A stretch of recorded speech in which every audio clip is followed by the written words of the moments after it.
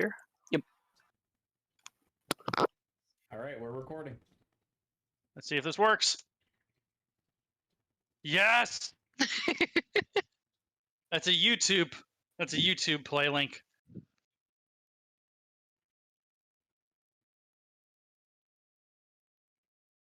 All right. Did I do I think I did. I did. Huzzah!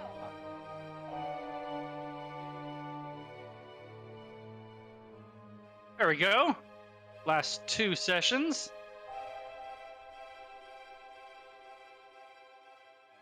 You guys spent the last 2 sessions underneath the tower, just outside of the city. Its name I'm forgetting.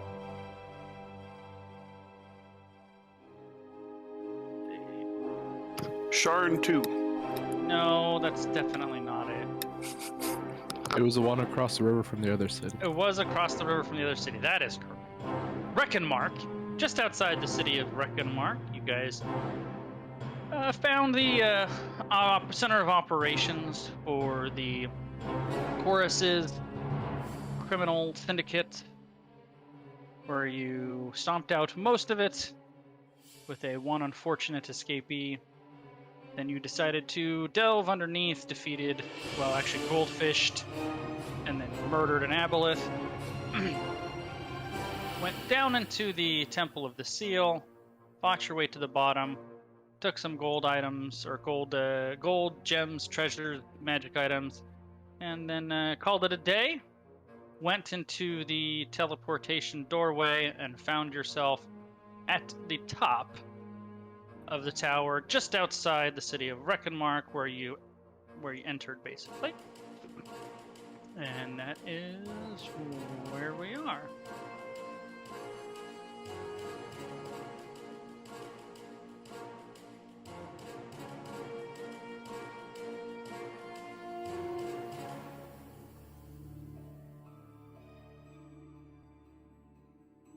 Well, does anyone have any ideas? I guess we return to report what we've seen. Yep, you did have I have to find the dude's name.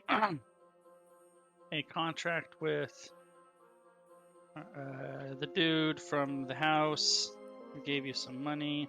The guy with the stuff and the things. The guy with the stuff and the things. Yep, here we go. Hold on. You had me at money. I know, right? Yeah.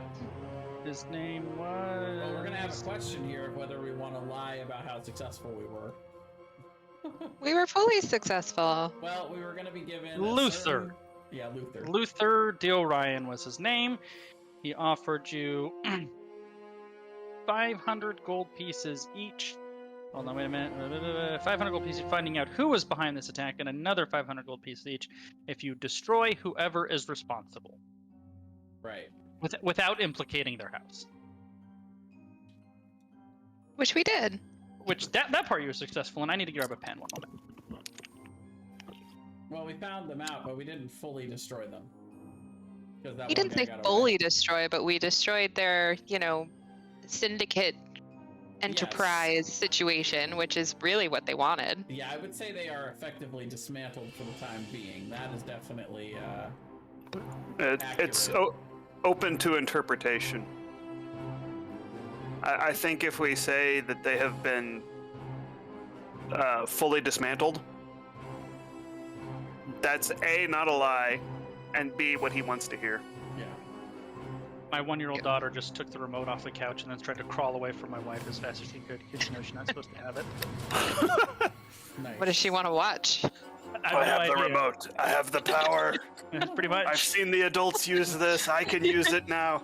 I know this is important. Perhaps it'll give me cookies. I've always noticed the most powerful person in the room has this. Look at me. I am now the most powerful person in the room. So Brian's wife always has it. Pretty much. Pretty much. If you thought the wives were powerful when you first got married, you should see what happens to them when they become moms. It's like they level up. further beyond. Right. Alright. Me. Don't think I need any of these notes anymore, so that's cool. Okay, cool. Alright. So, I think you guys chartered a boat.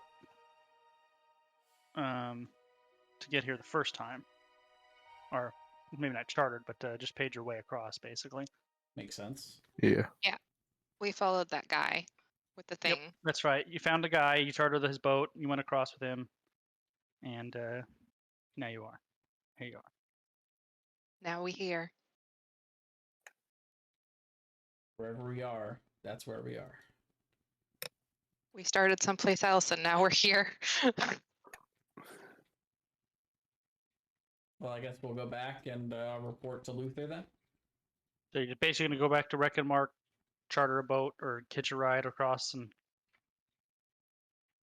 Yes. Did we I'm gonna decide go what talk we're to doing Luther. with all the magic stuff?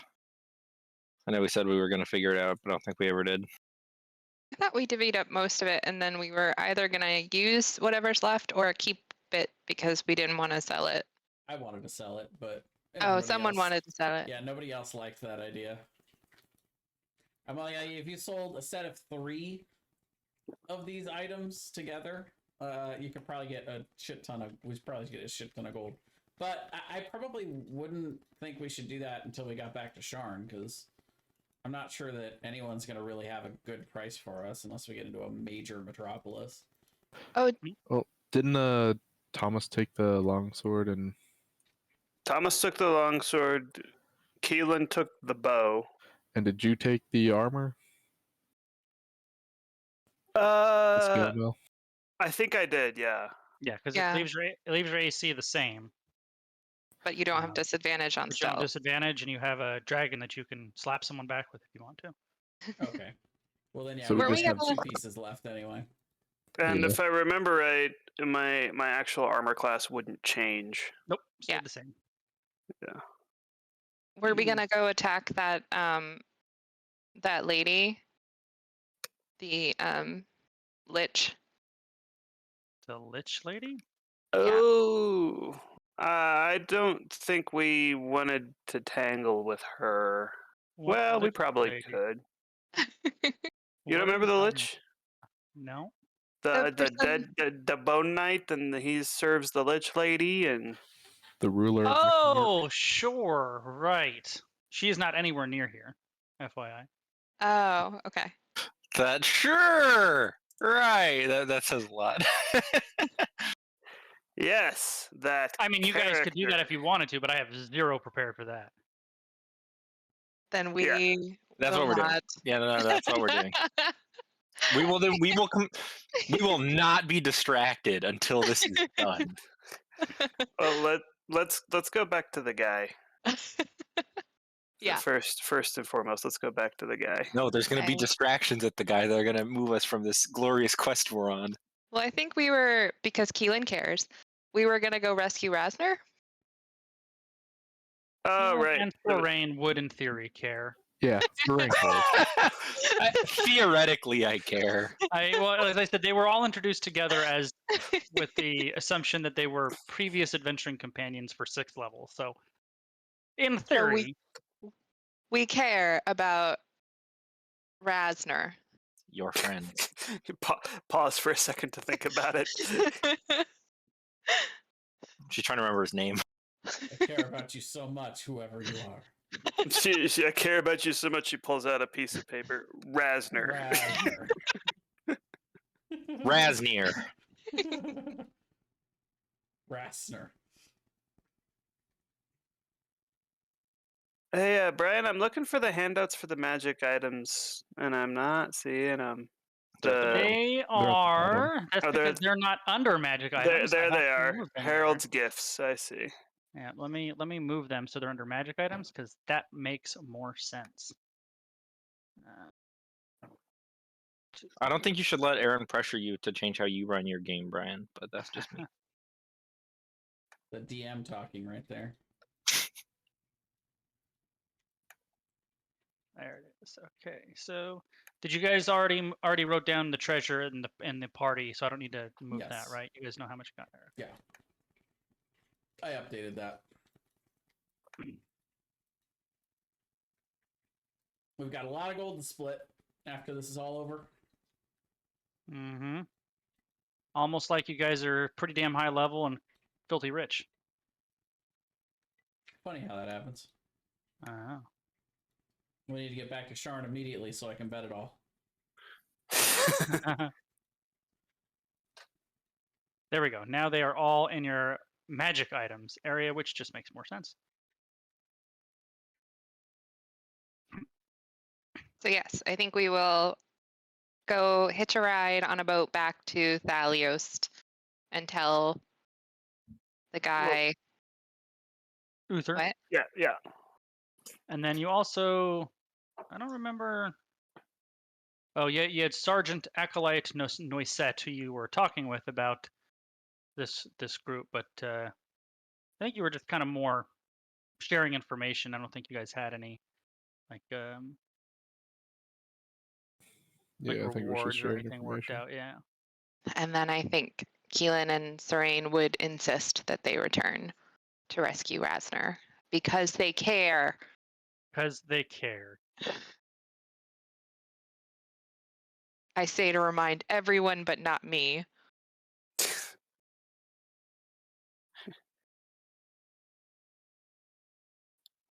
All right, hold on. Since my, it's a good thing I found this other bot because now my Spotify is like, nope, that app doesn't work.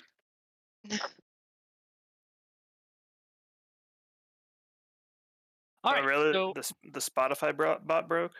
no, not the bot. Literally the program on my computer. I imagine if I restarted the computer, it would work, but I'm gonna do that. Yeah.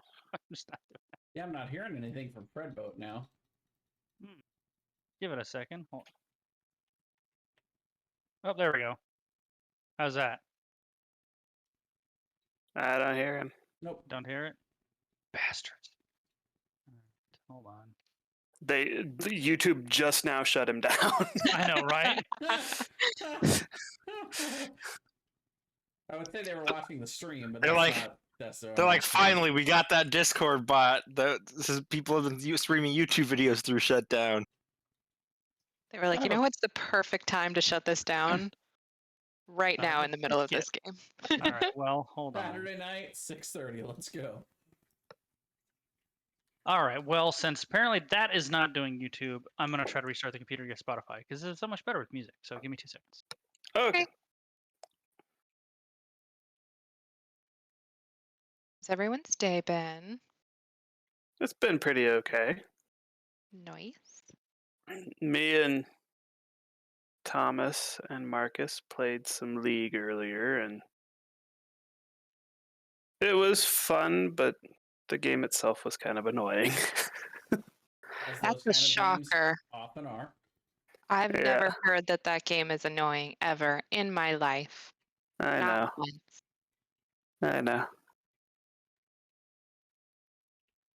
Well, my team played in 2 matches this week against 2 of the bottom 3 teams in the division, and we lost both games while taking 1 game in the series.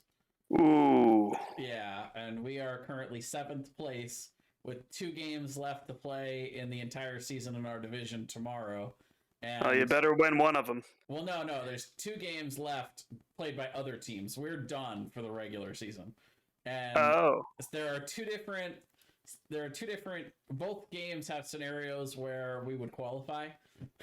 And both games have scenarios where you wouldn't, obviously. Right. Well, it would have to be both games having the correct scenario for us to not get in to the playoffs. Right. So we'll see. Because that would It's- bump you down to 9th. Right. It's pretty likely we'll be in at this point, but yeah, all we can do is just wait and watch tomorrow night. Well, the statistics are in your favor because it has to be. Would they have to? So would the team have to? How many matches are they playing in the set? Like best of 3 It's or? best of 3, yeah. And so there's 2 teams that are 3 points below us, but both teams hold the tiebreaker. So if either one dominates, they'll tie us and then be ahead of us. So all we need for that match to happen is for it to not be a domination, and then we're in. Right. The other one is my old team playing against the third place team, and they have to win the series in order to pass us in points. So if they get dominated or lose, then we're fine. Right.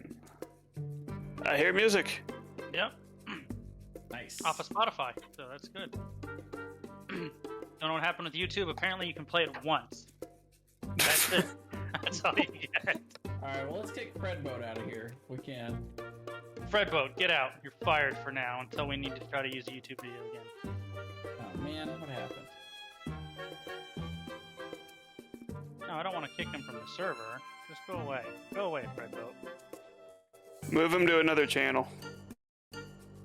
Move him to the super secret channel. There we go. Get over there, Fred Boat. You go sit there. You know what you did. Or what you didn't do. Or what you didn't do. All right, so you find a boat to carry you across back to Thalios easily enough. You work your way over to the House Orion Enclave, where, after making you wait for a little while, Luther Orion has time to see you. So you find yourself back in the office of Luther D. Orion, the leader of the Orion House Enclave in Thalios.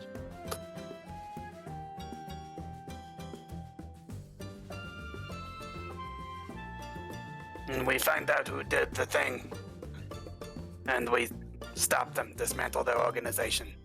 Not to be a problem anymore. So who was it? Group called Chorus. They trying to awaken.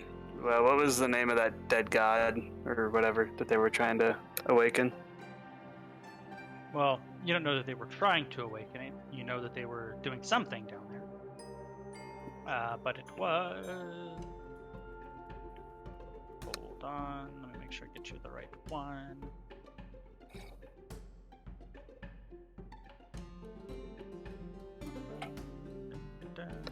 Rectal cache. Rectal cache. Okay, yeah. That sounds right. That's right, yeah.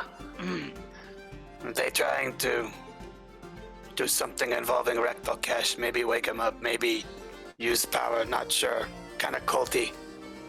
Strange psychic powers. Anyway, we stopped them. Not a problem anymore.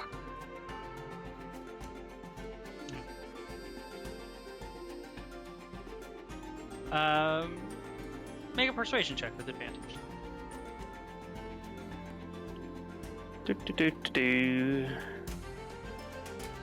Persuasion. And I will also use Flash of Genius to add to that. And how does that work again? You just... So it'd be a 19. Well, no, you have advantage, 24. so it should be a 24. Oh, 24, yeah. 24. You notice as he's kind of speaking with you, seems like he has about 800 things going on. So he seems like he's only half listening to what you're saying. He goes, yes, very good, very good. And he says, he kind of tells one of the guards, take them downstairs to see Cynthia. She'll get you squared away. I assume you guys aren't interested in guard duty anymore, are you? No. All right, well, carry on. Okay, bye. So the guard takes you downstairs to Cynthia. She hands you 1,000 gold pieces each. Woo! Woo! Nice. That's 100 platinum. That is a lot of gold. I assume you guys are gonna hit the bank while you're here and deposit some or all or a nice chunk of this. You know, just carrying around all this gold. Yeah, I'm gonna deposit it. Yep, same. So just make sure you specify. You guys should have a sheet in there for how much you have in there and how much you have, on your person. Well, we have the House Kundrick account handout. Right. Yeah. So just make sure whatever's in there is in there, and whatever's on your person is specified somehow. Should we divvy up what's in the party inventory? You could do that. Let's do that. Just since we're doing money right now anyway. Makes sense. All right. I like money.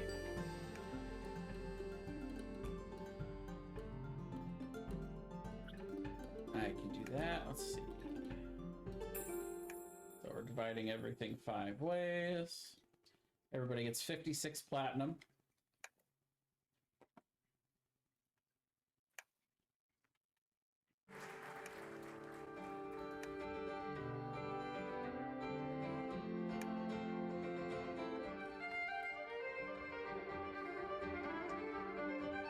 $1,168 gold. Wow.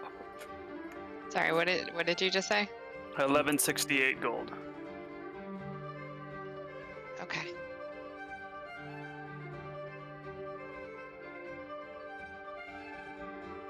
And yeah, the rest of it's not worth splitting. That include the gems. No. Did we want to sell off the gems as well? Or did we want to keep the gems? Are any of them diamonds? So I'm sure some of them would be. It's basically just like miscellaneous gems. Yeah. If any of them are diamonds that are of value to be able to cast Revivify, I would want to keep those. I would say 20% of them are diamonds. How's that? So whatever amount that ends up being, that's how many of them are diamonds. How much? What do you need for Revivify? I think it's 300.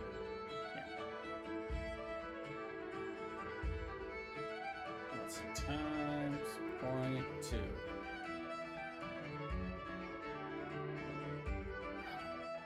So yeah, we can say 500 of those. Do you want 500 gold worth of diamonds, or? Yeah, and I'll spend 100 gold on more diamonds, so I have 2 castings. Okay. So then, should we sell the rest, or does anyone need anything else for gems? I mean, you don't even have to sell them. You can just stick those in the bank too without selling them if you chose to. I mean, you could also sell them, but I'm just saying you don't necessarily have to sell them. You could just deposit those too.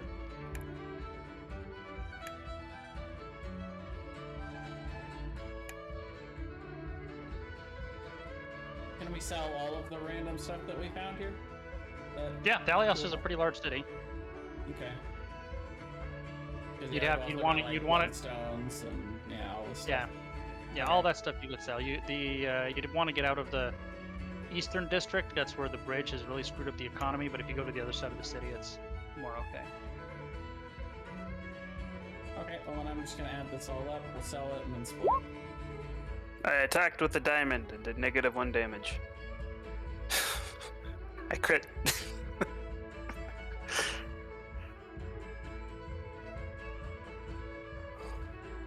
I don't know why it's got an attack roll. That's hilarious. How much are 6 emerald gems worth? Doesn't have a number there? No. Let's say 50 each. Okay, so 300.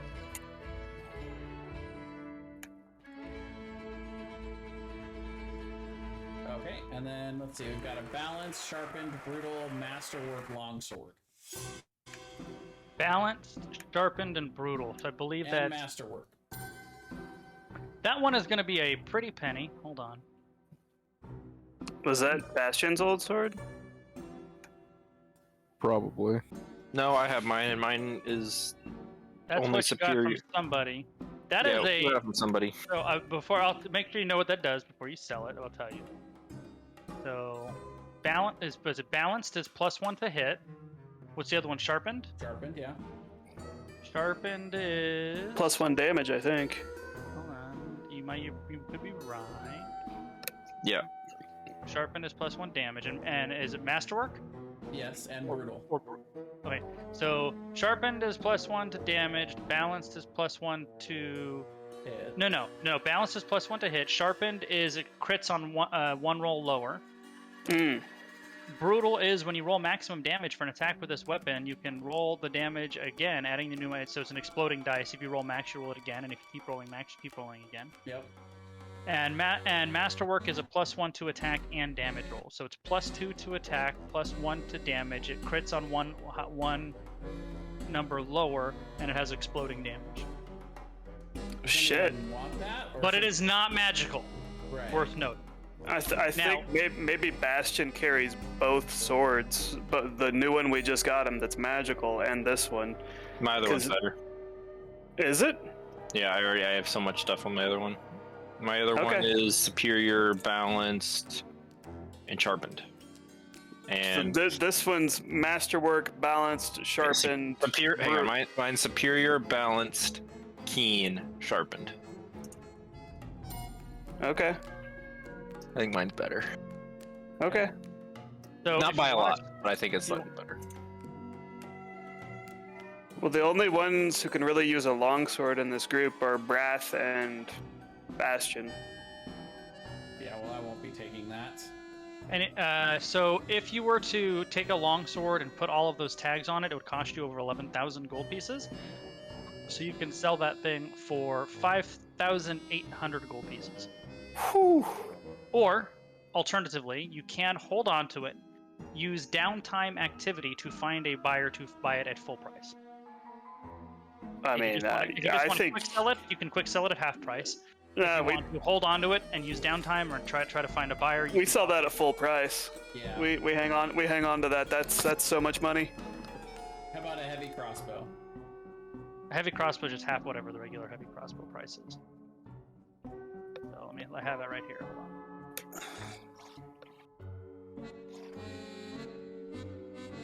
Heavy crossbow is normally 50 gold pieces, so half that.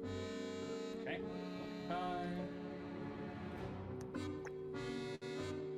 I'm guessing that first tier armor-proofed medium-sized plate we're also going to want to wait to sell.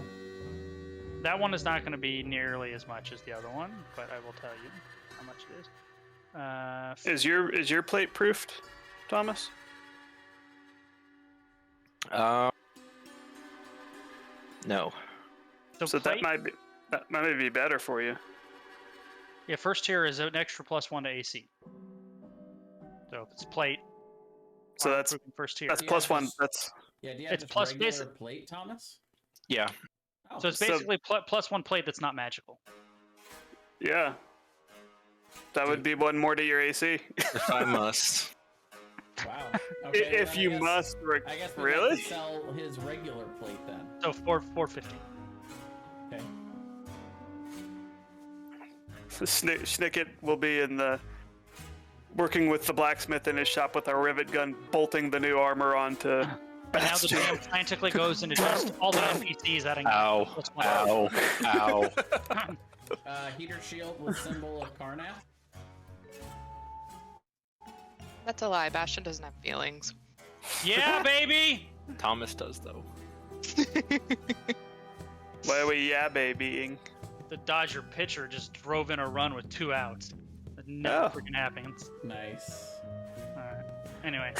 How about the heater shield with the symbol of Because- Karnath? I just heard Nicole go, Bastion doesn't have feelings, and Brian goes, yeah, baby! And I'm That's just right! Yeah, Bastion doesn't have feelings. Yeah. I'd like to reiterate that Thomas has feelings. It's fine. Thomas doesn't matter when you're playing Bastion. Alright. Thomas and then do. We've got other random shit in here we can sell.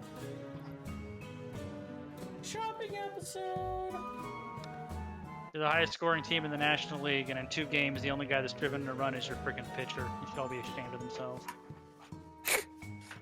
And how about a spell book that has Cause Fear, Disguise Self, False Life, Identify, Long Strike? I would, I'd have to look that one up, but that would probably be another one you want to use a broker to not sell at half price.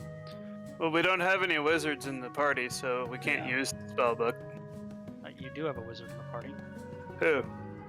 Thomas. Oh, Bastion is a wizard. Yeah, that's- Bastion is a wizard. Bastion, I do you forget. want this spell book? What's in it? Cause Fear, Disguise Self, False Life, Identify, Long Strider, Yeah! Image, and Unseen Servant. Yeah, Yeah, you- identify. Yeah, you can Not sell it. identify. Okay. I don't need any of those. I guess we'll wait on that one then. Yeah, by the way, tonight there will be random cheering and expletives throughout the session. That's good. I like it. Funny. Is this a playoff game? Mm-hmm.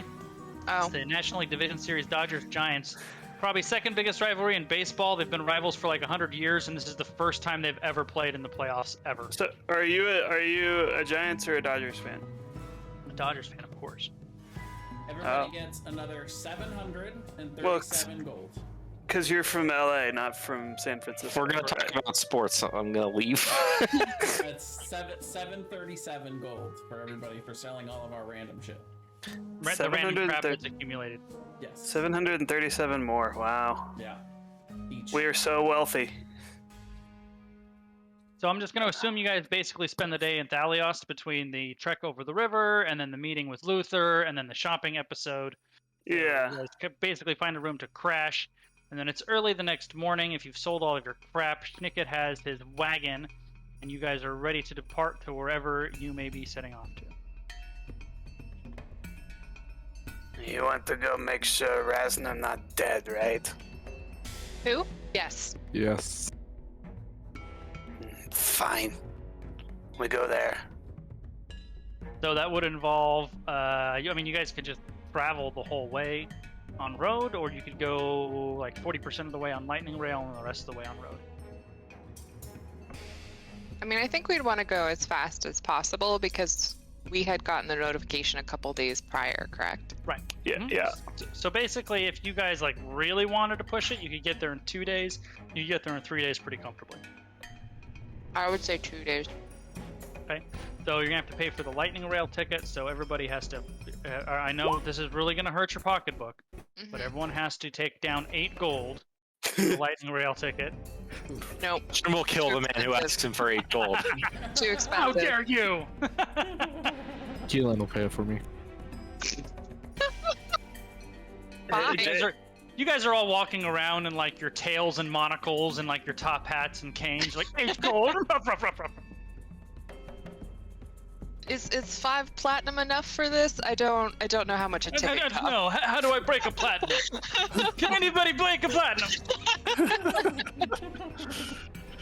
How much does a train ticket cost these days? Like 10 platinum? Hey Jay, how much? You just was slap an emerald down in the guy's hand. seven something? 7? How many? 737 for that last bit. Yeah. All right, cool. So I just came across something that I did not plan on, but we're gonna do it because it's gonna be really fun. Oh. So let me post this.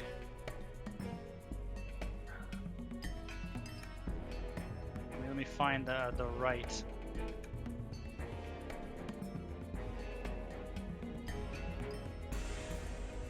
Hold on, I gotta find the right description of this so this works.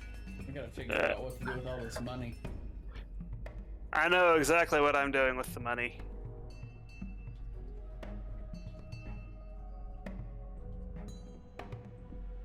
I know what I'm doing with every penny of that money. Buying a new robot friend? No.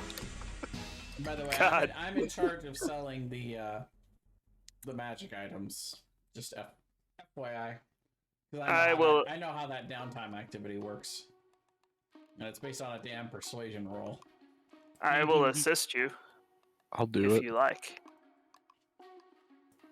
I This can roll week- so- of 18. You guys take a lightning rail, about 40% of the way there, basically, so to here. You hop off, and then you hoof it down to Flame Keep.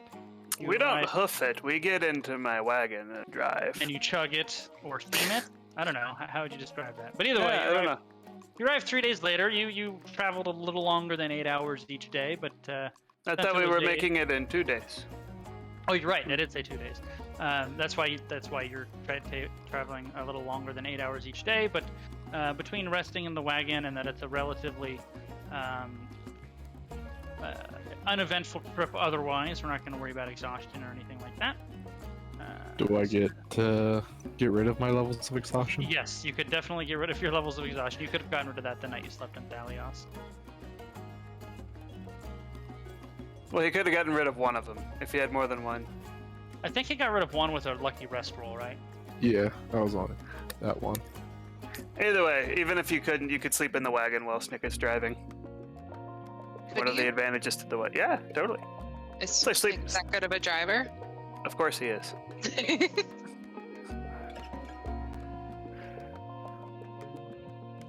Snicket is the best in his own mind at anything he sets out to do.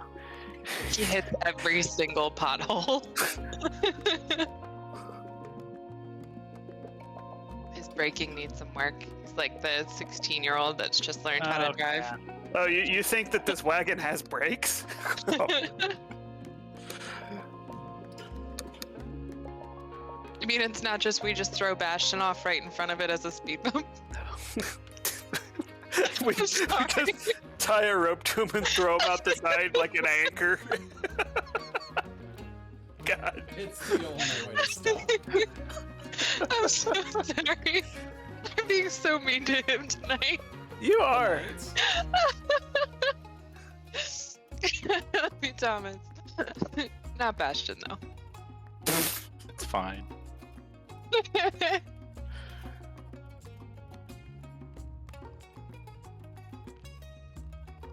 It's just so easy to pick on Bastion.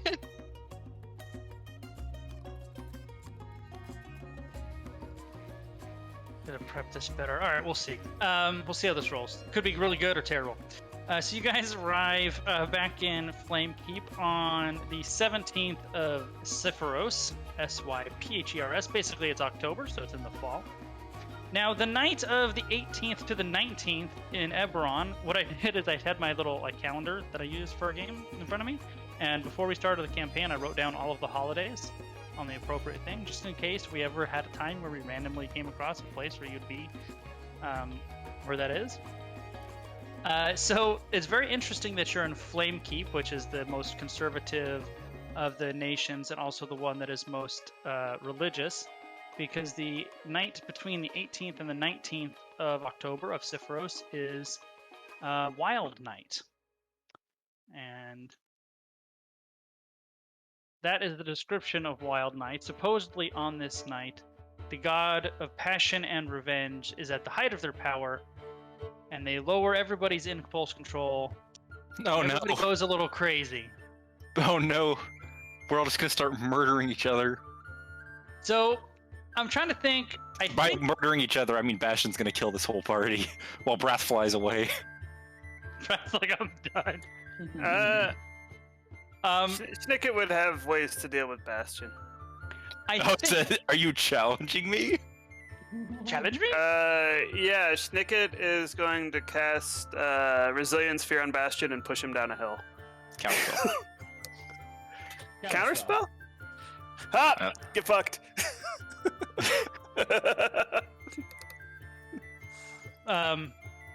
Now, I'm thinking in Flamekeep, if you guys remember the last time you were here in Flamekeep, they were having all kinds of issues. Yeah, they were having a revolution. With regards to civil unrest. And what went under the radar was you guys saving the Temple of the Seal from an attack by Rakshasas. Since you've been gone, the authorities of the Church of the Silver Flame have reestablished control over the city. With Wild Night coming up, given the recent history of the city, when you guys arrive in the city, there's an extremely high presence of city guard and military. Basically, they functionally have the city under martial law going into Wild Night. So you arrive on the afternoon of the 17th, which would be the night before Wild Night. What is it that you guys would like to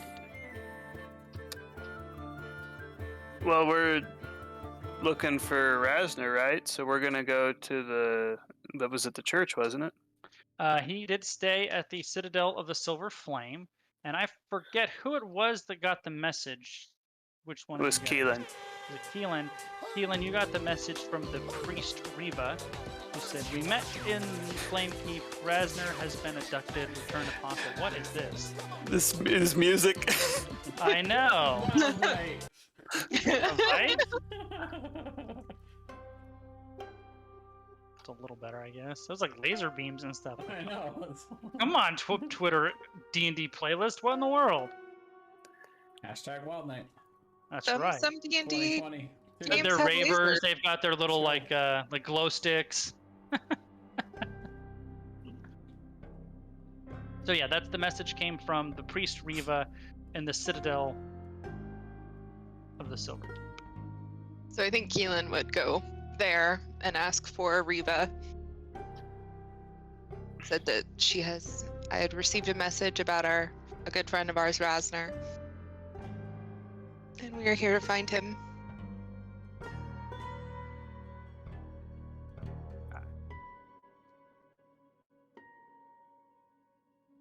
To refresh your guys' memory, Church of the Silver Flame in the Flame Keep. So the guards, the citadel is under very heavy guard, like most of the rest of the city is. There's an extremely high guard presence. So they make you guys wait outside. After a few minutes, one of the guards shows you in. They said, "Yes, we've been expecting you. We expected you to be here a number of days ago." And they show you into the main citadel, where the priest Reva is waiting. You've met him once before, kind of an older human, not so much of a adventuring priest, more of a academic priest, if you will, a stay-at-home, not in the A homebody. yeah, an older gentleman, clean-shaven and well-kept hair, though it is thinning at the top, and he is in his kind of comfortable robes of the Silver Flame, and he greets you all warmly. And he says, since you have left, which has been how long? Let me see exactly how long ago.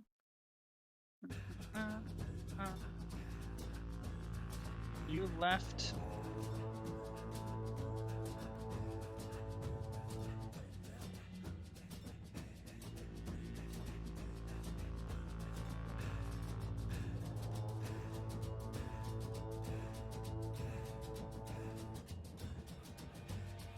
Yep, so you guys have been gone almost exactly a month.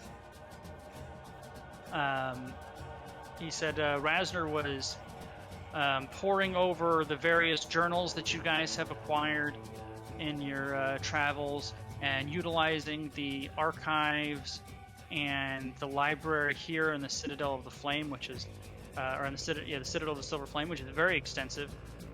And he was trying to figure out the prophecy that related to your party directly. He's like, yes, he became almost obsessive with it, like unhealthily so. And in the days before he vanished, he was kind of rambling. He kept saying how he was so close, and he felt like he was on the brink of a breakthrough. He wasn't eating or sleeping. He was getting like frazzled and a little mad. So I finally told him, I said, Rasner, you need to take a break. And I convinced him. And he looks kind of guilty as he's telling you this. He says, yeah, and he went with one of the other sages. They went out to get something to eat and to get some air, and he was going to rest that night before resuming his research. And we never saw him. The sage that he went with said when they were getting some food, he got up to stretch his legs and relieve himself, and he never came back. And a few minutes later, a well-dressed nobleman, dressed in all black hair, black beard, he came and he said, "We've taken Rasner," and he handed them this, and then he hands you guys a card, and he said, "Make sure his compatriots get this," and then he left, and that's the last we've ever seen of him. I'll show you what it is. Perhaps he is still relieving himself. I understand this can take time, and Bastion looks at the rest of you because he doesn't do that. Not that long, Bastion.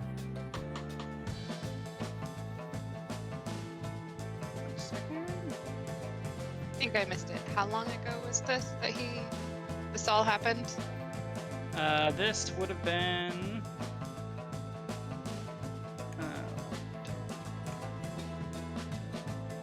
6 days ago. And is this abnormal? Looks back at the rest of you again. Yes. Very strange. He likely kidnapped. And so basically, what he hands to you is like a paper, like a thick, almost like cardboard-like paper, and all it has on it is a red sealing wax with a seal stamped into it. And you guys would all know that the seal is among the nobility is kept very close. It's when the seal is stamped by a member of nobility with their official stamp, you know it came from them, their official seal. So those are kept under lock and key. They're very, very highly guarded.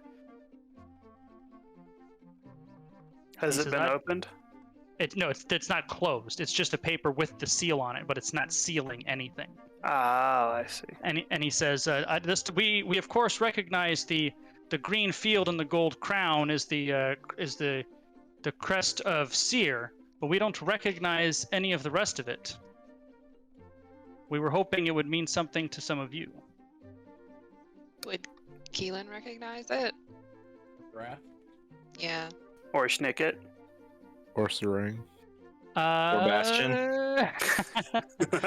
I would say everybody. Damn it! I always every now and then when I have these checks, I have flashbacks to 3rd edition, and I forget what, because they actually had like knowledge of nobility and shit, which isn't in here. History, give me a maybe? sec. I think that's what I'm looking at. So You in your 3rd edition, Brian. I know, right? Move on, God. Have everybody make a knowledge history check with disadvantage, except for Keelan, yours will be a straight full, and Jay, yours will be with advantage. Which Nailed it. I will use Flash of Genius on Brath to give him a 30. He knows everything about that. He sees that crest in his dreams.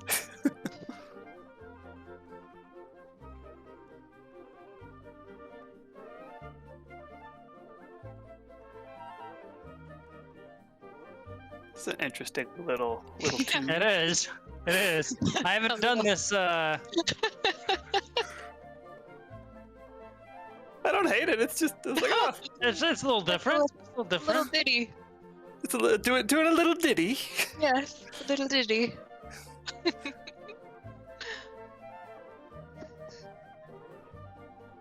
I feel like we're missing one.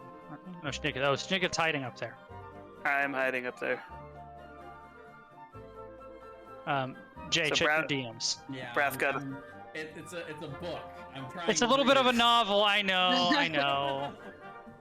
I'm so upset that my history is not great. It takes up most of my screen.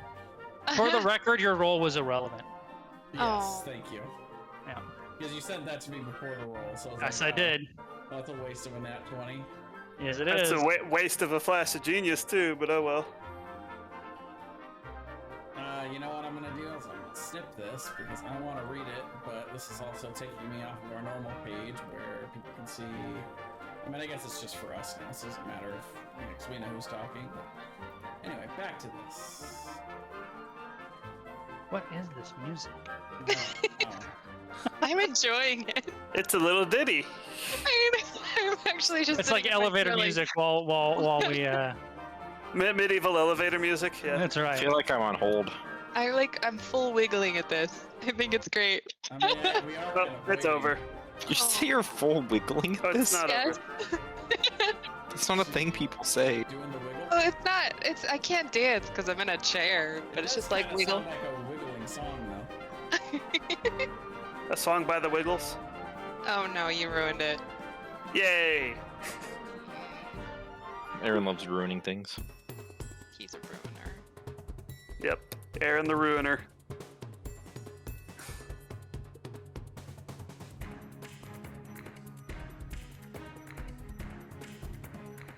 You're the There's a female wiggle now. Apparently, I didn't know. So none of you recognize that except for Jay. All of you would recognize it's very well known, the crest of Seer is the green field, the gold crown on a green field. So that's, everybody recognizes that. But And are those the undead people? No, Seer is the country that no longer exists and is now the Mournland. Ah, right. Okay. I wanna do an insight and see if I see in Jay that he recognizes it. Jay, are you attempting to hide the fact that you recognize it or no? I don't know. I'll let you know when I finish reading this. All right. He's reading the lore dump. Yeah, gotcha. No worries.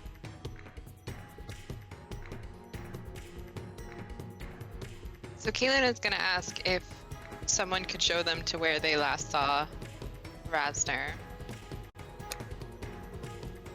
Yeah, they could have the sage take you basically to the place that they were eating that he was taken from. Yes.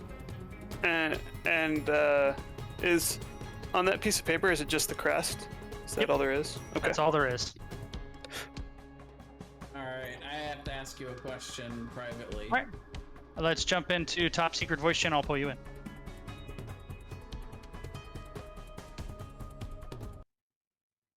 So what would seeing this crest mean to me? So if what that crest would mean to you is two things. One, it's the personal crest of your father, Sure.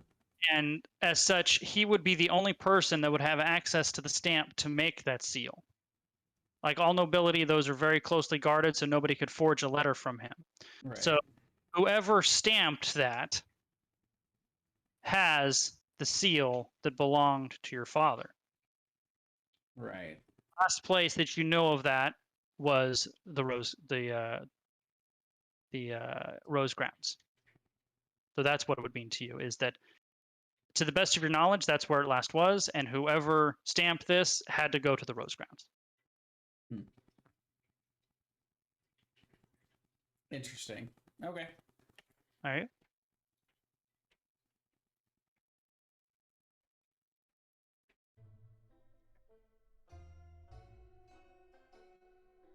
They're back. They're back. Now we're being we were given this seal, And this paper presumably by the people that took Rasner. The people that took Rasner, yeah, he said, we've taken Rasner, make sure his companions get this. And they handed you that card with that seal. Or handed the guy that card with that seal to give to you guys. And I was taking a look at you to see if you recognized it. Well, let's Like see if how I- well I can hide whether or not I noticed. Gotta beat an 18, and you do. I So don't- he's, I don't visibly react. Pretty straight-faced. Does the card say anything? Nope, it is literally blank with the stamp, with that seal and stamp on it. God damn, you got a 14 deception. He's a gambler, dude. Yeah, that's why I took that level in Rogue, so I could have some expertise. Don't know this symbol. Don't know what it means. I mean, you would know what it is. Like, you know that it Well, is. Schnicket came from the crest of some Underdark. He may not even know that crest. Correct, but like you guys would know what it is, and it wouldn't take too much research to figure it out. You just gotta, find somebody who is, who knows about the nobility of Seer, basically, Or go to a library. or go to a library, right? But the paper is blank except for that seal. A blank and a seal. I don't know how someone would have this. What do you mean? This is my family's seal. Your family seal? The only person that should have this is my father. Didn't know you had family. As far as I know, I currently do not.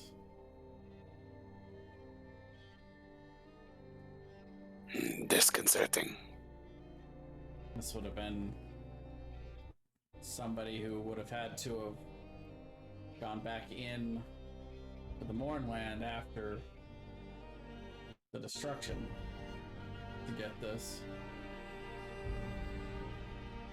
Or maybe someone from your family who was no longer, who wasn't in the Mournland when that happened, eh?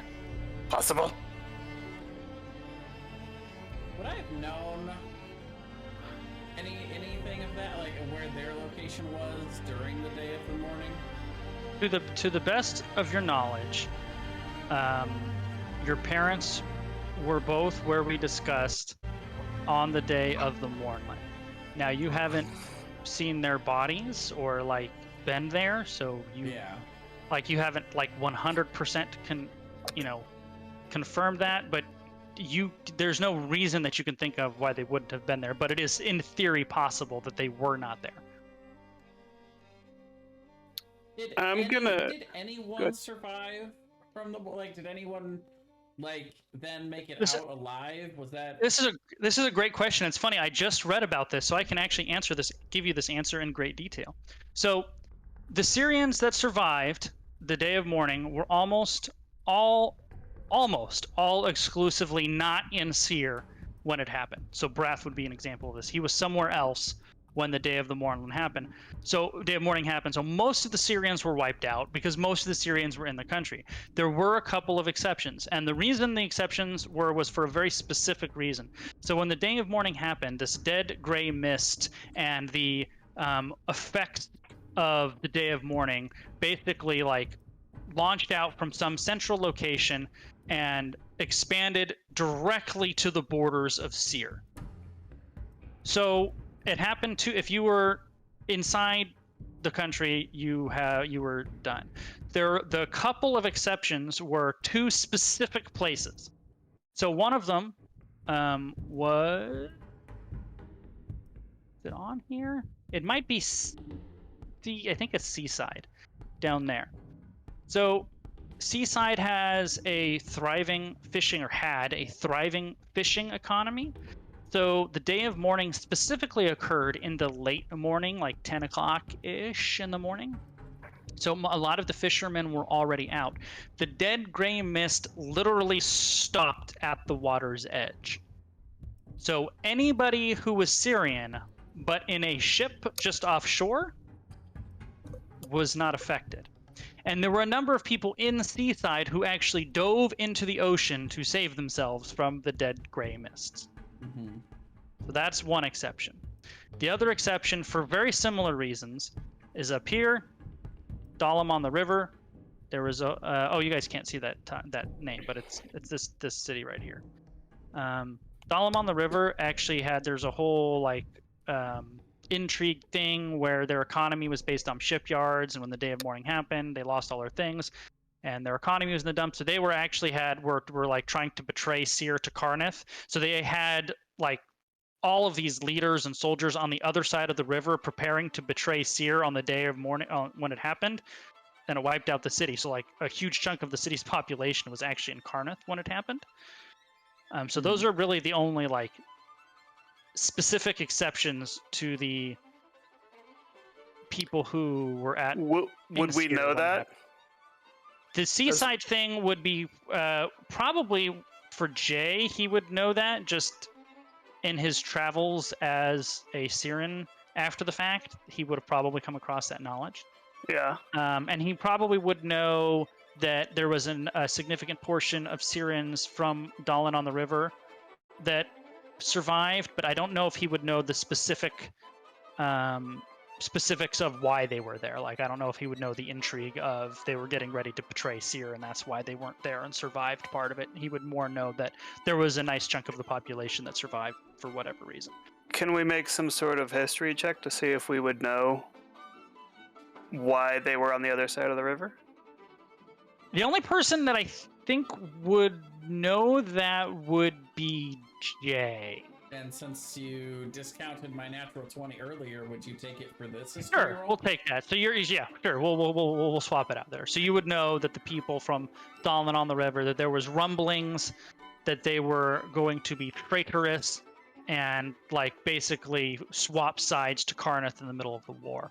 And at the end, the day of mourning happened, and although the war basically stopped at the time, technically it didn't end for another 2 years, even though it functionally ended the second the day of mourning happened. There's just kind of a Cold War after that. Right. So- It's basically everyone's like, oh shit. But at the time, Seer was in the middle of losing a war on many, many fronts, and I think you guys have stumbled across a number of references to that over the campaign, that Seer was losing the war and losing it very badly when the day of mourning happened. Can you show me where the rose gardens are on the map? I can. Jay, would you have 'Cause of conveyed course I the would know that. Right there. would you have conveyed the information about I the didn't see that if you were pinging it. Oh, okay. Right there. The rose grounds. Okay. Interesting. would you have conveyed the information about the people on the other side of the river and that they were traitors to us? Well, I don't know that that's relevant to this, so And with regard to your family, Jay, I know we didn't go into any great detail on it, so No. I don't know if we ever decided you had siblings or not, but if you did, to the best of your knowledge, they were all in Seer when it happened. yeah. Like, you have not confirmed any of those things, but you have no reason to think otherwise. Well, Snicket would ask you if you told us about the other people on the other side of the river, because I asked you if you potentially had any living family members. If you would you tell about the people on the other side of the river to Snicket? Sure. Okay. And would you tell them why that they're there? Sure. Okay. Snicket will say, Prophecies say you're the traitor. Maybe you, son of potential traitor. As far as I know, we weren't connected with them at all. Yeah, so Jay's family lands are down here, yeah. and the city is way up here. So it's like anything is possible. You don't know 100%, but you would think the chances of that would seem to be unlikely. But the Rose Grounds aren't too far across the border into the Mournland. We've made treks into the Mournland, so someone else could have gone into the Rose Grounds and gotten the seal, but unfortunately it doesn't really tell me much about where Rasner is. Maybe they took Rasner to Rose Grounds. Possible.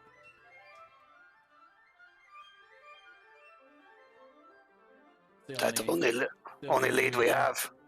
Yeah.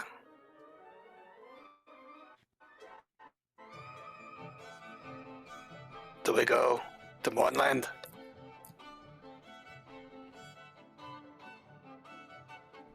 It's been about 11 levels since you've been there, I think. It's Okay. been a minute. Yeah. Are we sure that's where they took him? Don't know for sure, but it's the only lead we have so far. Well, so we'll go to Keelan. Keelan, the sage that was out with Rasner when he was abducted, takes you to this. Basically, it's kind of the upper end of town, kind of hoity-toity. Generally, you would think of as a safer area of the city. To this like very high-end restaurant, basically. I would have gone Yeah. with Keelan. Okay, so the two of you go there, and he shows you the table they were at, where there's a couple eating who look at you weird as you're standing there. And the maitre d' kind of is like, "Can I help you?" Because you're all dressed like adventurers and not high-end diners. Keelan would kind of ignore the waiter, but turn to the sage and ask, in what direction did he go when he left the table? He points to the lavatories. She'll head towards the lavatory. Okay, it's basically a hallway with lavatories in there. You know, every now and then a person will go in or come out. She'll probably, with Serene's help, see if she can see anything that indicates, if there was a fight, if he, dropped anything, or if there's, any clues. Okay. You guys can make investigation checks.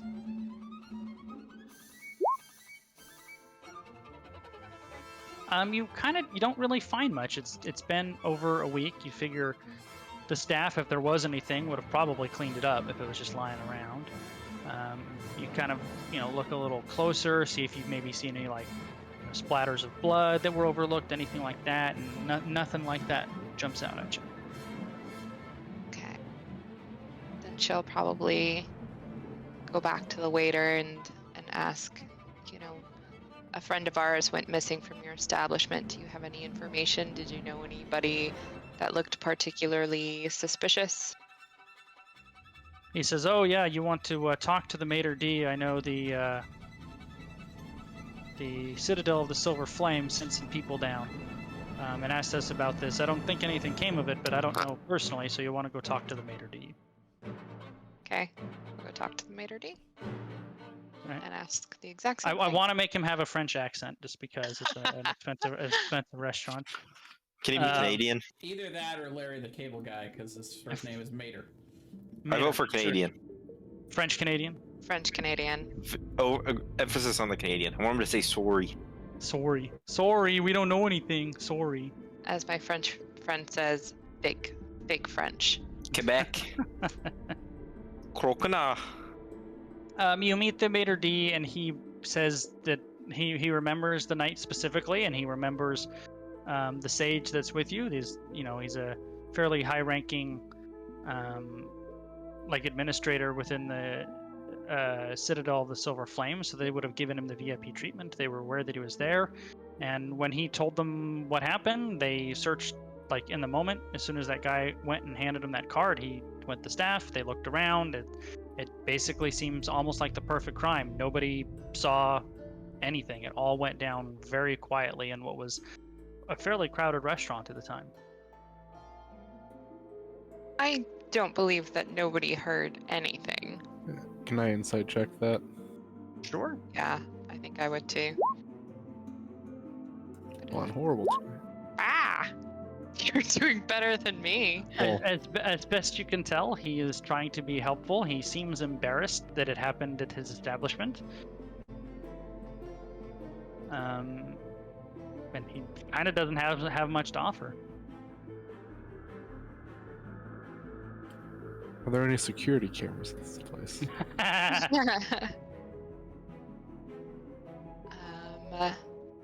Video storing crystals. That should say.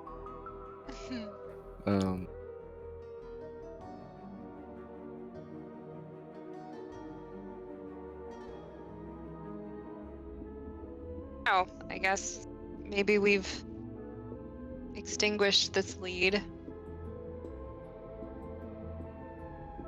Unless you have any ideas, Rain. I feel like there's something I want to try, but I can't think of what it is. I think it came to me and now it's gone. Any spells or anything? Who was the waiter that served Rasner that night? Was there a bathroom attendant? There is not a bathroom attendant. Bastion would be a great bathroom attendant. Could we give him like a little soap dispenser? He would be a soap dispenser. Towels come out of his mouth. Just you go to wave your hand in front of his face, and his mouth dispenses a towel. You wouldn't even have to tip him. No, you have to tip him. It's got a jukebox coin slot. Like a cow tipping? He plays music, any kind of Spotify music you want for a single silver piece. The waiter's name was Pargeth. He's one of our more experienced wait staff. Would it be okay if we talk to him? He says, sure. He's right over there. He comes off shortly, but as soon as he's done there, you can speak with him if you'd like. All right. And from what you said, no one saw him leave. He just went to the bathroom and never came out. Basically right.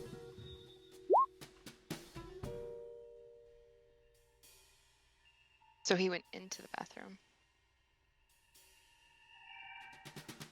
Yeah, That's no the- one saw him come out. So either he went invisible, or which is something he can do, I know by experience, or teleported. All possible, yeah.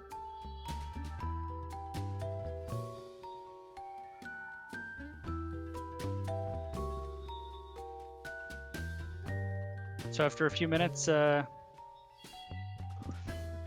where's it? Pargiv finishes with his table, and you guys have the opportunity to speak with him.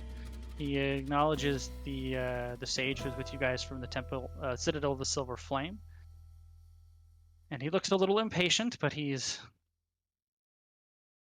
kind of there waiting for you. I want to ask him if he noticed anything out of the ordinary, or if he noticed Rasner being nervous, or anything like that. I've already answered all of these questions, but no, I didn't see anything, and Rasner seemed tired. He had bags under his eyes. He looked just exhausted, but not nervous. I know you might not have seen him, so did you see him go into the restroom when he went? No, I did not. It was busy that night. I did not notice. Did you notice maybe anyone else go in that around that time? I'm sure you noticed that he was gone from the table. Did you notice anyone else go in that direction during that time? So no, I didn't notice anything like that. I did see the man who gave him the card. I walked by him, but I didn't really pay attention to him because it's just some guy walking by. He was a pretty nondescript looking nobleman, so he didn't really jump out to me at all. We just walked by each other shortly after he gave him that card, and that's when I came up to the table, that's when he told me what had happened. I turned around, I saw him walking out the front door of the place, and I ran to the door, and he was gone into the crowd. Where was he coming from? Sorry, go ahead. Basically, this guy walked up to him at the table, handed him the card, and then walked to the front door. And as he was walking to the front door, this waiter and him walked by each other. The waiter goes to the table. The guy says, "Hey, that guy said they took Rasner. He gave me this." And the waiter runs to the front door to see if he can see the guy, and the guy's gone. So they basically just walked by each other in the restaurant. He didn't really think anything of it because it's just some guy walking in the restaurant. And by the time he knew what was going on, the guy was already gone. Can I insight check all that to make sure he's not lying? Sure. He seems irritated that he's having to recite all this again, but other than that, seems genuine. Keelan will give him a gold piece for his time. He says thank you, and he pockets it. And was the nobleman human? He says, yeah. He's about as nondescript as you can get. He was human, about 5'8", medium build, dark brown hair, dark brown eyes, a well-kept beard, and nice black clothes. Have fun finding that person. I'm going to pull out a picture of Brath and show it. No.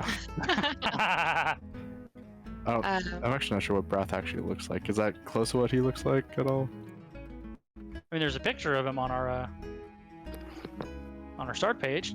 He's True. big, kind of metal looking.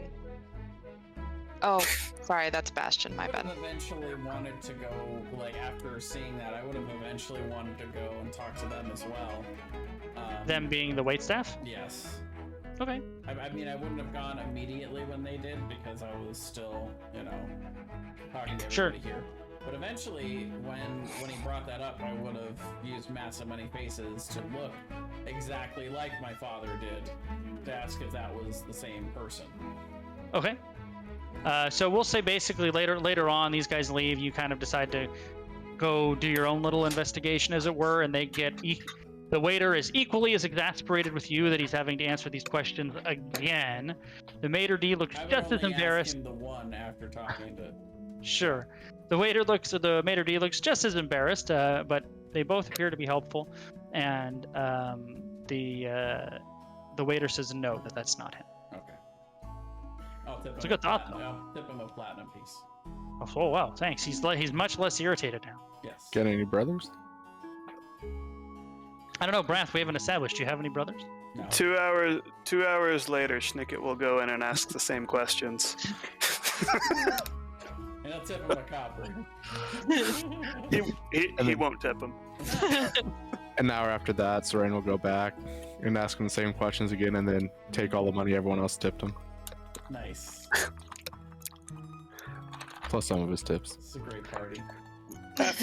So I assume after all these questions, we'll all kind of meet back up and exchange Powwow? information. Yeah.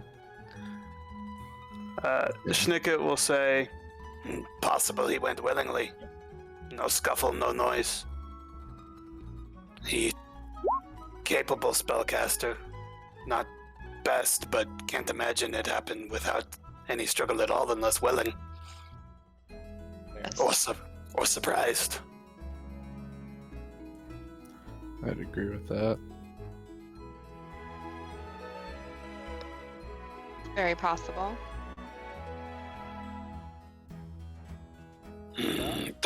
Don't have way to send a message to him, do we? I'll look at Bash and ask, do you have the message spell? Or sending spell, whatever it is. No. But I have good penmanship. We can send a letter. Kind of useless wizard are you? God. Nice. I muttered that under my breath so Bastion doesn't hear. Keelan says it louder. I'm gonna make a I am impenetrable. I didn't notice. Yeah. Impenetrable is the kind of useless wizard that he is. Both physically, emotionally, and psychologically. Bastion just looks at Schnicket. What's going on? I rolled a 4 perception. Nothing. Oh, okay. Well, we go to Mornland, I guess, yeah? That's the operative question. Are we going to pursue? We have no to make sure he's okay. other leads, and he's studying prophecy, yes, is important information to know. And according to Priest Riva, he was close or very close to a breakthrough. There's also that dragon that we never went to. I hope we didn't go to that. On the other side of the country? Yep, that dragon is Dead. over there. Oh, it's over The- there. Literally on the complete other side of the world. Let's do that! No, just kidding. That is a long walk. We won't walk. We will drive. Yeah. Sneaky. But- We probably want to take a look at, see if we can figure out what's going on with Rasner first. Because we care about him. Sure. And I have enough money to buy upgrades to my wagon that I would want to buy before we would go over there. Poor Jeremy. You can do that. You can do that. He's as gonna watch this and be so sad. We love Jeremy. Jeremy, we love you. They love Jeremy. Just, Rasner, man. I mean, yes, we love Rasner. He just wasn't around that long.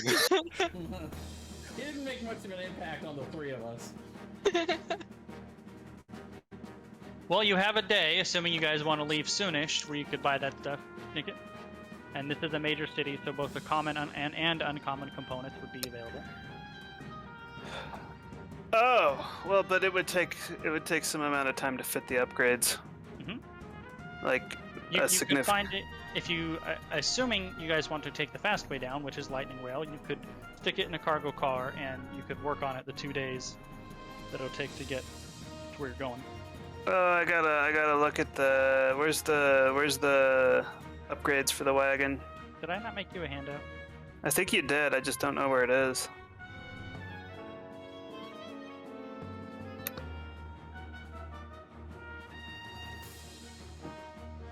Okay, so it has a character sheet. Yeah, I knew that. Alright, so where the hell did I do the handout? Let's see. We've got a lot of money if anybody else wants to spend money on anything. Yeah, I I don't was know if this going place has to. necessarily like magic stuff. Well, it doesn't have a Minotaur maze, like Sharn does. But you could ask around a little bit and maybe get lucky. Could I see if there's a belt of giant strength around here? It's flying around. Can I? Actually, one thing that I do genuinely want to find is dark vision.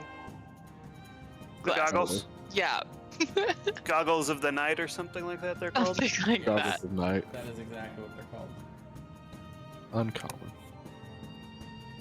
I would say if you spend a day looking, you could find a single uncommon magic item. What about a rare one?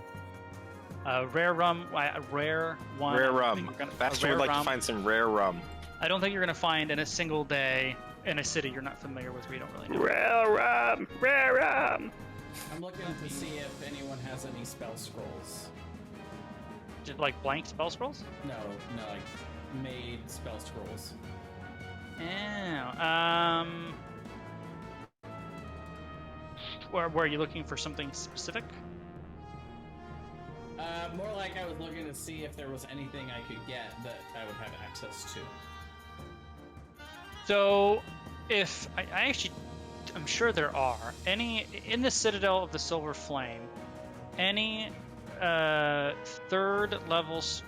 Wait, well, how can you cast? Oh, if it's on the Warlock sheet, right? Yes. So in the Citadel of the Silver Flame, they would sell to you any spell scrolls of third level or lower that are on a cleric or paladin spell list. So if there's any of those that are also on your Warlock spell list, there you go. Okay. Good deal. Why is it? And I just happened to be flipped to this page that has spell scroll costs. There Oh, you no, go. that's for making spell scrolls, I guess. If I can't find a rare item, can I find a legendary one instead? Well, of course, obviously. What is the rarity of first, second, and third level spell scrolls? Let me see if. Because then I have the base price, which is then halved for consumable items. What we use for, we're not using that though, we're using the same magic items. So let me. Okay. Real quick. Okay, spell scroll level 1. 60 gold pieces. Spell scroll level 2. 120 gold pieces. Spell scroll level 3, 200 gold pieces. There you go. Nice. Would I be able to make anything, like any poison or anything, out of the aboleth slime that I took? Yes, you definitely could try to do that. Why don't you, we'll say you'll spend the trip going down there doing that. Why don't you go ahead and make your what would it be here? Crafting check. We'll say a poison check with Poisoner's kit, yeah. yeah with like intelligence and your proficiency. That's pretty good. So yeah, we'll say you get, because you rolled a natural 20, it'll be 1d3 plus 3 doses. So 6 doses, and let me look up. We'll swing this real quick. Hold on. Is that from using? I had 3 vials of the slime. Is that using all 3? Yes. Okay. Yes. Okay, Brian, I know what upgrade we're doing. Okay, It's gonna hold be on. real cheap. But we're Okay. doing it. Did you find the sheet? Yeah, I found it, and you're in my message mystery. Oh, good. history. You should pin that. Well, yeah, you sent a PDF. You should still pin it in our messages so you know where it always Yeah, is. yeah. All right, hold on. Let me. Oh, as it long is as you found pinned. it- Good. Now I don't have to keep looking for it. All right. Yeah.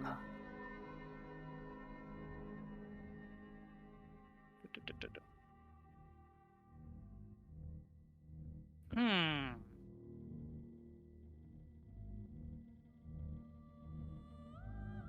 I'm trying to.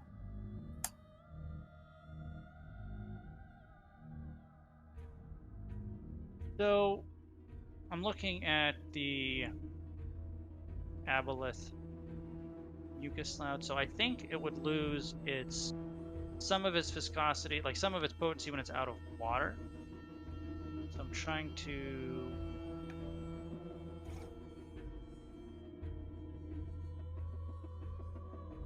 Let me see something real quick. What would be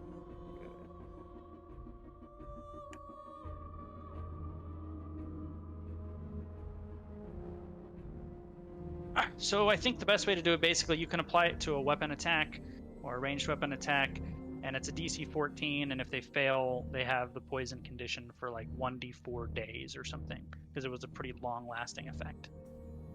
Okay.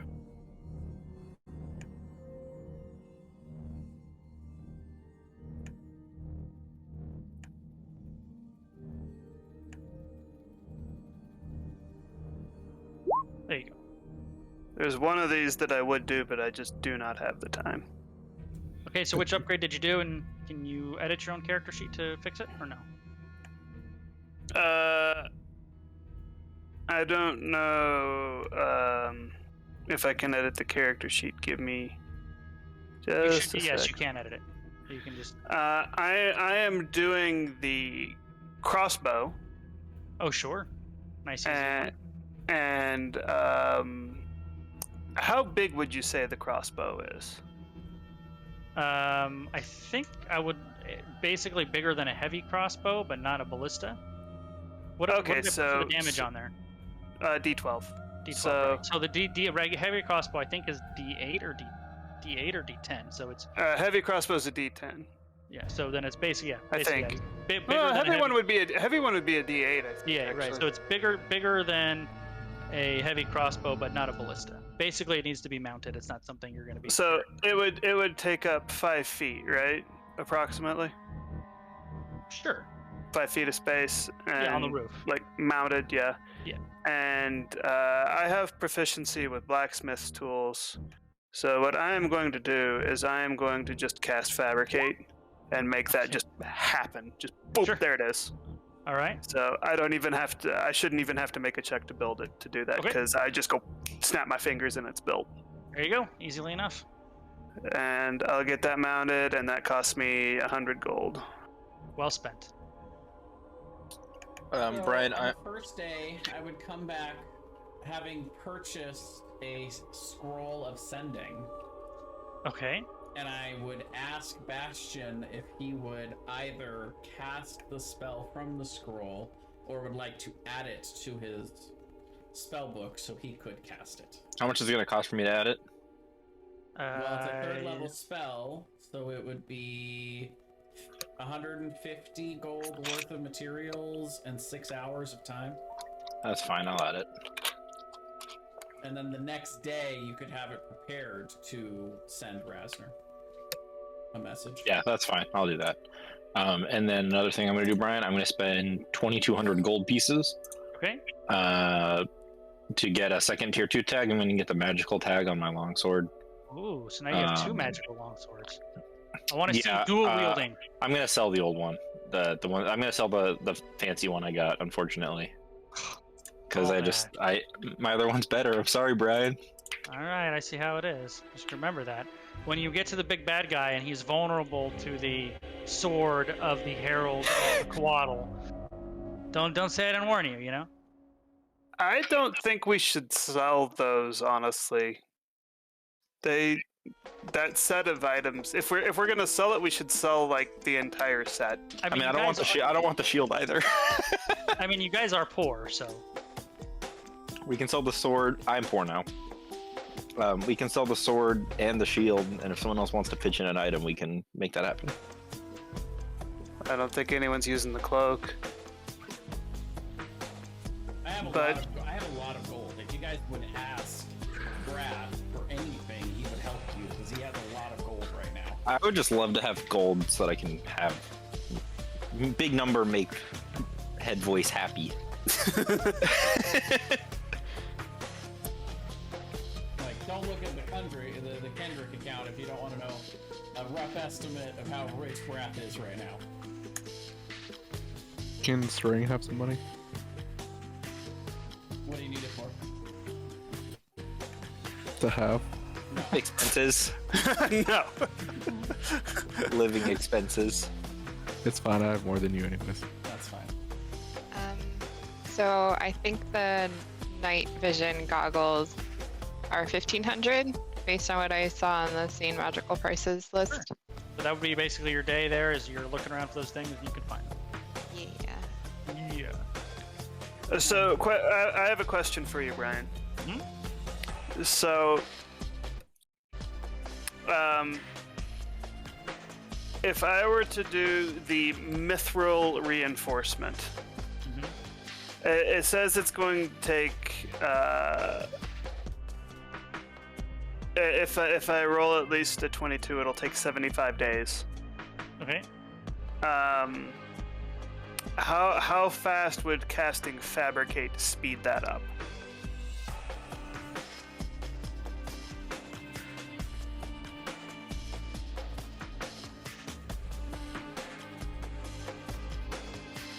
Well,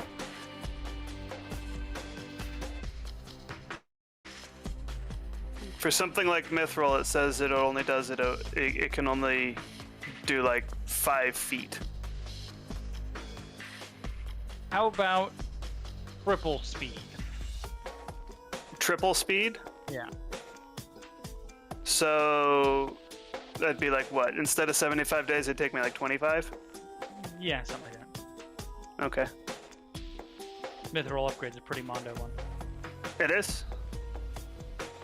And Can it actually be a tank? right, but also the mithril does not preclude the thing being able to fly because it's mithril. Oh, there you go. So that's why I am looking at mithril. Still gonna have an adamantine door, but All right. So what are we doing after spending our golds? I think we're hitting the road, aren't we? I'm still deciding on what to spend my golds on, but yes. Assuming I can do that retroactively while I'm shopping. Yes, absolutely. Okay. Are you going to use the sending spell too, or are you going to copy it into your thing and then use it? I'm copying it into my spellbook. Okay. Oh, I remember. And then one more thing. Can I buy health potions? Yes, those are the usual. 50 each. Yep. And I will buy 10 of them. Is it 150 for the better ones? Is that right? I'm not going to buy the better ones. Snicket is also going to, after he's installed it, get Keelan and Serene and be like, I have something to show you. You come here. and assuming they follow him, he will show them the extra heavy crossbow turret that he has installed.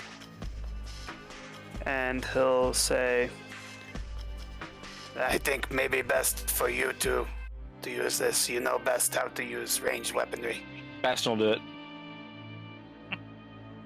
Keelan will aim at Bastion with it. That's an 8. That's pretty good. it's an extra heavy crossbow, and it uses dex, not strength. That is Dex. Oh, okay. It's -2. That's why it has -2, and he's only got +6 on it. So Neutral. You're proficient in extra heavy crossbows? I would If- consider it a martial weapon. if you have proficiency with heavy crossbows, you have proficiency Oh, with. there you go. I with included this. that already. Look at that. Almost like I thought this out. So there's the stats.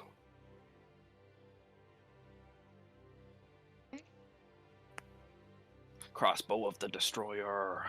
So you guys have 2 ways that you can. Oh yeah, Keela needs to be up there because she has sharpshooter. She's got 480 feet range without disadvantage. Yeah, it'll be Yeah. Keelan usually. So Yeah. there's 2 ways you can go into there. You can. I assume you guys will take a lightning rail to Vatharond.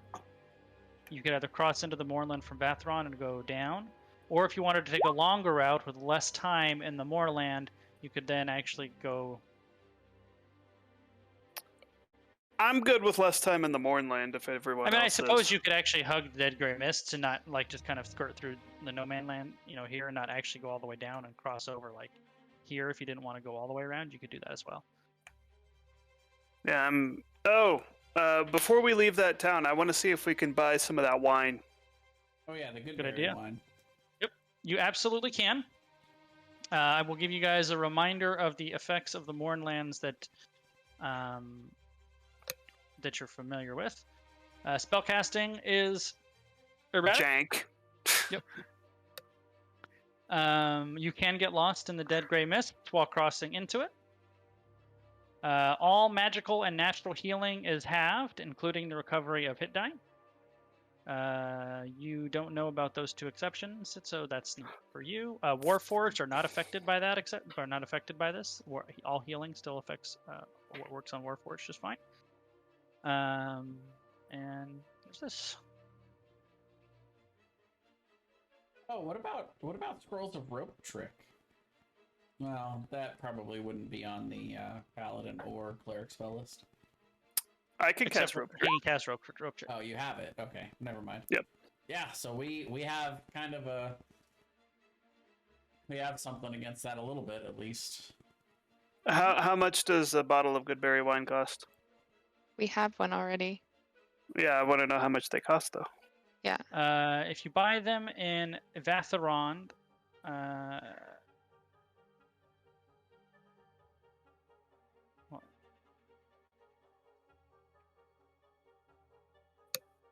roll a d5 for me, Schnicket.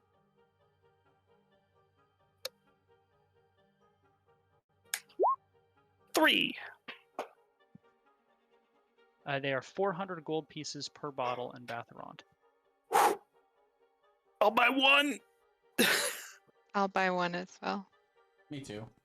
Remember, each bottle is 6 doses. Yeah. But once you crack it open, they're only good for 24. The bottle's only good for 24 hours. I think it's like it would be This good seems for. less good. Well, it impacts a person for 24 hours. One bottle will pretty much cover all of us whole for party, 24 yeah. hours. Yeah, so if we have a couple bottles, then that'll hopefully be the amount of time that we're actually in the Mournland. Poppin' How long- bottles. How long do we expect to potentially be? Like, how long would it take us to get to the Rose Grounds and back, So, factoring in like a going- day or two there? Sure. So going never from coming back. Flamekeep to Vatharond is 2 days via lightning rail. You would then need probably a couple days, let's say 2 days, to travel along the border to get down here if you don't want to actually go in the Mournland. So assuming you crossed from here and went straight over and you didn't get lost and nothing bad happened, you could probably make it from the borders of the Mournlands to the Rose Grounds in a day and a half, plus whatever you did time you did there, and then a day and a half back. Be just 3 55 days miles. to That'd get there. actually, and that'd back. actually be two days, right? So Hold Yeah. on. We actually have the distance there. Good shit. So I think is it 25 miles a day, like in good traveling, Thomas? Is that what the 25 a day? Ooh. is that right?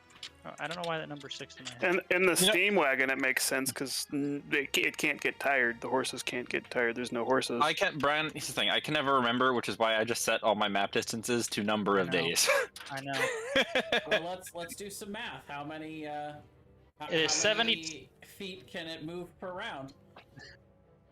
No, there is actually Travis. So it's basically Yeah, how many 70 feet can it move in 10 rounds? That's 1 minute, and then we'll just go from minutes to hours, and then we'll decide how many hours it can travel a day, and then we'll multiply. Easy. So normal pace is 20. I was pretty close. Normal pace is 24 miles a day. Yeah, but you're basing that based on a moving party. This is what I'm saying is we have a mechanical machine that can go 24 hours without rest. So we kind of have to like reset what the normal. So I would say you double the speed because you guys are still. But it's also slower than us if it's only 20 feet and not 30. That's true. So I would say we would functionally double the normal. So it can go. We're gonna really Let's argue do about this. this. It can go 65 feet around.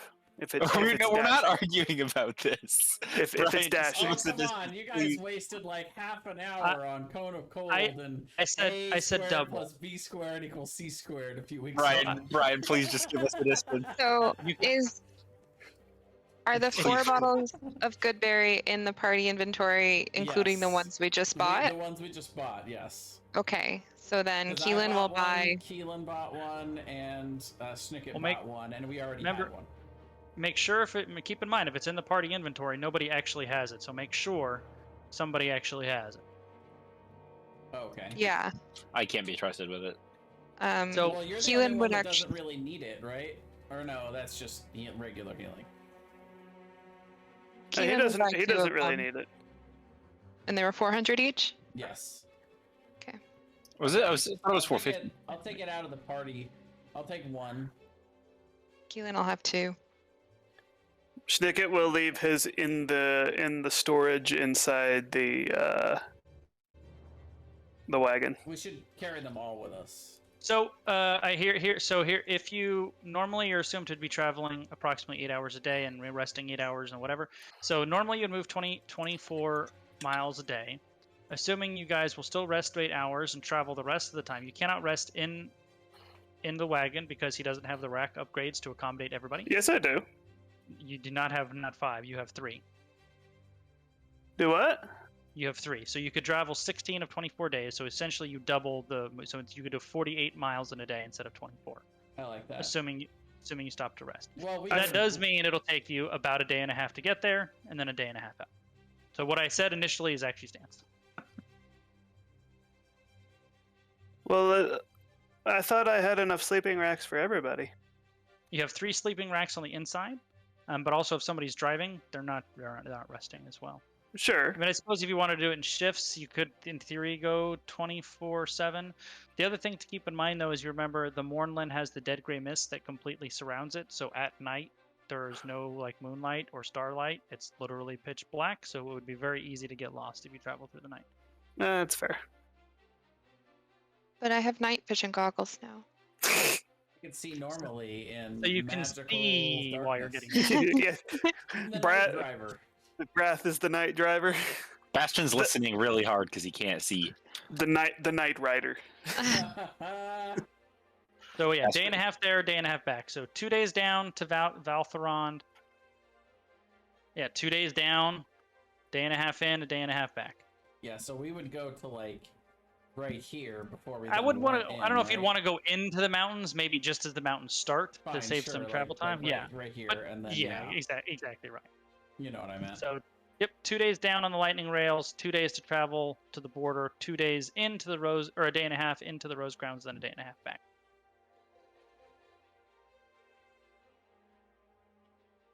And it is 16 gold pieces for the lightning rail tickets, everybody. Brian, you're bleeding me dry here. I know. Keelan will pay for me. I paid the last time. I actually deducted that at 8 for you. I know. So I'm not doing it this time. He's like, I know. Keelan will pay for Bastion. Keelan kicks Bastion off the train. I'm like 400 pounds. How much gold does Bastion I'll have? pay for Bastion. I already paid. Okay, fine, never mind. So, are you messaging on the way down? You now have 1, 2, 3, 4 days before you reach the border, and I assume you could have copied into your spell book by then. Are you then going to try to Yes, send I will sending spell? contact him via the sending spell. All right, so he has 25 words to reply back, right? So what are you saying in your sending spell? Oh God, someone! What am I saying? So we'll say this was after 1 day on the lightning rail because you were copying your the spell in. Whatever day we're actually gonna arrive, though, I'm not preparing sending because Okay. I need my spell slot for other things. Sure. But what is your message actually going to be? I don't know. What's my message, guys? We got a message that you needed help. Where are you? How can we help you? It's just gonna say, "Are you in the bathroom?" Are you still in the bathroom? It's just gonna say, "Hello, Rasner. Wonderful weather today. Where are you?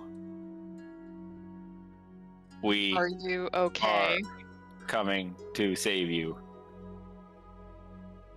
If you're here." That's it. We actually don't know that he's here.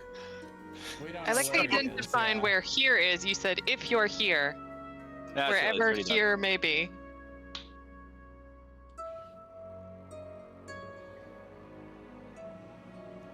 We need to get Jeremy in the voice call to respond with 25 Right? words. Jeremy's like, what? What am I doing here? I don't know where I am. Nah, he's probably serving somebody a froofy drink right now. That froofer. Like I always froofing it up. Jeremy, we need you to go on your break right now, dude. We're phoning a friend right now.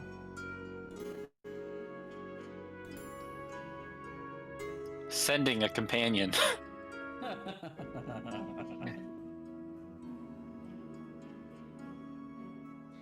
We've found sending a very useful thing in our other campaign.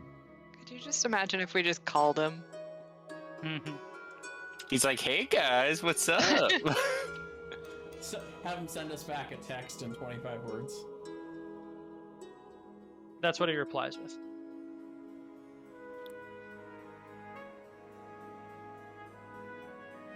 Okay. Where's this? Oh, it's in. See. Well, then on to the Rose Grounds. Bastion would say Resner's been taken by Rakshasas. Keelan can kill them, probably.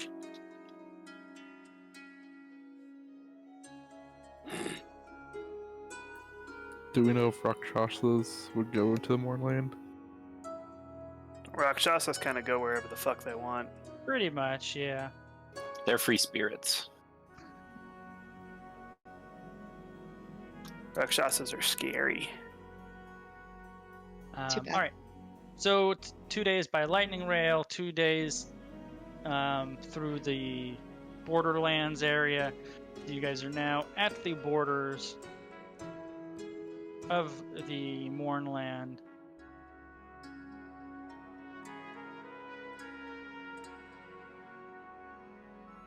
Staring at the dead gray mists. And we will take a quick 5-minute break. Okay. Very well. I go make more tea. I'll be right back too. I'll stay here. I'm also gonna stay here. I'm not. Okay, bye. Bye. Me and Jay are on guard shift. We're night riding.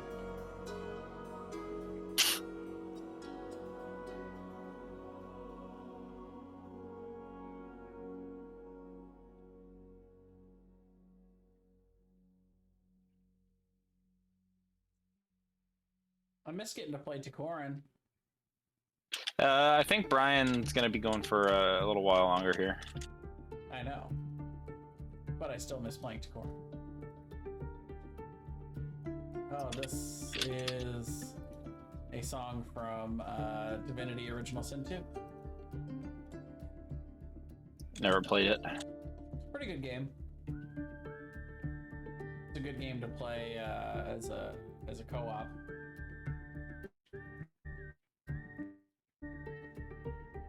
I'm just waiting for them to finish Baldur's Gate 3 one of these days. Yeah. Like a lot of people are. A lot of fans of Divinity Original Sin 2 are waiting for that.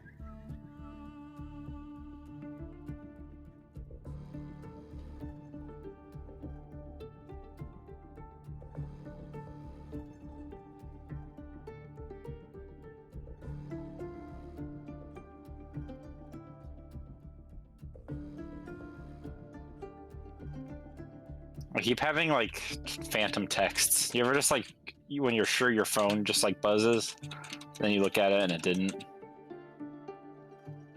Does that ever happen to you? Yeah. It's happening to me a lot right now.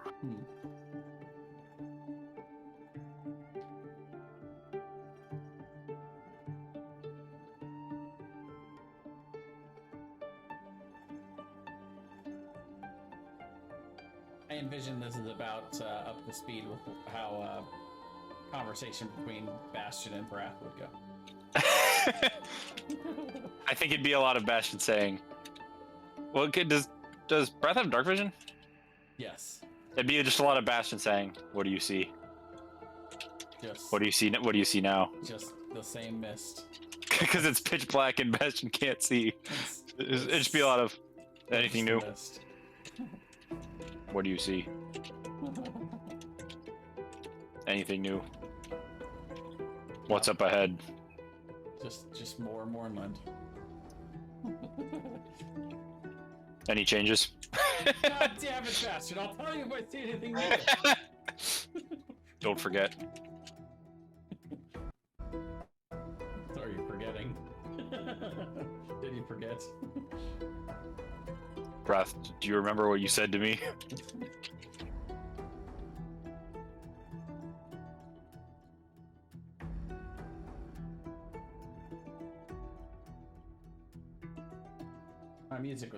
The music in this game was actually one of my favorite parts about it.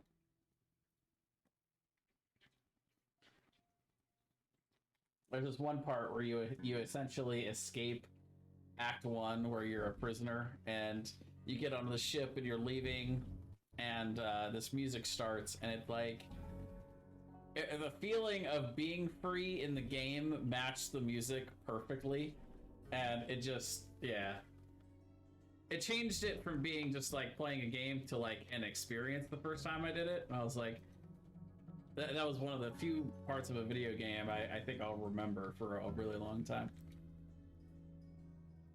And not necessarily because the game was big, but it's just that specific music track was memorable.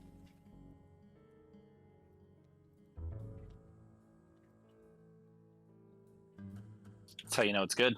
Yeah. Music in video games is only as good as the game accompanying it. That's true.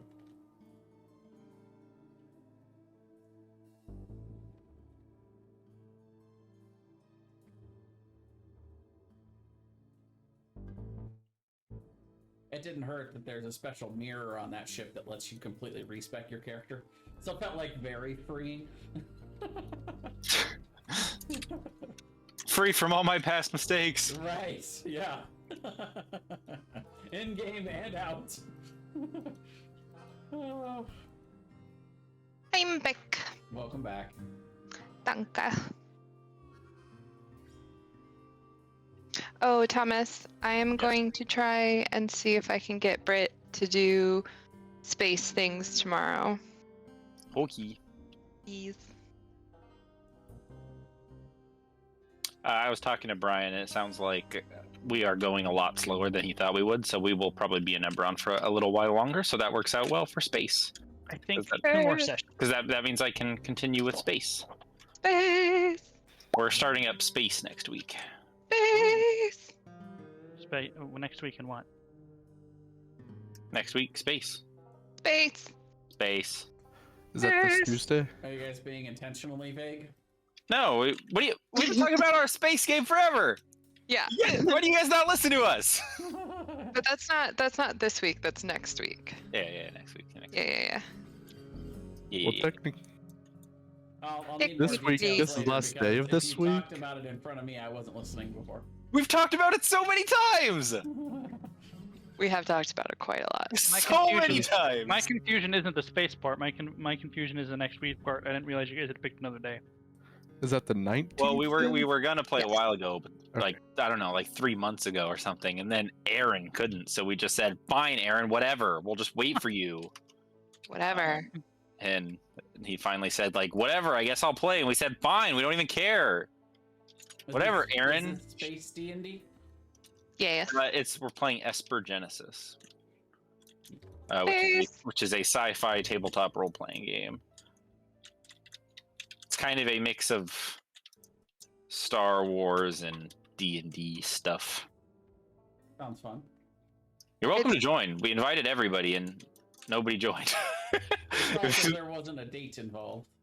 There was a date. It was just we changed the date later. All right.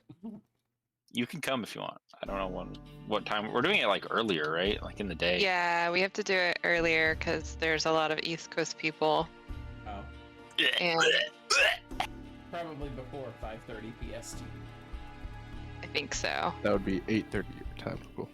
Yeah, I think Yeah. we're doing it like brunch time.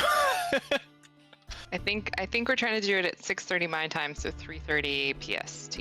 It's kind of a test. We're just trying to see if we try something We new. just wanted to try different Unless engines. normal humans work at that time. So. the non-normal humans that live over on the fake coast. I know, right? All right, well, I'm back whenever we want to carry on if you guys are ready. I think we're still waiting for Aaron. I barely have a job, so it's fine. If I end up taking time off of work, I'll run a lot of D&D stuff. I have a job. I got promoted in my job this week. Congrats. Nice. Thank you. More money, just- less work, I hope. I'm promoting myself. More money, same amount of work, but Okay, well, that's acceptable too. significantly more money, Nice. Nice. Yeah. which is very nice for living in DC, Yes. which is stupid expensive. Yeah, I imagine DC, very similar to LA, is just retardedly expensive. It's Yep. really, really expensive. Yeah. I got let off my leash this week at my work. They keep you on a leash. Have you spoken to this with like HR? By I don't that, think they I can mean, do they're that. no longer requiring me to work within hearing That's distance training of a setting, trainer. yeah. Yes. Oh, I see. I'm leaving my job soon because they won't give me more money, and I should be making a lot more money. Yeah, it's a bummer. What are you gonna do? I'll just go somewhere else that'll pay more money. Okay. That's what I'm gonna be doing here soon too. Nice. Everybody should make more money. True. I should really make more Well, money. I think there are some people who should make less money, but. Yes, not anyone in this group though. I think. Yeah, I think everyone- all of us should make way more money. Yeah. Hey Nicole, make some more money. Give me some of it. That way I'll be making more money. Yeah. I'm trying really hard, but as a government employee, there is a literal pay cap. I don't know. I never finished college. I should probably make less money. I was gonna say you're saying you're gonna make almost as much as I'm currently making. And by the way, And I have a law degree. so part of my job is that I have to go to college, and I have not been going to college for like the last 2 quarters or something. And they found out about that the other day, and they were like, "Oh, you need to go back to college." And I was like, "Nah." Who I needs hate you. college? But you know what would happen if they found out I didn't go to college in my job? I would be fired. They can't fire me. I'm too essential. I'm an I essential. think it would be pretty employee. impressive if you didn't go to college or law school but still pass the bar. That's pretty impressive, actually. Yeah, I'm gonna You know take what? the bar just to spite Nicole. You know what they would call me? Kim Kardashian. Nicole, do you want to help me study for the bar? Except she did not pass the bar. So, Nicole, will you help me study for the bar? yeah. Yeah, I can help you cry for 10 hours a day. Nah, I don't know about that. Not that hard. Okay, buddy. I think- have. I think my brother. I don't remember if he passed it the first time or took it. I think he had to take. I think he passed it the second time. Yeah. I passed it the first time, but I have a good number of friends that had to take it. I had a friend who just passed it, and I graduated 2 years ago. And I have a friend who has not passed it yet. Is it me? Am I the friend who hasn't passed it yet? You haven't passed anything, Betty. Passing gas. Good comeback. Yep. Nicole didn't laugh at that. Nope. It's alright, you weren't the target audience. It was only for funny people. Funny looking. Wow. Ouch. I was mostly aiming that one You're at Thomas. right, but I didn't know your brother was a lawyer. Yeah. Is he is he also the worst? You I can mean, say it. I'm a lawyer. I know. not. It's a giggle, right? Yes. Yeah. Oops, shit. That's not. I was pretty sure he was a lawyer, but I couldn't remember. Yes, he is. He's in. Wait, your brother's name is Giggle? That's His his online name. his online. name. Oh, okay. Like Mongoose. Right. I was like, wow, your parents must have hated that kid. Well, He, funny you yeah. mention. He did at a law school. He just basically took the first job he could get, which was like a lemon law on like Oh cars. God. And he said it was interesting for like a week, and then he hated it. Yep. So he did that for a little while, but then he left. He's like, not only did I hate it, my boss was just like a huge like shyster douchebag. Yep. So now he's in employment law, actually. Oh god, It's, that's worse. Never mind. I'll tell you about this later. I won't take up too much more time. We have a new guy at my work who has like the saddest like D&D backstory ever, but it's just his life. Oh my gosh. And because he came in for his first day, and like literally like 45 minutes after meeting him, he's like telling me about his divorce and like all of his horrible legal issues. That's just a he's in. guy I'm who just needs, like, he just needs to dude. get it out, dude. Yeah, I was like, I don't blame him. I was like, holy shit. And I was like, this guy sounds like he has a fate, and I felt really bad about it after because in my head I was like, this guy's got like a D&D backstory, and I was like, that's a horrible thing to think about somebody. Ugh. Maybe I'll make a character based on his real life tragedies. Yeah. Build character, very I don't complex know, character. I have to say, one of my favorite and least favorite things doing while I was clerking was drafting up the divorce agreements. Because they were both so sad, but also so funny. I had to draft a divorce agreement that had 2.5 to 3 full pages dividing Christmas ornaments. Like specific Christmas ornaments. That one was rough. Nicole, when I get my future divorce agreements, will you read over them for me? No, Just make sure they're fair. no. Okay. Are you sure you even want that? What if she made it that they weren't fair? That's fair. I'll read over them for you. Yeah. All right, I trust you, Marcus. I trust you with my life. That's practically what a divorce agreement is.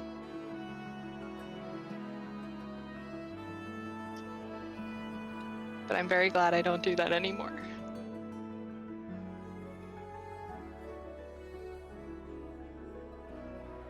Do you like I just Battlefield? realized I've been talking muted for some time. We've been Oh, waiting for you. We've been waiting for you. Yeah, That's why sorry. we've been chatting. I was like, wow, people are just ignoring me and talking over me, and I was like, oh yeah, mute. Yeah, we were just We've like, been wow, he is waiting. taking forever. I was about to say, like, God, Aaron's he was late to the session, and now he's late to getting back. God, I was what also gonna say, like, we're still waiting for Aaron, right? Is that why we're chit chatting? Anyway. My apologies. not accepted.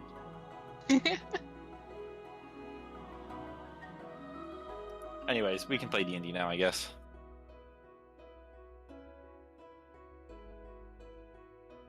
I think maybe we've lost Did we lose Brian now? Brian again. He's just very But- invested in the Dodgers game at the moment. As I was saying before I had so rudely muted myself, I saw, has anyone seen the meme of the, All right, sorry, I'm now actually back. Let's the, play! the couple in court that's divvying No, up everybody Beanie ignore Babies? Aaron. Everybody ignore Aaron. This isn't my server, so I can't kick you, but just know that I would if I could. Brian has admin privileges. You'll have to talk over with him. Can you kick the owner of the thing? I don't think you can do that. I give you ownership privileges. We both have them. We can kick each other. That's interesting. What happens if we both kick each other at the exact same time? Does the server explode? There's a rip That in dude- space-time continuum. Yeah, that's dividing by 0, bro. You don't do that. That's bad. All right. Now, after 4 days of travel, you find yourself at the borders of the Mournland, staring at the dead gray mist. Assuming you want to cross inside, How much Well, do you care about Rasmer again? As I had mentioned before, Bastion the whole trip is just asking people every night. Is just like, do you see anything? What do you see? Any changes? Because he can't see anything at night, so he's just constantly asking Brath through his dark vision what's happening around them. Well, they're not in the Mournland yet. Oh, That's okay. true. I'll wait till we get there. haven't crossed into it yet. You said there as in like you're not going. I'm going. Well, Keelan did. Oh. No, we're not like there as in the Mournlands yet. Yeah, we're about to cross over into the morning. Yeah. So I do need whoever wants to be the navigator. I need somebody to make a I'll navigate. survival check Should navigate. as the party crosses the dead gray mist. I should Uh, navigate. Suggest that I it's not I will probably I think make it'll the be survival Keelan. check. Yeah. The party ranger, that's a good idea. Oh, wait, are you a druid? That doesn't make any sense. Hey, Wait, why is druids, Keelan- druids can get proficiency in survival. Yeah, Why is Yeah. Keelan even in the wagon? Why isn't she just soaring over us as an eagle? You're right. How silly. To be fair, neither of my druids actually use wild shape. Well, that's not true. You were a mouse. Just Yep. recently. For a whole session. Yeah. And you were a horse that one time that you guys needed to get away. Yep, that's true. And the big mole thing. Yeah. Okay, so And recently. you were a mouse. You were a mouse in the very first one. You That's used true. it to get through the prison cell gates, bars. Oh, yeah. Oh, yeah. I Anyway. used it a couple times again. I remember. So you cross expertly guided by Keelan through the dead gray mists, no problem, emerging on the other side into the Mournland. The dead gray mist does extend up and around, so you basically have this like perma fog that is kind of 100 to 200 feet above the ground, so you never see exactly where the sun is. There's just kind of this ambient glow that moves across the sky, and at night there is no moonlight, there are no stars. It is absolutely perfectly pitch black. I need to have let's-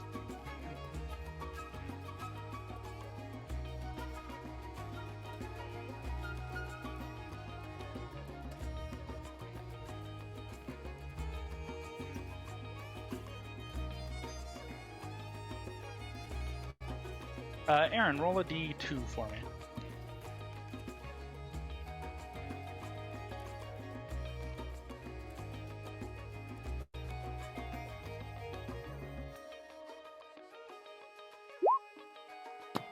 Two.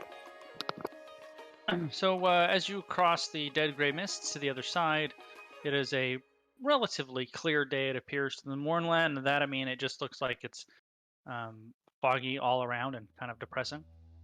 In the distance, you can see some sort of large winged creature flying. It's very, very far away, basically the limits of your vision, but you can kind of see it out there flying around.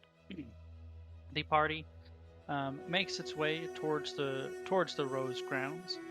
You do see a couple of odd rodents and other small animals, but otherwise, it's fairly quiet.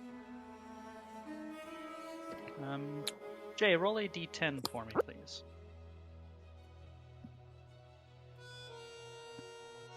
Four. Thank you.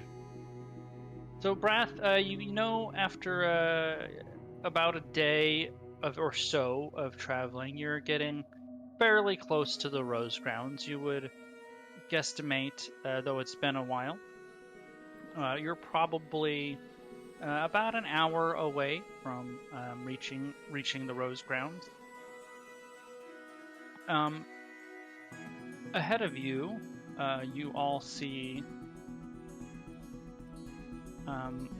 on the same road that you are, going in the same direction that you're going, but moving very, very slowly. What looks to two humanoid figures, and one of them appears to be pulling a small two-wheeled cart. It is during the day. FYI, it's the next day.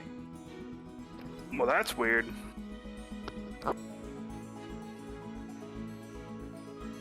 How far away are they?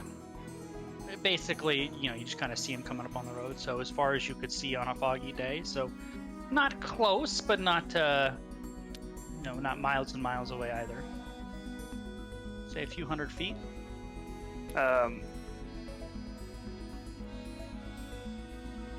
Schnicket will yell up to Keelan, who I assume would be on the ballista. Be ready. Might You need fight already these. Might be agent of Lord of Blades, not sure. Could be magical illusion too. And I'll just wait till we get closer and can better tell what they are. Okay. Like I said, you guys are moving in the same direction, so you are gaining on them, although slowly. After a couple of minutes, it becomes clear that they notice you, and so they basically kind of stop on the side of the road. At about a distance of 100 feet or so, you guys get a better look at them. So the cart is a basic two-wheeled cart. Looks like the kind that you would normally see pulled by like a donkey, maybe, or a small work animal like that. It is instead being pulled by this humanoid figure. He looks tall and thin. He's about 6'2". He looks elf-ish.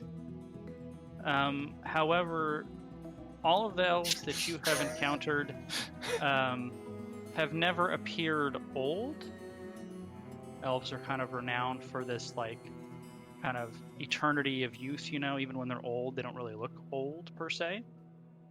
But this one looks like an extremely old human, and that his skin is wrinkled, it looks thin, his white hair is long, straight, and extraordinarily thin.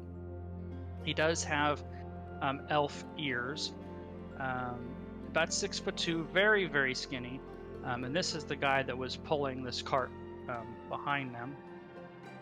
His clothes appear to be of the cut, style, and material of someone of very high nobility, possibly even royalty in certain kingdoms. However, it is extraordinarily worn out, almost threadbare.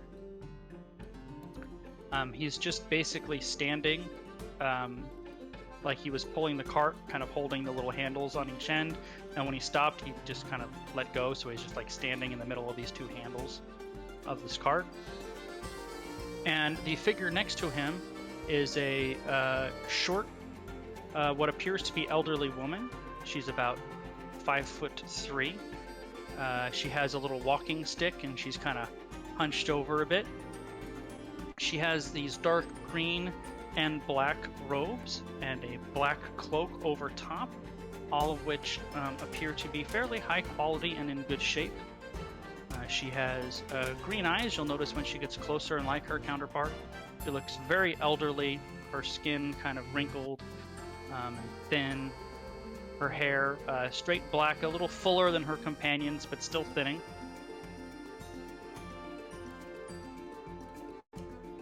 And they're kind of appear to be waiting for you to approach on the road. I'll pull up beside them and roll the window down. Why are you in Mornland? What doing here?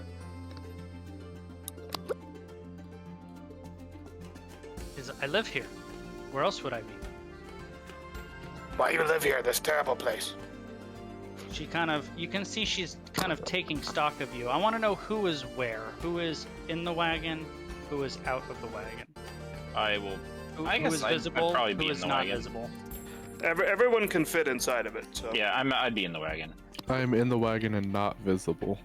I mean, I'm still Keelan's, I think she would be visible because she's sitting on top of it, right? With the. Yeah, you would definitely be visible. If you're Yeah. on the Yeah, I would also be on top of the wagon. Well, and if so you're visible. driving it, you're on the outside too, so you would be visible. So basically, on the No, outside, you're you'd inside if you're driving. No. It's a cupboard. It's a. We'll have to go over that later. I think at least the way I envisioned it, if you were driving it, you were on the outside of it. I envisioned it if you were driving it, you were in the inside of it. All right. Well, we'll figure that out later.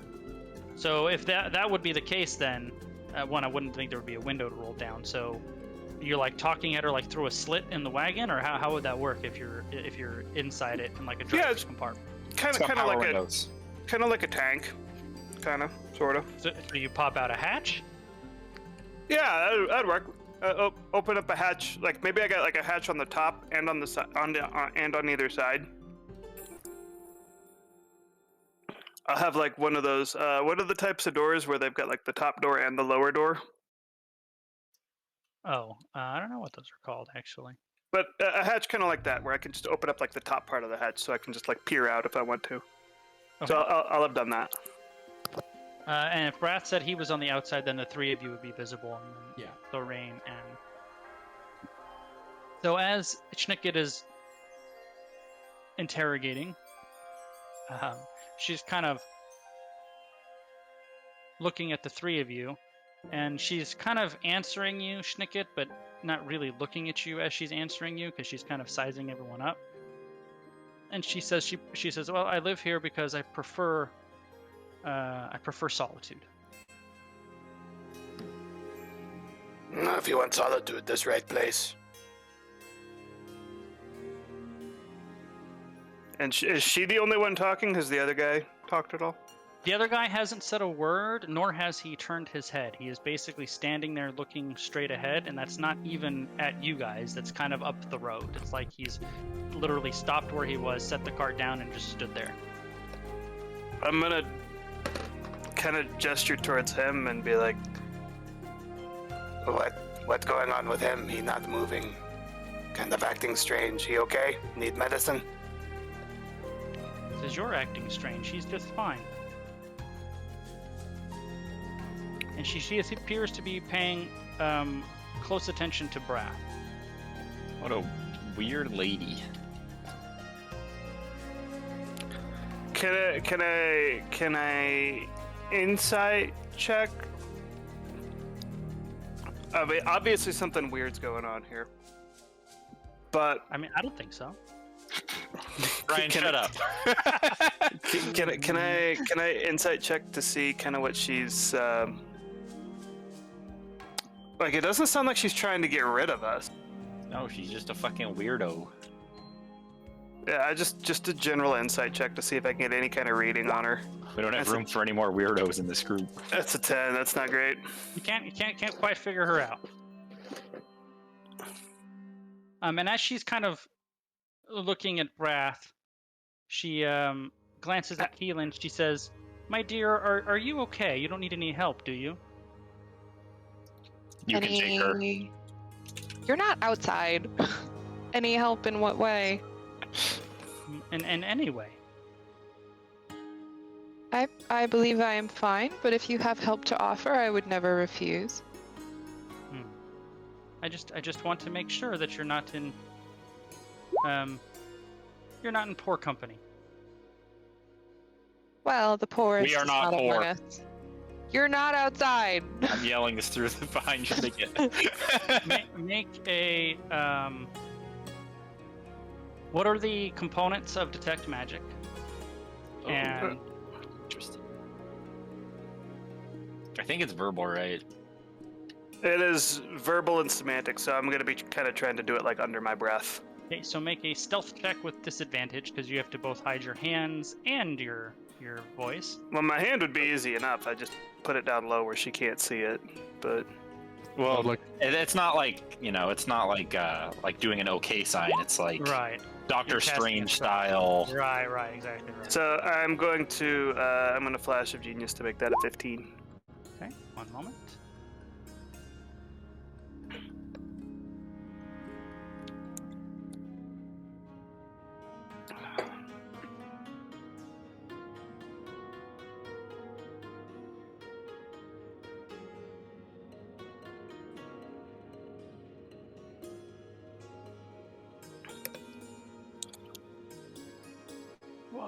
Sorry, I have to look up. Okay.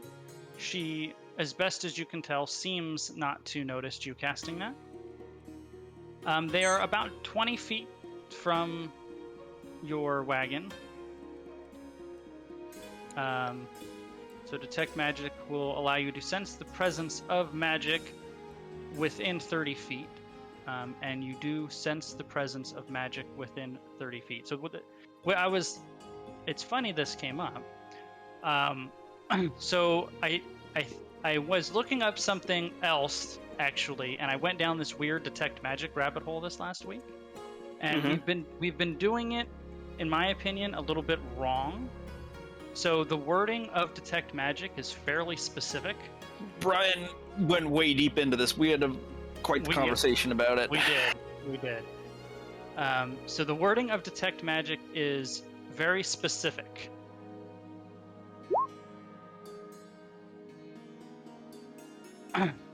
So if you were to cast, for example, detect magic within 30 feet of all of your counterparts, you would indeed sense the presence of magic because all of your counterparts are loaded down with magic items. So that's like the first part of detect magic, right? You detect magic, you cast detect magic, and for as long as it's active, you will just sense if there's a magic presence within 30 feet of you. Mm-hmm. The second part of it is you have to use an action to actively get an aura around any visible persons or objects. So, But it will penetrate through most barriers. It's blocked by 1 foot of The stone, spell- 1 inch of common metal. There's two parts of the spell. There's 2 parts of that, right? So what the spell won't penetrate is the detect part of it. So if there was a magic item in a box of lead and nothing else magical around, you wouldn't detect its magical presence. But the second part of it, you use an action to see the aura of a visible object. You have to be able to see the object to see the outline. So if somebody had a magic rock in their hand and shoved in their pocket, it's not visible, therefore you couldn't get the aura. But you could sense the presence of something magical within 30 feet of you. There was an example. I think it was You would Jeremy have to Crawford. search for it. I think it was a Jeremy Crawford Twitter thing. It was somebody. Me and Brian talked about it, where he said if somebody has a ring on their finger, you can target that. If they have a ring on their finger and it's in their pocket, it doesn't work. Okay. Right? So the first thing is, and this is always a yes or no question, and it's not specific. Is there a magical presence within 30 feet of you? The answer is yes. Now, you don't know if that's all of your components or anything on this woman. Because the only thing you sense at the casting of the spell is there magical presence within 30 feet of you? The answer is yes. We've been doing it really wrong. Right. I'm going to survey both of them in their cart and see if I see any outlines. Right. There you go. So use the action to show the outline of any visible objects or creatures. So any of your squad mates who are visible, you see all of the outlines of their magic items, and her cloak is also outlined in magic. And What's it is cool? Enchantment. Enchantment. All magic items are enchantment.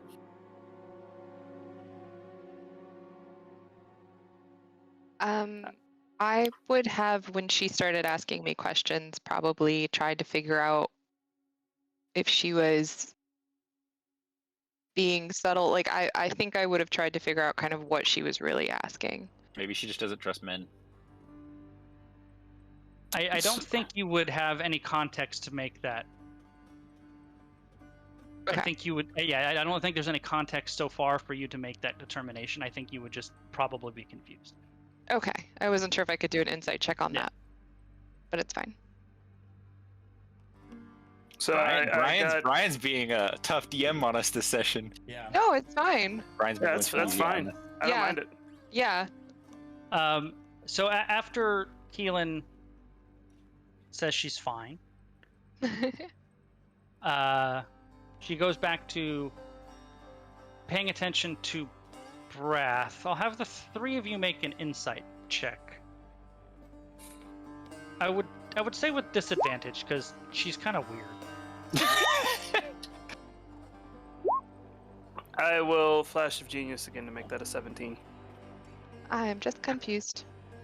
Nickit, you get the feeling she's checking him out. Hey. Like in terms of sizing him up for a fight, or I got the hots for this guy. You think she's giving him the up down? She's evaluating his physical attractiveness. Weird. I'm gonna kind of look at her, and then I'm gonna look up at Brath, and I'm gonna look at her, and I'm gonna Brath, and I'm gonna say to Brath, I think she into you. God, it's Corbin moment all over again. If he's hotter than that elf person, who's gonna be the one pulling the cart? I should be so lucky, you know. I just want to have a place in this world. Has the other elf still not moved? Yep, he hasn't. He literally doesn't appear as if he's moved a muscle. You're pretty sure he's breathing.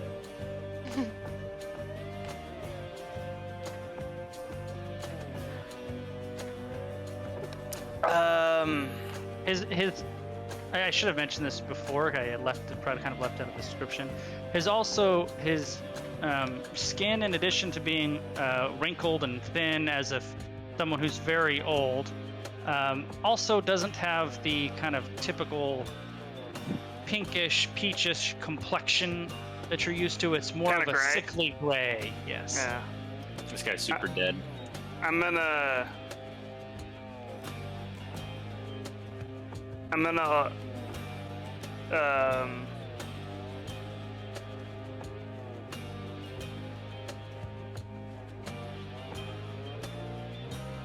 try to sneakily cast Mage Hand.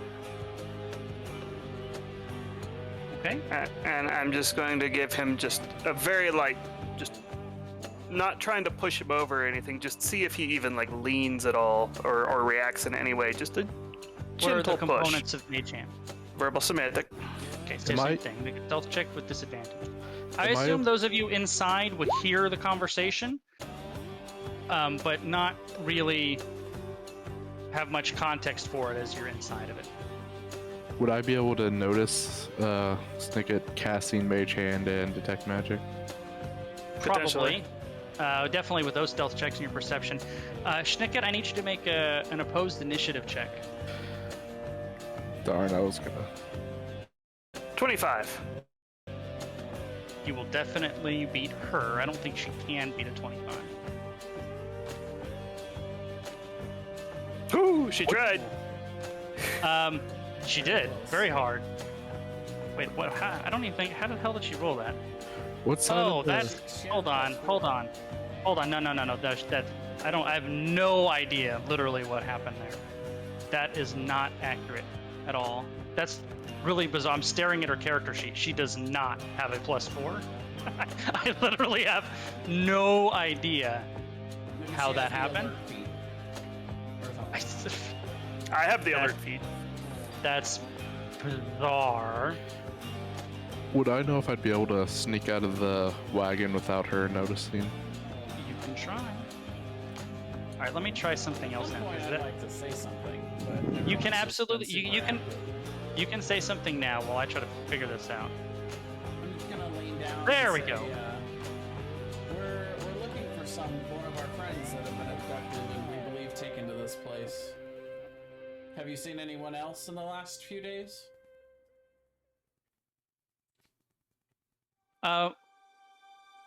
She says. Yes. A few days ago, it's rare that I have two traveling parties cross through my ground. And as she, go ahead and make a stealth check, Serene. Alright. And as she's finishing up her sentence, you see her head snap to the side as she notices Schnicket casting something, and she immediately starts casting as well. So Schnicket, you are moving faster than she is, so you could complete your spell if you choose to before she completes hers.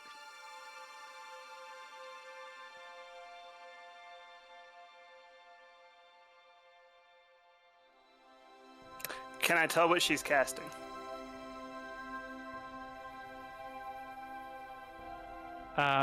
Make an Arcana. Well, let me check something first. It's going to be a disadvantage if it's not on your class's list.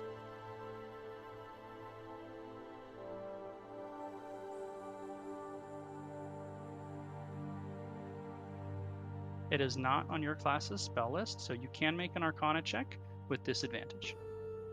14. You do not know what she's casting. What's the result of your mage hand, though? He hasn't finished casting it yet. Basically, he started casting it, so it takes, a few seconds to cast the spell. As soon as he started casting it, she saw it. She started casting something as well. So there's basically this 2 or 3 second interlude where they're both casting a spell at the same time. He could choose to not cast his spell or to finish casting it when he notices she is also casting. I will put my hands up and stop casting and just say, It just mage hand, not trying to hurt anyone. When you do that, she stops casting as well, and she starts shuffling over to you. And have you got? I hope. Otherwise, you're out of D&D. All of you have seen Back to the Future too, right? Yeah. Yeah. Sure. Sure, yeah. Thomas hasn't. You know when Old Man Biff has his cane and he starts smacking McFly and he's like holding his head. He's like, "Ow! Ow! Stop it! Ow!" So this old lady walks over to Schnicket with her cane, and she starts smacking you with it in the same kind of energy. Like, just start casting spells at everybody you run across on the road. That's so rude. What is wrong with you? And she's like smacking you with her cane. We kill her. No, I'm enjoying this exchange, actually. Snicket's reacting much the same way. It's ow! Stop! Ow! Ow! Passion goes into defense mode. Keelan just shuts the door in Bastion's face. Passion can't figure out how to open it. You do successfully, to the best of your knowledge, sneak out of the cart or wagon. You are on the far side where it was easier to sneak out from, and you kind of peek around the corner just in time to see this old woman repeatedly smacking Schnicket with her cane and calling him a rude young man. And why would you just start casting spells at people you don't even know them? It wasn't casting mage hand at you. I will not do anything. I'll just stay hidden. And after I don't know. Apologize for his behavior. He's quite a particular fellow, but seems to usually mean no harm. And he's She not gives you- particularly good in social situations, I'm afraid. Snicket will first glare at Keelan and then glare at Brad. After a good But 20 seconds, she gives you smart one enough last to good keep his mouth shut. smack and starts shuffling back. I'll jump down, not aggressively, but just to, exchange with her in a more face-to-face rather than me being, like, up on top of this thing. Sure, when you jump down, it seems to get her attention, not in like a combative way, but as in jump she down. casts fireball. And she was initially walking toward her companion, but when you jump down, she stops and she's watching you approach. And yes, exactly right. What are you saying, Brad? Do you know where they went? She considers you for a minute, and then she walks closer to you and she says, "Oh my, so handsome, and by the accent, Syrian too." And she kind of squeezes your arm a little bit. She says, "So you're such a handsome young man, and nobility as well." Ooh, and she kind of like puts her hand over her heart and waves her face. You need to be careful too. And she gestures over at the old guy on the side of the road. She says, "Prince Kalen can be very jealous." Oh yes, the other party. They Kalen, 3-4 days ago. He seems to have no reaction to her whatsoever. You're not even sure if he heard her.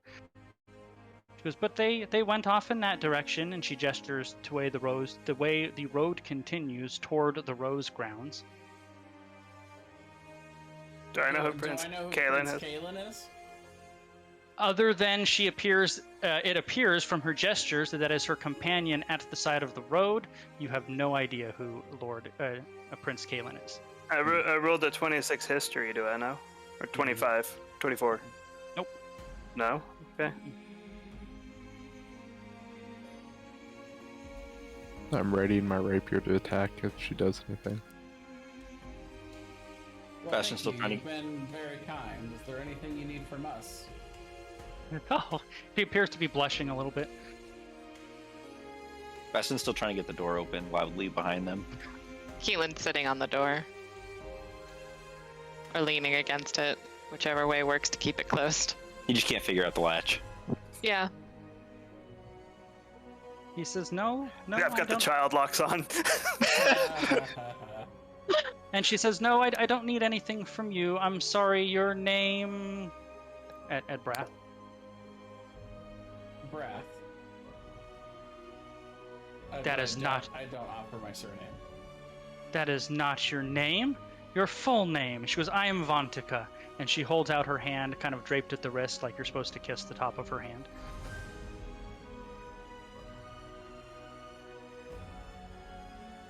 Well, I would offer you my full name, but as you said, and I will take her hand and kiss it. And then as I withdraw, I'll say, you have to be careful in places like this. Make an insight check. Alright. While she's doing this, would it be possible for me to sneak over to the cart to take a look at Prince Keelan? Or Kalen, sorry. You can try. He's 20 feet away from our wagon. It's going to be hard for you to not be out in the open. An insight 15 is probably about the best you're ever going to get from Brad. I really like. I'm not a flash of genius, you, so it's a 20. There you go. Nailed it. So, a couple of things, Brath. Serene, if you want to try to sneak through open ground toward her companion, you're welcome to do so. You can make a stealth check if you choose. Brath, as you take her hand, you know when like you touch somebody and you get like the static shock. Mm-hmm. It's. Oops! I rolled a 1. I mean a 25. It's like your kind talent of is so reliable or something. It's like that, but the static electricity isn't static electricity. It's you can feel You feel the magic. the kind of specifically your magic, your warlock magic. It's like when you touched, it reached out to her, and you don't know why. And after you're done introducing yourself, she's kind of flushed and she's got her hand and she goes, oh, and he's touched by shadow magic too, but still my heart. Oh, Prince Kalen, we must go home. It's been quite a day. And she starts to limp over towards her. Serene, you seem to have a very small window with which to do something before she walks back. I'm trying to distract her as much as I can, buddy. I just want to check out Prince Kalen, see if I can notice he's alive or if something's wrong with him or anything else. Make a perception check. Poke him a little bit with a dagger and see if he reacts. It's like every time. So you're trying to see if he's alive. He is breathing. To start. That doesn't mean alive. No, but I mean, if you were going to check if someone's alive, that is one of the first things that you would check by just looking at him, right? Are they breathing? So That's not how I do it. Yeah, he is breathing. Although he is standing still, he's not standing like perfectly still. He's not like an automaton that's just absolutely rigid. His body is moving a little bit, kind of.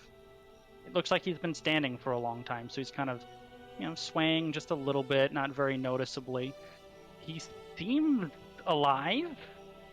He doesn't really look or act as such. Okay, the other thing would be right as I go back to try and see if I can see anything in their cart. No, the cart is empty. It's empty. Okay. Mm-hmm. I wouldn't do anything else, and I would just go back. So she kind of shuffles back to Prince Kalen with a smile on her face. She goes, "Come, let's go home, Kalen." And the two of them start shuffling up the road. It does go where she's going on the road goes the same direction that you guys are going, and they continue to shuffle in that direction. I would kind of give a look over to my companions to make sure there was nothing else before activating my flying boots and flying back on top of the cart. I would sneak back into the wagon, hoping no one else noticed that I even left. I don't know, Bastion may have been too distracted by the door to notice. Bastion's trying to defend Schnicket because this lady was hitting him, but he can't get out. It's like, Bastion, it's a pull door, you fool! He just starts like, he's just, let's put up for cantrips.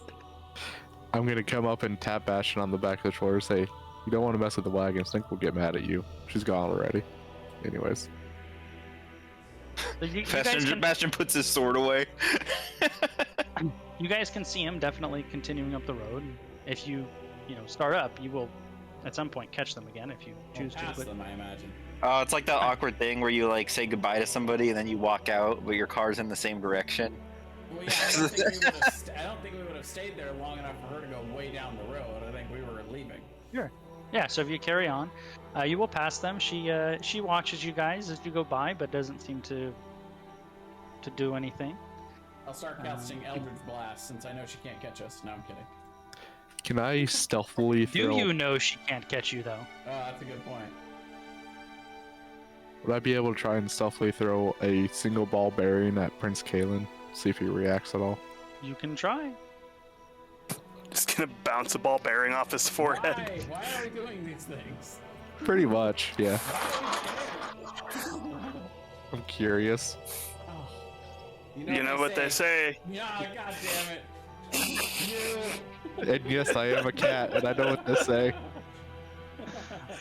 Roll a improvised weapon attack if you want You to throw a ball berry at him. I realize I am That's- curious and that I am a cat. Okay. This irony is not lost on me. You throw it. Are you trying to throw it under his foot? Are you trying to bounce it off his head? Trying to bounce it off his head. You successfully bounce it off his head, and he seems to have no reaction to it. Which is saying something, because a ball bearing to the dome would fucking hurt. Well, I'm gonna tell Snicket and Brath that I just did that, and what I saw beforehand when I snuck up to the cart. Okay.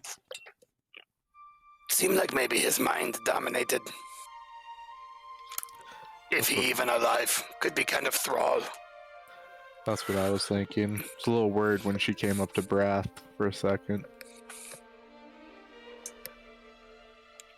So you pass the two of them on the road, and a short while later, you arrive for what is Brath, the familiar site of the Rose Grounds compound. For the rest of you, not familiar site. And yeah, so here we are. Let me. So I'm gonna move to a different map in a moment, and I'm gonna kind of reveal you guys. The edge of the map is like you. In order for me to put you on it, you'd like be right there. So you're basically not on the map, but you could see part of it if that makes sense. What are, for my own knowledge, what are the Rose Grounds? Do we know? That depends on how much Brath has told you about it. I would have told them everything I knew about it on our way there. Okay. The Rose Grounds are it's a Syrian military school. It is where the Syrian nobility sent their sons and daughters who were to be soldiers to learn the art of martial combat. It was not a strategic school like an officer school or a general school. It was specifically a school to learn how to fight on the battlefield. It was not just a school to learn how to fight on the battlefield, but it was arguably the best school in all of Corvair by reputation with which to do that. If you were a Syrian noble, unlike many opportunities, being a noble was not enough to get into the school. In addition to being a noble, you also had to be one of the most promising soldier candidates available. So only the most martially inclined of all noble men and women were accepted into the Rose Grounds. Brath, did you tell them everything that was in there, or just the history part of it? Yeah, I would have told them all of it. Including all your personal stuff too? Mm-hmm. Okay. So Brath is very familiar with the Rose Grounds for two reasons. One, he is a graduate of the Rose Grounds. He graduated from the Rose Grounds shortly before the day of mourning. And also, his father was the Lord Marshal of the Rose Grounds. His grandfather was the Lord Marshal of the Rose Grounds before his father. So as a child, he grew up here a little bit while his father was the Lord Marshal here. His father had a reputation as being one of the finest warriors in all of Seer. However, at the time of the Day of Mourning, he was also old, so he was no longer serving actively as a soldier. He was doing his part for the war effort by training the next generation of great Syrian warriors. To the best of Brath's knowledge, his father was here at the Rose Grounds on the Day of Mourning. So Brath anytime you want to, Jay, you can ask me kind of about the layout of this place. You're extremely familiar with it. You know where stuff should be. Right. So yeah.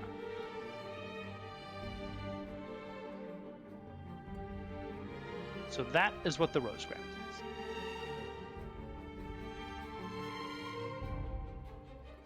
So we are at time. If we're to continue, it would probably be for another hour, or we can stop here and pick up next week. For another hour. Yes. I feel like that was a mostly at me question. It was a mostly at anybody who has to get up early and wouldn't want to go any later, because I know we'll be late. Well, I'm good.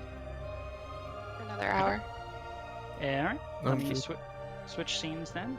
So there is only one main gate to the Rose Grounds. It is the gate you see here. One of the odd effects of the Mournlands that has been widely reported, and that you, or at least those of you who were in the Mournlands before, have experienced is bodies don't decay in the Mournlands. And the Mournlands magic has all kinds of weird effects on the dead. As you approach the front gate, Brath, this all looks familiar to you. There's the entrance into the Rose Grounds itself. There's the statue of the Syrian warriors. There's the guard statue, all the memorial gravestones of the fallen warriors of Seer who are graduates of the Rose Grounds. The gates itself would have guards, as would the memorial grounds. Basically, all of these soldiers looked like somebody snapped their fingers and froze them exactly as they were the moment when the Mournland or the Day of Mourning hit. They look alive. Some of them are in mid-step as they're walking, and physics would dictate that they should be falling over, but they're not. It's like they were literally frozen in place. And those are the 4 guards that you see before you. Do I recognize them?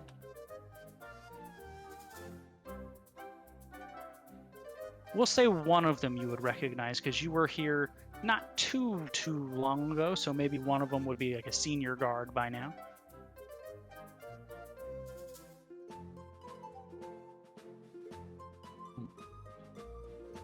This music is not appropriate. I'm gonna say it was very upbeat. I know, right? It's all been kind of upbeat.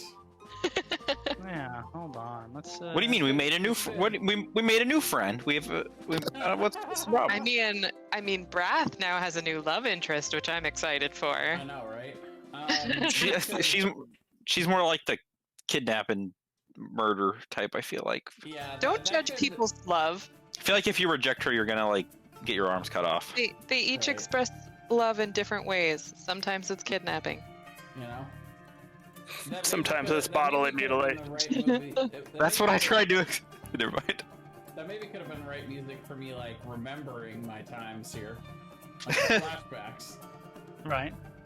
You try explaining that to the police, Nicole. I have. It's fine. Kidnapping is how some people show love. Women get Yeah. away with everything, don't you know that? Oof. Nicole's gonna hurt you. No, I mean, you're assuming that they reported it. Well, just to be safe, I call and report Nicole for kidnapping every day, because one of these days I'm sure she's gonna do it. So you guys aren't necessarily there, but I am putting your tokens out there. All right. Nothing wrong with filing a false report. It's So a this is the preemptive entrance report. Here, here's the road, and then here's the actual gate. Almost The like gate it's- isn't even a gate; it's just an opening. Almost like it's a minority report. Thomas is probably too young. He probably doesn't know what that movie is. I've seen Minority Report, Aaron. I don't believe you. If you're telling me you've seen Minority Report but not Back to the Future 2, because that's a problem. Well, I'm sure I he watched. hasn't seen Back to the Future 1. Yes, I have. What's the main character's name? It's Doc and Marty McFly. Oh, okay. I just didn't watch the second one because sequels are bad. What about the third one? To be fair, the third Yes, one's Marcus, I watched the first and third one only. I wouldn't put it past you. Honestly, same. Anyway, All right, so D&D. Schnicket's gonna be like, Brath, you maybe be in front just because maybe these people know you and don't know if they're going to come alive like the others we encountered in Mornland.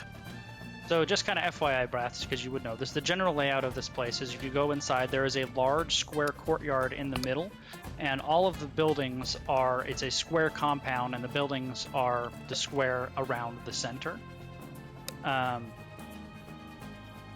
It's like a huton. Right, it's basically a square with a hole in the middle, and all the outside are all the buildings, and in the middle is a courtyard where they would practice and train. So the buildings on the right side, where you guys are as you're coming in, if you go to the left, that's where a lot of the candidates' quarters are. If you go up, that's where the instructors' corridors are. The administrative buildings are down. The Lord Marshal's family quarters is down. That's where the Lord Marshal resides, and where his family, if he had them with him, would reside. On the top side, there is the infirmary. There is what they call the closet, which is where they stored the Warforged when they were not being used. There is a training room, a hot springs, an assembly hall, more candidates' quarters, a general mess hall, and a general mess kitchen. And if you want to know where any of those things are or anything else, just ask me and I'll tell you right where it is, because you know where all of these things are. Sure.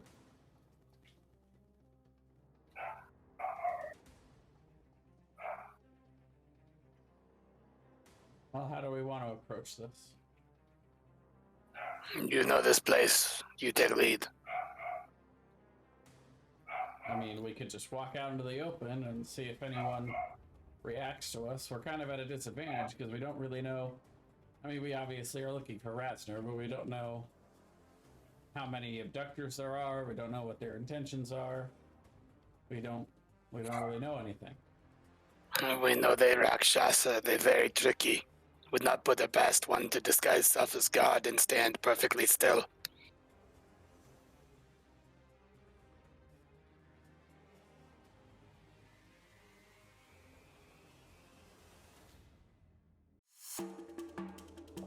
Sneaking has never really been our forte. Can we make Bastion just go poke them and see if they're actually dead?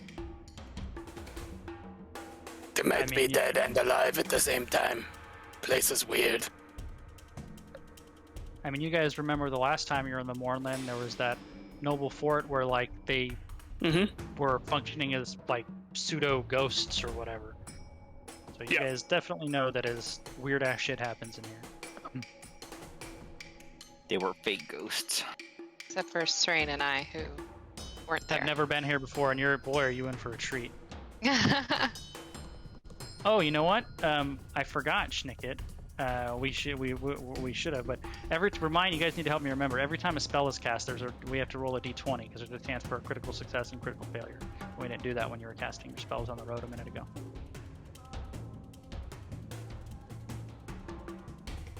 I critically failed one of them. So the detect magic wouldn't have gone off, and you would have lost a spell slot. Okay. Didn't help. Doesn't really make a difference about anything.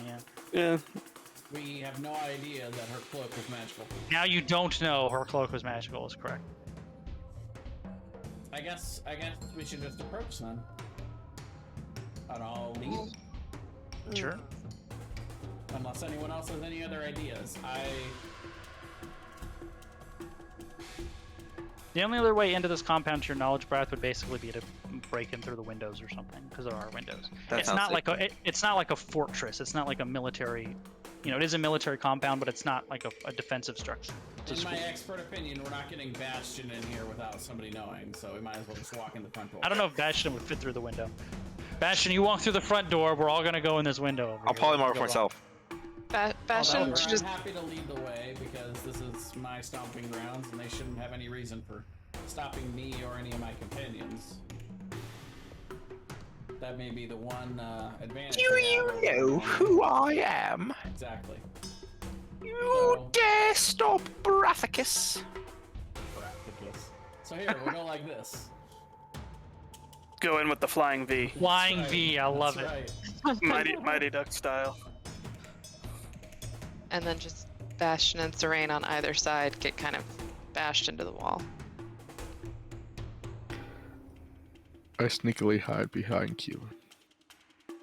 I sneakily hide behind Serene.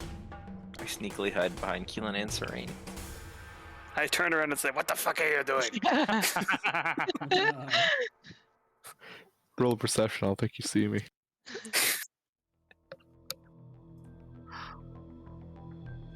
I would see Bastion, and then by proxy the rest of you.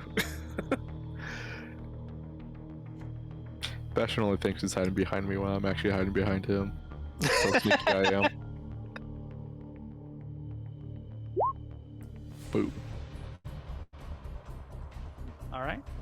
Well, you guys got your tokens. What are you doing? We're approaching. Is there any reaction from the guards? Nope. They appear to be completely frozen. They look alive in every sense of the word, other than if you look at them, they are not breathing. There appears to be absolutely no motion from their bodies whatsoever. They are completely locked into whatever it is that they were doing the instant the day of warning hit. Brath, which one of these your friends? You only recognize this guy. He would be like the head guard by now. Sure, I would indicate him. I am going to try to cast Mage Hand. Okay, roll 80-20. 8. Goes off fine. I will give him a poke with the Mage Hand and see if there is anything. Nothing happens, although his skin does move when you poke it. It is still Okay. It's not like hard as a rock or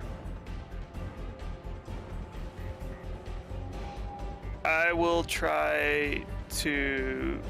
Is he standing on like 2 feet, or is he like walking? Nope, this guy is just standing there. It's like he was on guard duty and he was just standing there. He appears like they're kind of, these guys' body language, it looks like they were probably talking to each other. I'm gonna give him a gentle push, but not hard enough to like knock him over, and just see if his body like rocks back and forth, or. How strong is the mage hand? It is strong enough to push a creature 5 feet, because I have a feat that allows it to do that. Perfect.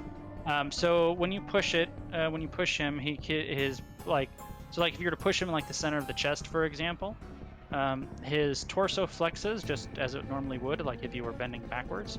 But when the mage hand goes away, his chest doesn't return to where it was. Now he's just kind of leaning backward in a weird angle. We can pose them however we want. I'm really glad I'm not Boots in this campaign. Make him have like this weird looking like orgy thing going on. I'll straighten him back up. Okay. And I want to just get kind of close and like just kind of do a medicine check on him and see if I can like I'm gonna touch his skin with my hand and see if he's warm. He is not. He appears to be the same temperature as the world around him. He's not cold, nor is he hot. It's almost like his body doesn't have a temperature. What is his skin tone? Is it gray or is it peachy? Nope, he looks alive in every sense of the word except for he's not alive. I want to touch his skin, and does it feel like live skin would? Yes, I guess. Okay. Except for the temperature. Except for the temperature, Except but for the right, temperature. but it's soft, it's malleable, Yes, malleable, right? Yes. It's not. Human skin kind of has just a tiny bit of oiliness to it, so it's got that. Zero decay at all, nor any change in the body whatsoever, other than it stopped functioning. I'm gonna come up It's like behind. frozen in time. Yeah. Almost, yeah. I'm gonna come up to where I'm behind this guy, pull out my dagger, and give him just a tiny cut, or poke him to where blood would normally just come out, and see if any does. Like on his forearm or something. Yeah, so Yeah. you poke him, the dagger does go into his flesh. When you pull the dagger out, there is blood on the dagger, and you can see that there is a wound and blood in his arm, but it does not bleed down his arm. Okay, I'll sneakily come back over here. Peculiar. Wonder if this magic could be removed. Me too. It's possible. Don't know. Could try to load him in the wagon, take him out of more land, see if that removes it. Could try to dispel magic. Magic very powerful though. Don't know if possible for me to dispel. Can try. Perhaps on the way out. Yes. All right, and I'll continue.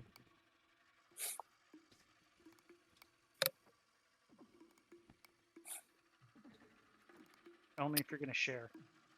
Yeah, no joke. I would murder for a cheesecake.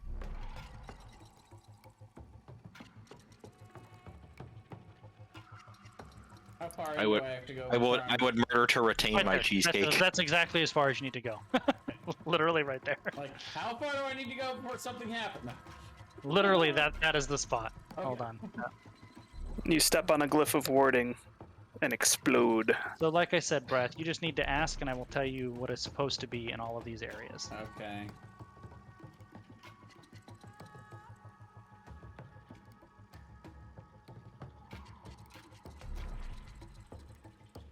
Give me a moment.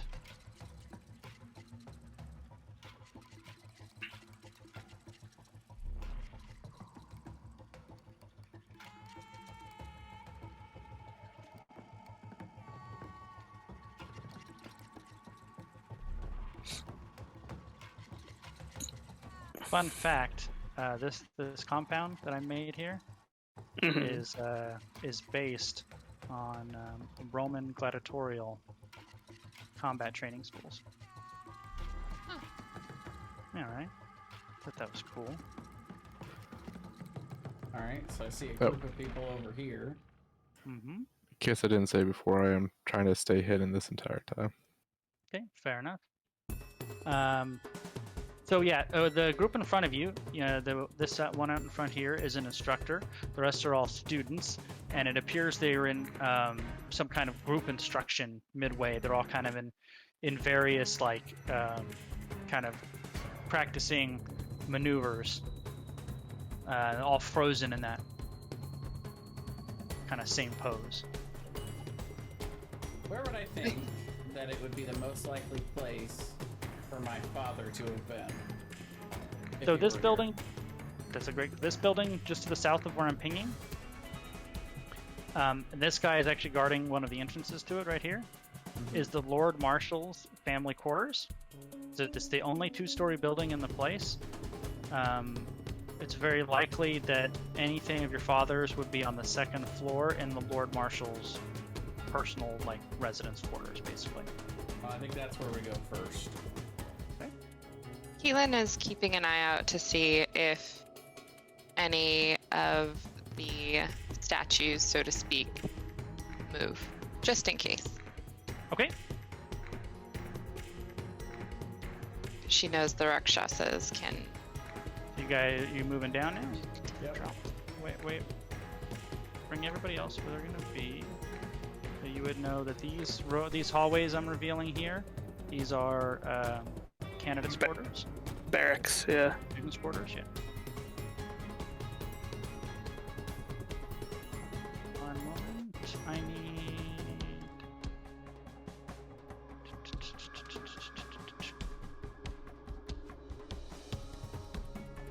Wrath, I need you to make a wisdom saving throw, please.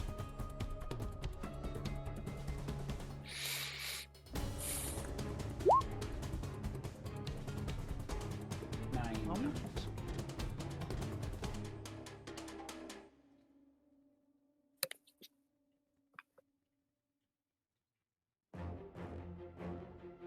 So, when you were right here, so I'm going to move you guys back just a little bit to correspond.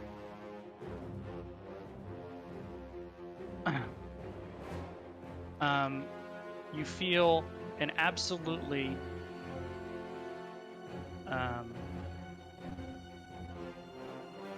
unstoppable urge to walk right here. Okay. So you're charmed and you must walk right here. Does he suddenly shift gait in a weird way? I don't think he would shift gate. However, he would have originally been walking down here. So he would have changed direction. I will ask him if it turns to move. Brath, why you walk that way? 11 insight. I mean, you're still perfectly capable of responding. You just have to walk in that direction. So, I mean, your answer would probably be, I don't know. I want to go over here, or something to that effect. So with the 22 insight, We need to go over here. Why?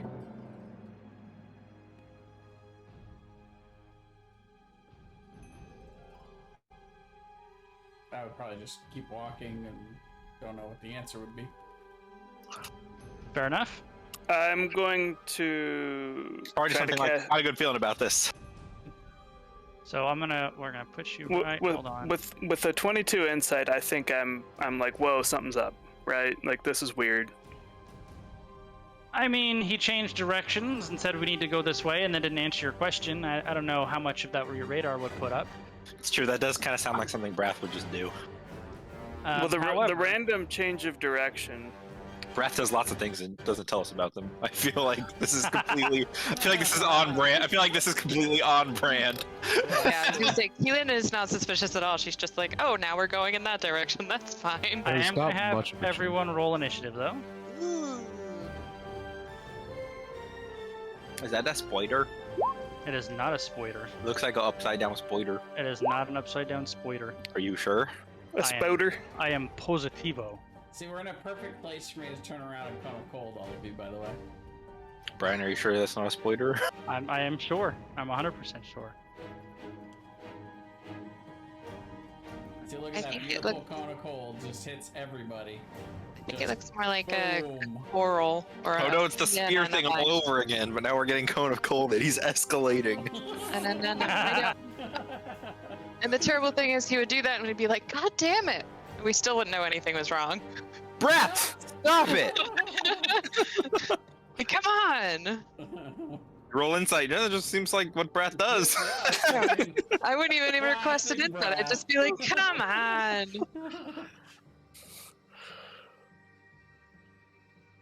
You guys think fast. Not Alright. again. One quick section here. Let me do. Who else but Brath? What we need is for Keelan to get mind controlled so Bastion can finally kill her and be like, I knew she was a traitor the whole time. Yeah, she's the betrayer. Oh, did she leave? You did Oh? no, that was the bot. That was bot. You've angered her. I was like, jeez. I am so upset. All right, let's say. I'm more upset about that initiative roll than anything. Oh, I didn't. Did it not roll? I guess I didn't roll for it.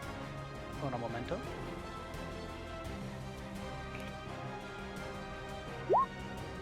Go. Oh. All right. I did have a ready to attack action, and it was an unseen attacker, so we'll have advantage. for On this who? attack. On Brath. 18. Miss. Miss. Nicely done. All right. Clinks off my shield. One moment. Let me read up on the. Okay. Schnicket, you saw this weird vine thing whip out at Brath and miss. Brath still seems to be walking toward it. What do you do?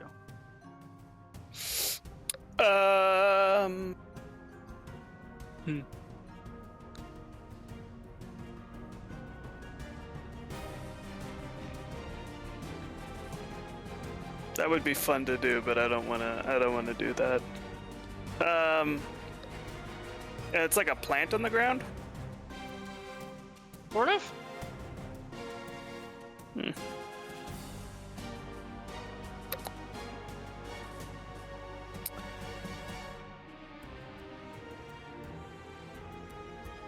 Thinking about trying to levitate Diglett out of his hole.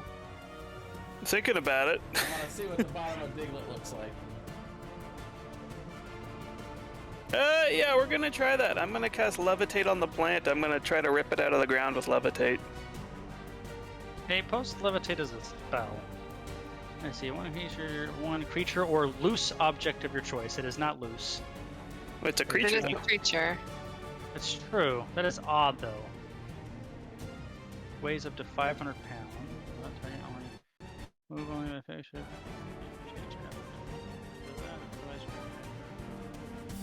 Okay. That's weird. How does that work on a plant? Well, especially a plant that is specifically anchored. He's trying to uproot it. I think that's what the Constitution saving throw is for. Yeah. But it's just like, so if he does it to Brath, who's not anchored, he has to make the same save that an uprooted plant would do. Maybe give it an advantage because it's Well, harder. it has advantage anyway. Give it an advantage +2.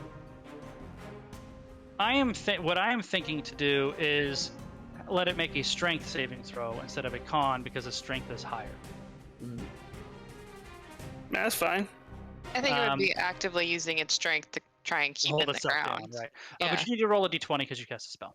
Oh.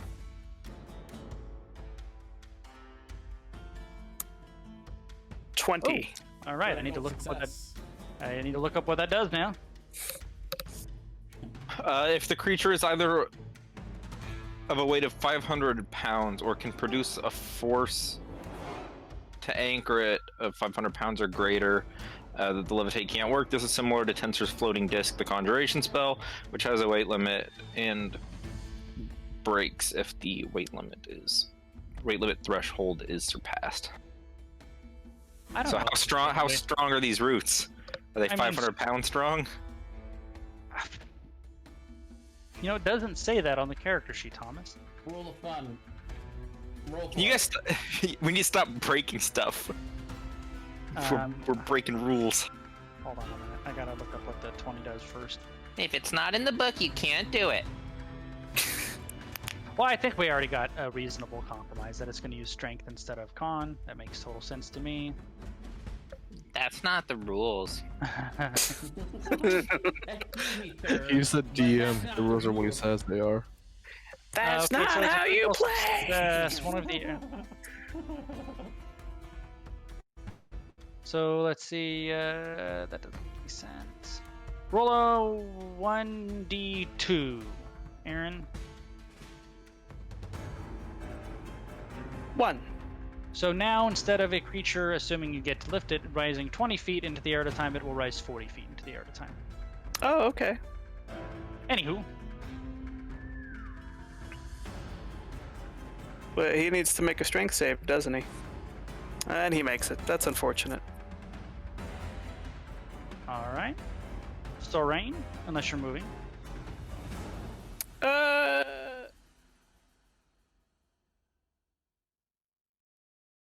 Well, let me see. Let me check one thing.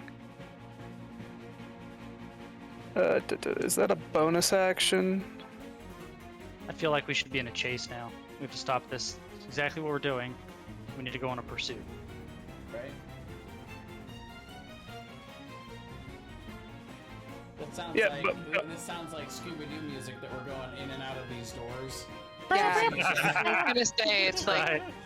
it kind of reminds me of like the end scene of Clue where they're like running back and forth between different areas. Yep. That's what this feels like. I am going to use a bonus action to use my mage hand that I cast earlier and never put away Okay. to try to push Brath backward 5 feet. Okay. So he needs to make a strength save. Okay. You get pushed back 5 feet. Sorain? That was a hostile action. I'm gonna corner pull you. It's Was invisible. You don't even know who did it. Was I hidden this The time? best of your knowledge. I'm gonna pull out my short bow and just shoot at it then. Shoot Brath. Shoot at the plant thing. Quit walking at the plant. Alright. Roll to hit. Do I get advantage on this? If he's hidden, he would. Yeah, I guess you would. Okay. Serene, what have I ever done to you? It's kind of hard to quantify a plant's perception, you know? Yeah. Yeah, but 28 hits. 28 damage. Okay. And then This creature concentrating on mind controlling me? It is not. Okay. It seems to not be as effective as you would think it would be. alright. I'll use my feline agility, double my movement speed, and then move down here. Okay. That'll be it. Unless I can, yeah, I can bonus action hide. I'll do that. Okay. Make a. Actually, never mind. Make it never mind. Make a never mind check. Is that it for you? Yeah. Brath, you can make a wisdom throw, a saving throw at the start of your turn. You are still charmed, so you still hold the creature. I will. You can actually do whatever you want otherwise, but I was gonna. Oh, go ahead. I was gonna flash a genius sim to make it a +5. Which is a 17, which is exactly the DC you need, actually. So you are no longer charmed by this creature. Okay.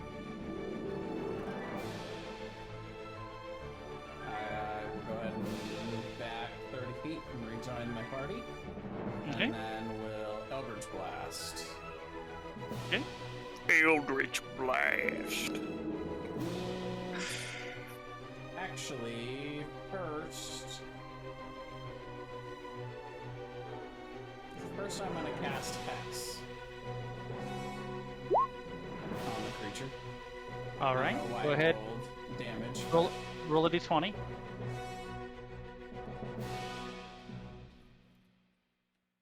Okay, goes off as normal. So I'm concentrating on that. And I will go ahead and, yeah, like I said, Eldritch Blast. So Alright. let's see.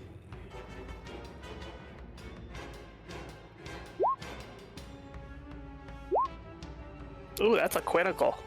Mm-hmm. That is 3 hits. Okay.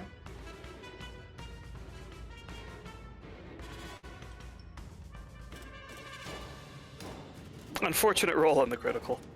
Are those actually necrotic damage? Yes, so the Hex causes necrotic damage. So the necrotic damage seems to have no effect whatsoever. Mmm. So 16, 28. 28 force damage. That I seems was- to have affected just fine. I was thinking like, oh, maybe we want to cast Blight on this thing, and then Necrotic did nothing, and I was like, never mind. That would be a terrible idea. That's it for I me. take it all back. I have 3 spell slots now.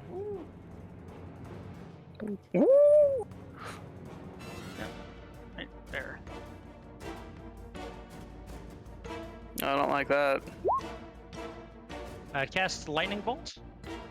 I don't know why it rolled that, and why it didn't show what it was supposed to show. Is that a bizarre. dex save? It is a dexterity saving throw, DC 16. Keelan and Oh my god. It's the one thing I do. 24 lightning damage if you failed, and 12 if you pass.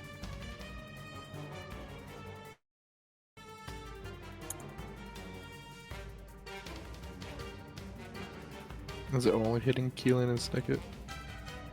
Yeah, there's no way for it to hit anyone else. And then after it does that, Am I in the range of that save? Yeah.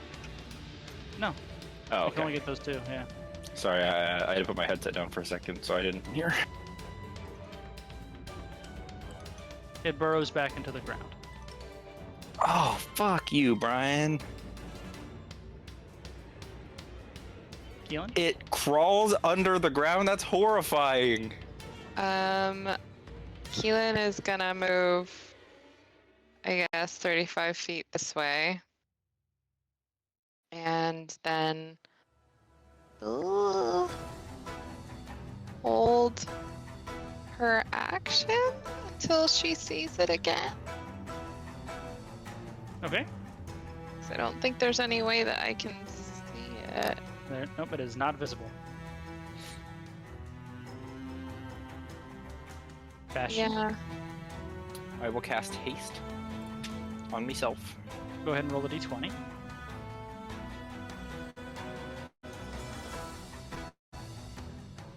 Goes off as normal. I will get out of the ground area. If it will let me.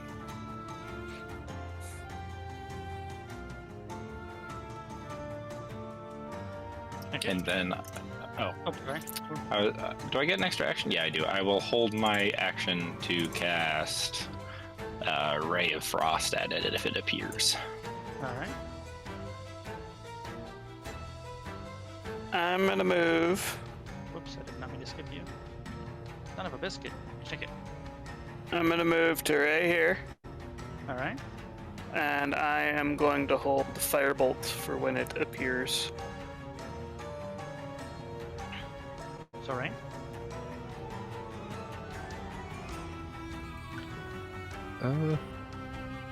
Did you I'm delete the thing's initiative, Brian?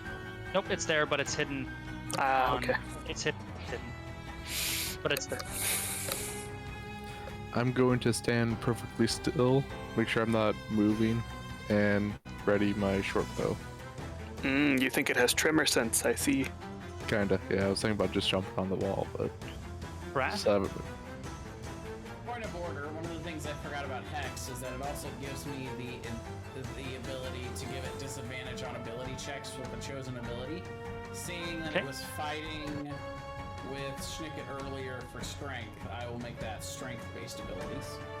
Okay. And then I'm gonna fly 30 feet up in the air Okay. as I float over where it was. All right.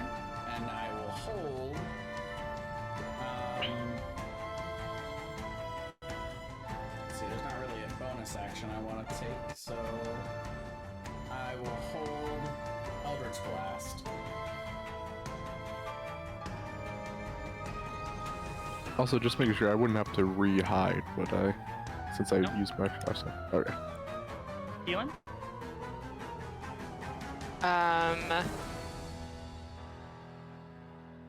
Eek. This I is think this is where in the movie Tremors you go, do I go onto the rocks or do I just not move? well, no, I would actually use Writhing Tide to get up off the ground. Did we watch Tremors as a group? No. No, we did with our last one, buddy. Oh, And yeah, I'll be 10 feet off the ground. And still have an arrow notched looking Okay. for it. So, actual question. I'm pretty sure that Thomas, if you have a readied spell action that never triggers, you lose the spell, right? Yeah. it's cantrip. It's a cantrip though. Perfect. Perfect. You do lose it, but it didn't matter. I don't Passion. lose my arrows, I don't think. You do not. No, you don't. They just start disappearing. You're like, what is happening?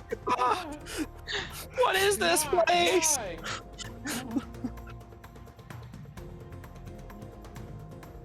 Bastion.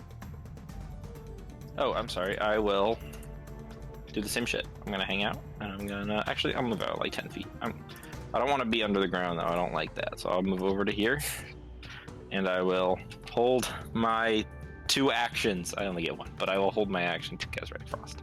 All right. I'm really not getting a lot out of this haste yet.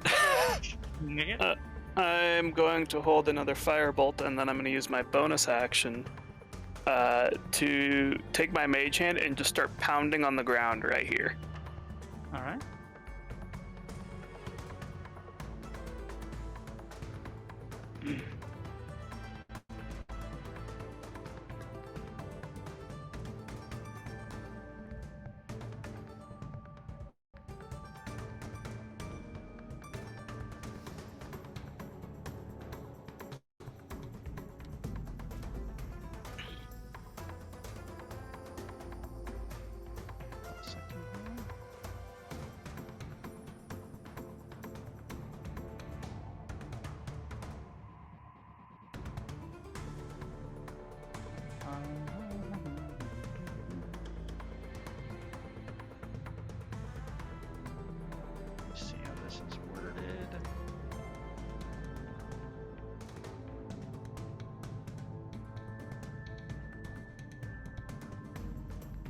gonna go up to this thing and be like, well, we're waiting. Okay.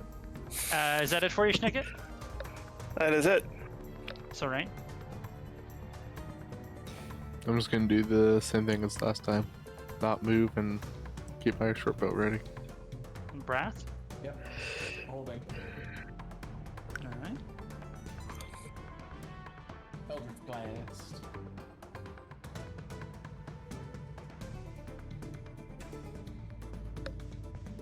Ail 30 feet Reach. up in the air, right? Yes. I'm trying to think three-dimensionally to figure out how far you actually are from it. Yeah.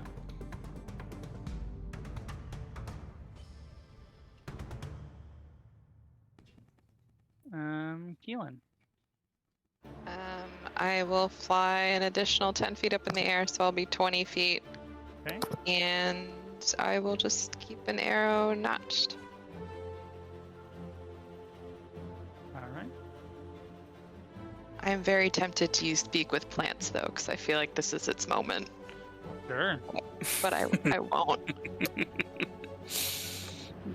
Hey man, what's going on? What's Get the deal? the metal one. Get the metal bucket. And have Bastion. him and we'll go. I'm same thing. Schnicket. I'm gonna move to right here. Hold firebolt, and I'm gonna make my mage hand just start pounding on the ground right here. Okay. So right. I'm getting a little bored. So I'm gonna hold for one more round. All right. Brath, make a wisdom saving throw.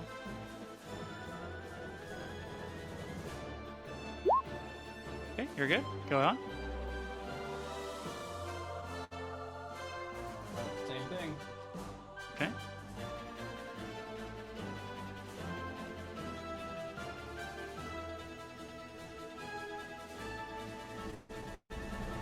Keelan. I will raise another 10 feet up, All right. and I will speak with plants. Oh, you know what? Hold on a minute. I should have done this too.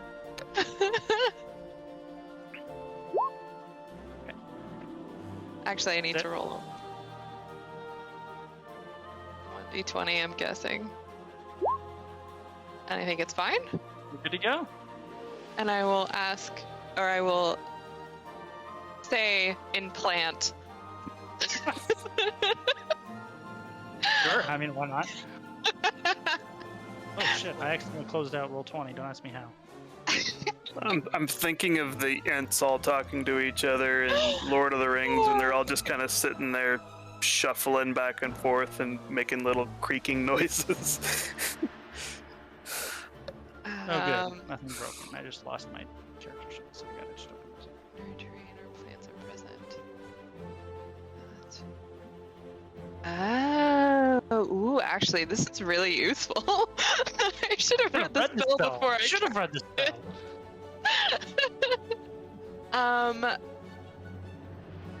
Okay. So I can turn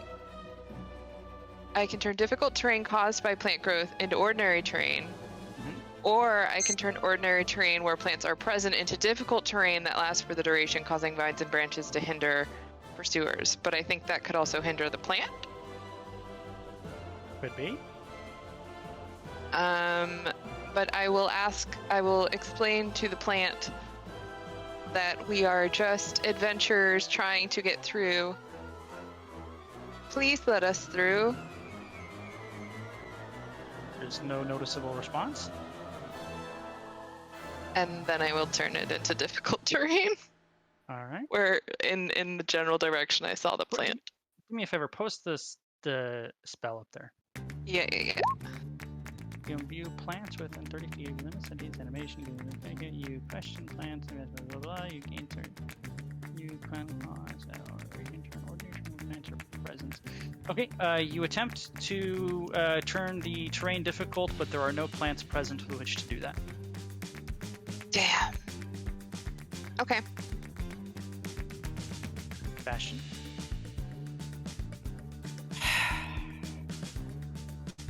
hanging out, waiting for something to come up. I got 7 rounds left, so something better come up so I can poke it with my spells. Is anyone planning on doing anything other than waiting to see this thing and release the spell? You know what? I'm just gonna Yes. hang out. I'll just start opening doors. I mean, if this thing doesn't want to hang out, what's in here? All right. Which door would you like to open? I'll just open this one. I feel like I'm safe on the hardwood floor, anyways, so I'm just gonna open. Sure. I think that's That- brick. It is Well, then I'm wood, extra actually. safe. It's It is wood? wood. Okay. Top one, you said? Yep. Too bad. not in here. Stick it. I got way more stuff I can do. I'm hasted. Oh, sorry. I'm just speed running doors. Top one. Boom. Bradford? Bradford? It's not in here. It's not in here. How many? I think that's all I can do. That's probably all you can do, yeah. You get a free object interaction, and then an action, and then just Well, my movement speed's doubled, so I can do 120 feet of movement. Right, but as far as so you get one free object interaction, you open the door, then you use your second action to open the third door. But second here's a door, and question. Eighth action to open a third door. All right, Here's a- sure. You know how many doors I could open if I was on crack? I'm just saying. But here's the question though. Can Bastion just run through a door? In which case, no action is taken. Can I attack the door? Use my attacks. Can on he the Kool-Aid door? man his way through the? I'm sorry, Brian. All right. It's getting late. We'll let you go, Brian. Next. All right. I think it was Snicket's turn. It's not our Did I fault. oh, it was Schnicket. I This apologize, is the one Schnicket. holding up this combat, not us. I will have the mage hand continue to beat on the ground at the same spot, and I will hold another firebolt. By the way, for sake of not having to use the Pythagorean theorem to figure out how far a flying creature is, I think the easiest way to do it is going to be we're going to count laterally full distance and up half distance, if that makes sense, to calculate how Or you far could they do- actually are. Or you could just say whichever is the farthest distance up or angularly, you could just say that is the distance. It's true, but it's less accurate. So basically, if you're 10 feet up and 20 feet away, for our purposes, you're 25 because you have 10 up is 5 Sure. feet. That it for Schnicket? Yep. Sorry. Bastion took what I was gonna do. I'm gonna open up this top door. All right. That's your free action. Yep. I'm gonna come over here and open up this door with my action. Okay. Hold on 1 second. Move back right here. Uh,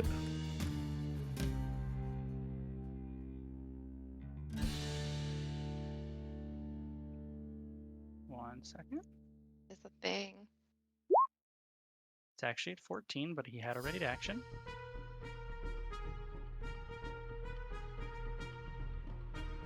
As soon as you turned and started to walk toward him,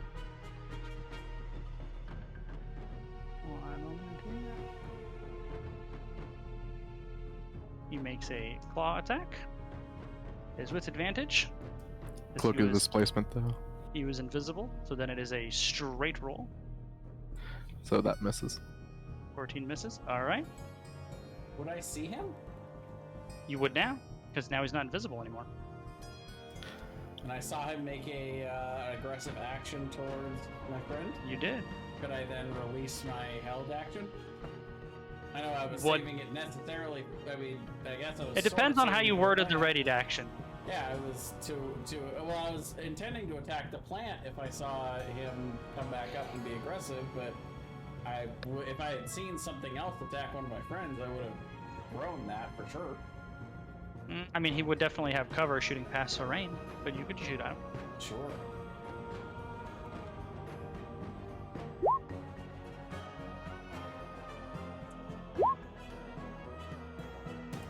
You want me to finish my turn before it does that, or have him do that first? So 12 misses. 18 would miss, and the 15 would miss. Okay.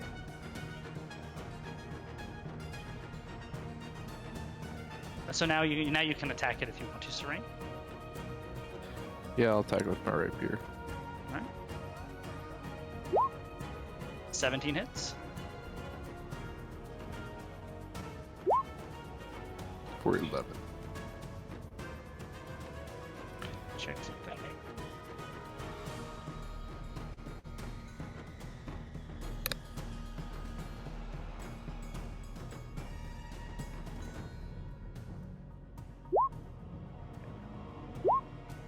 Oops, I didn't mean to do that.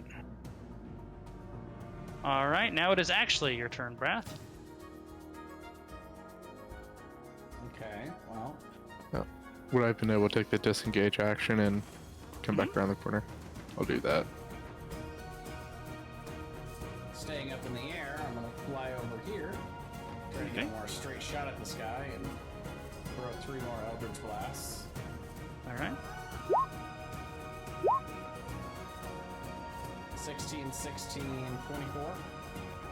It's actually not it because Sorain hit it. It takes that effect off until the end of its next turn. So 16 will miss, but the 23 and the 24 will hit. It's like he has a cloak of displacement. But like a natural cloak of displacement, yeah. Yeah. Okay, well, I don't know how necrotic affects him, but Seems to affect him just fine. 7 necrotic and 13 force damage. Yeah, that seemed to affect him for sure. And that's it for me. Hit it for you.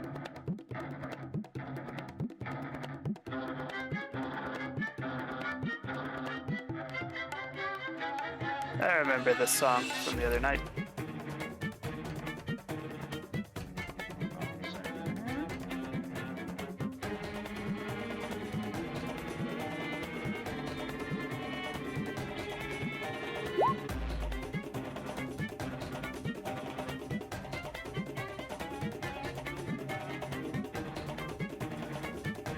I do want to say that I do have blind sense to where I'm aware of a location if it's invisible within 10 feet of me. Right, 4th level, if you're able to hear. Oh, you would have known that creature was actually right next to you the whole time. I didn't even know you had that. I just got it when we last leveled up. That would explain why I had no idea that you had that. Good to know.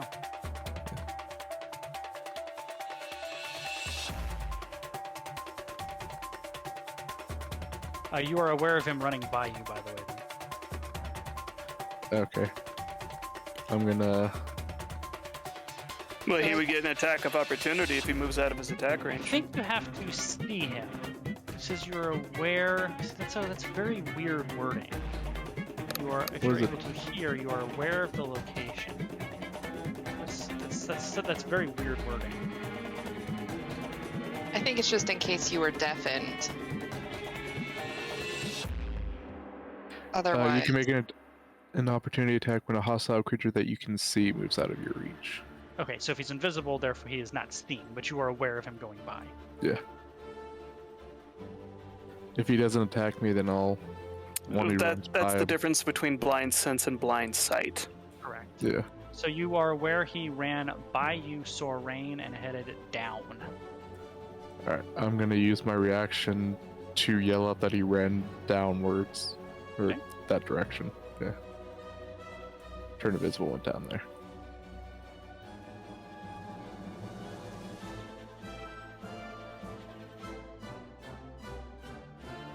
The Centimani Thistle is going to use all of its attacks at Brath, because it is the only person in range. would I have been able to let off my attack? Yes, you would. Your one attack, you absolutely could. Cool. Yep. You have a ready attack, so both of those would hit. And I would have used one of the charges on this bow to try and pin down one of its limbs, one of its tentacle things. What is that? There's a save on that. What is it? DC 15. The dex? Yep.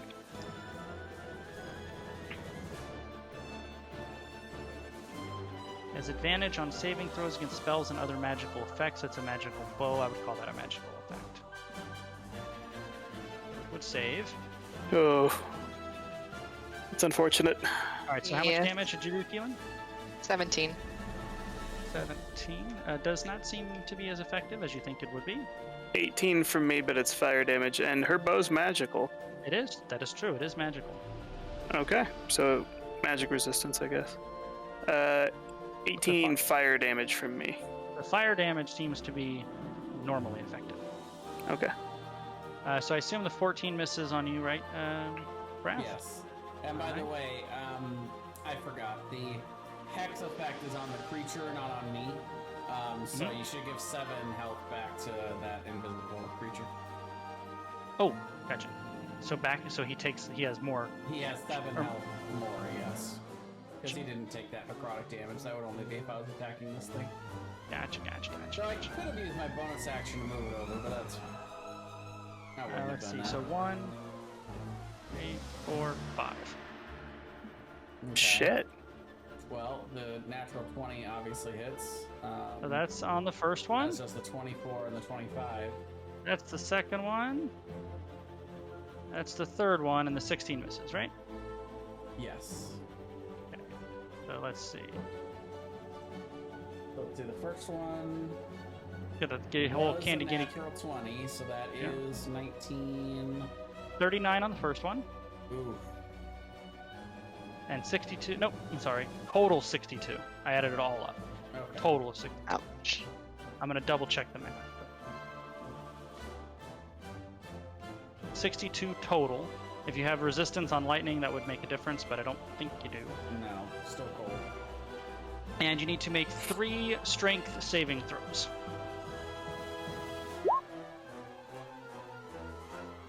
What's the DC? 17? 17. Failed it right out the gate. I still gotta make it versus the other 2, because in theory all 3 of them could have you. So 2 of the vines are wrapped around Brath as he is flying. Keelan.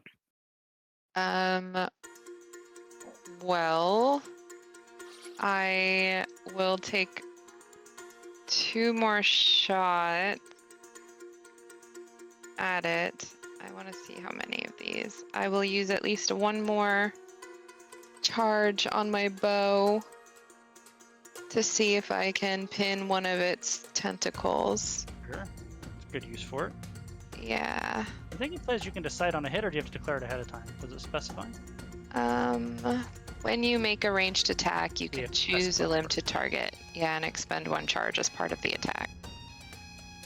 And then if it hits. So yes. Okay, go ahead. Okay, sorry. 21 hits, 21 hits. Okay. Would I have sneak attack on this? No. No.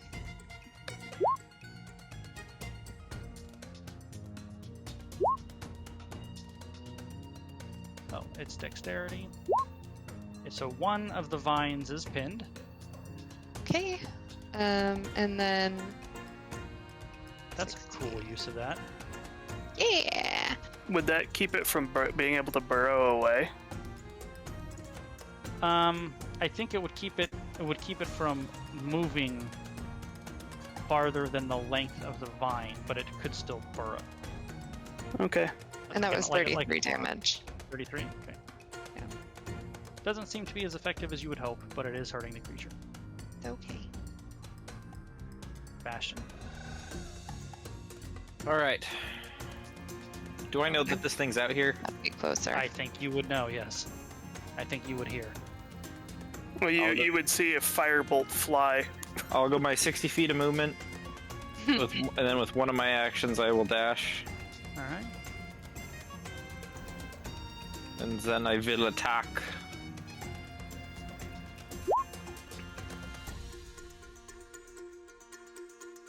Hold on. Oh, sorry. I apologize. 1 second. Hold on. But Brath, you're actually going to get some of that damage back. So the one that you passed, you should have only taken half the lightning damage, which would have been the second one, so you gain back 4 health. Okay. Sorry. Hit.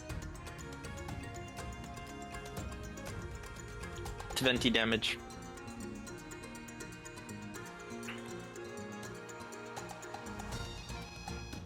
That is all. All right. Doesn't seem to be as effective as you'd like, but you are hurting the creature. Take it. Wait, it doesn't seem as effective as I would have liked? That's right. It does not. My seem as weapon's effective. magical. It is. That's true. This thing has magic resistance. I would cast. I'm gonna try to levitate it again. Okay. It's a DC 18, and because he's hexed and it's strength saves that are targeted, he has disadvantage. Is it strength save or strength abilities? Because it's a difference. I don't know. Is it abilities or saves? Jay. Ability checks. For hex, let's see. Choose one ability when you cast a spell. The target has disadvantage on ability checks made with the chosen ability. There you go. Then I'd say Okay. ability checks. Oh, never mind that. Okay. I guess I can do athletics checks, for instance. Well, any strength-based ability checks, basically. Okay. Yeah.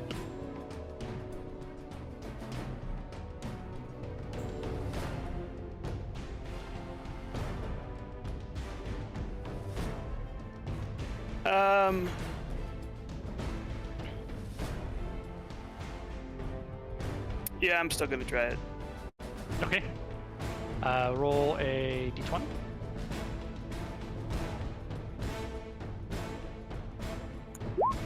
Spell 14. goes off as normal.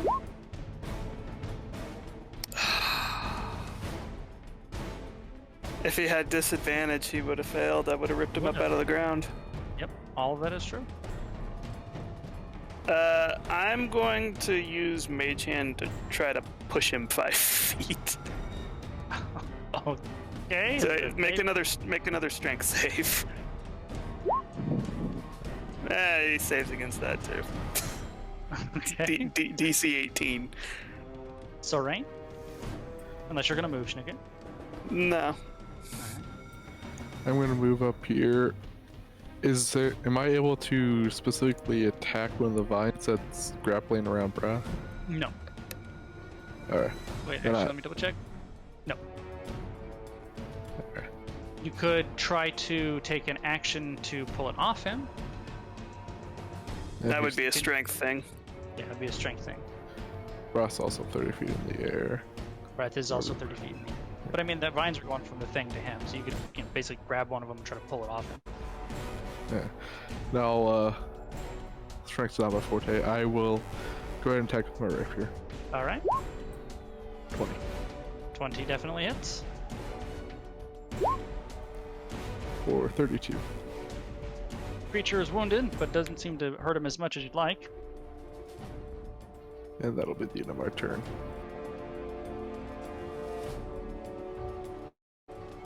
Wrath.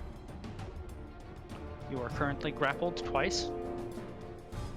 Well, I guess I'll just Eldritch Blast him again. All right. Are these a disadvantage because I'm restrained, or am I just grappled? No, you're not restrained. You're just grappled. Okay. Also gotta roll that d20. For Yep. cantrip? You gotta roll it. Yep. Oh. Any spell. Oh. Any spell. Goes off as normal. All three of those hit. I know he's not affected by necrotic, but you know, hey, it's still doing the damage, so whatever. But that'll be 19 force damage. Is that it for you? Yeah. Actually, I'll second wind. Okay. Not a bad idea. Sorain, you feel the creature running up behind you. Oh.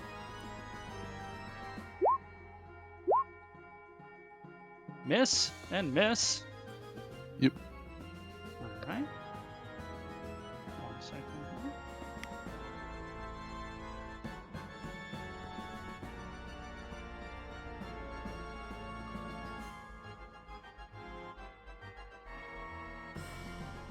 Why is that GM rolling? That's terrible.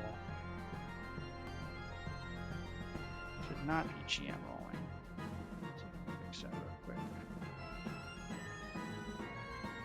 Never whisper rolls to GM. Okay.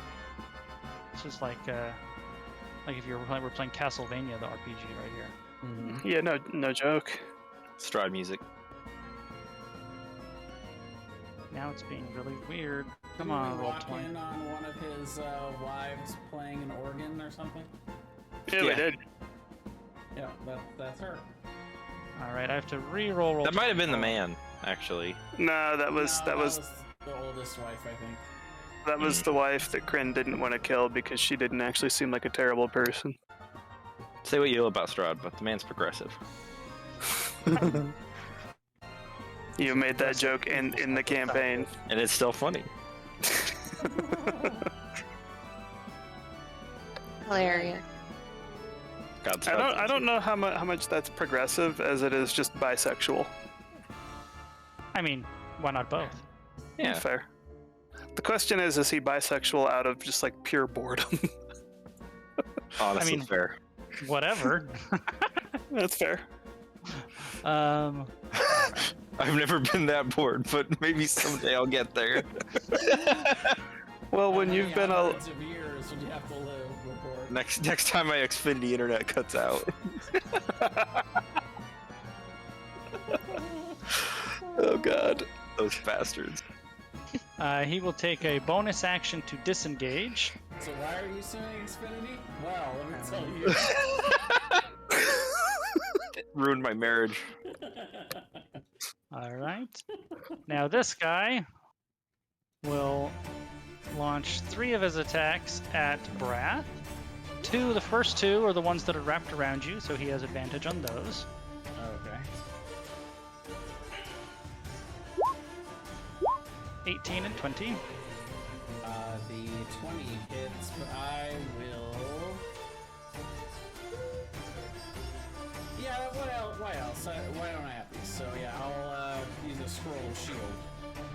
All right, fair enough. That's a pretty good use of it.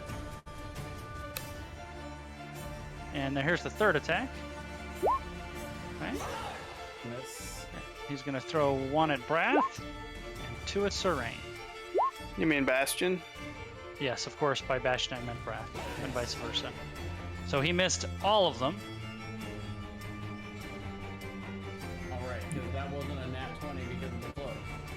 That's right. Yep. Yep. Nice. Cloak of Displacement is so good on rogues, dude. By the way, we gotta remember that about the whole invading your dreams thing. Oh, I haven't forgot. I've gained exhaustion a few times from it. You'll notice in the windows here, on the 2nd floor, 2 Rakshasas pop out. Ah, fuck. One of them throws this right here. I took that cloak, right, and started using it. You can try. Thought about it.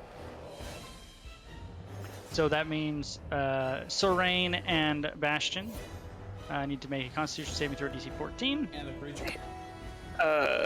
Here's immune to poison damage. I think Nice. Bastion might be immune to poison damage as well. I think he's I'm not. resistant. He's resist. So he's fine.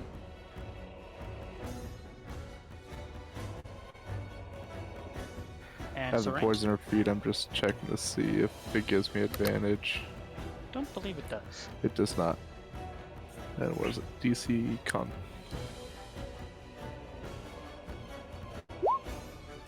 So you have the poison condition. And take 10 poison damage.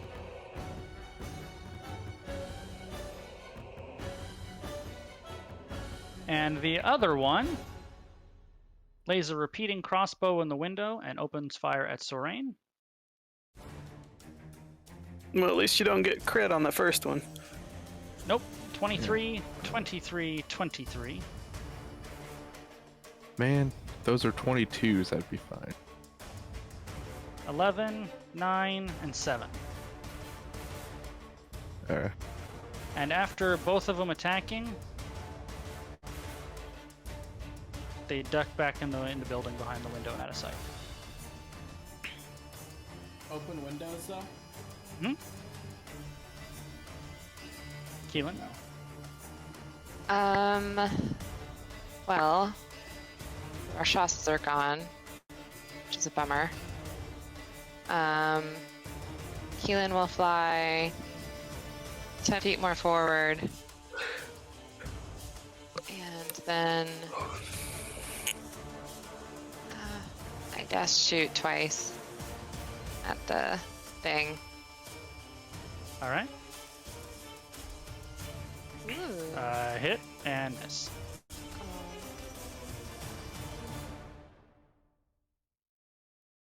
So, oh, that second one's a bummer.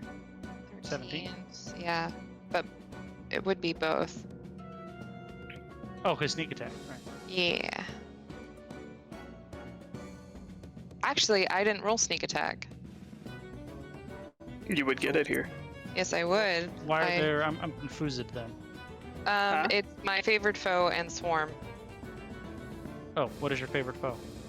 My favorite foe is I get to pick a person and they are my favorite foe. Oh, all right, fair enough. Yeah. And I picked that one a while ago. All right. Yeah. Your favorite foe these days for Ranger just says, I do that more damage to that guy. My god. Wow. That's impressive. Thank you. Bastion. Anyway, that's my sneak attack damage. You need to make another Constitution saving throw, starting your turn on the poison. Very good. I will make 3 attacks at this guy, and I'll move 5 feet that way. 10 feet that way.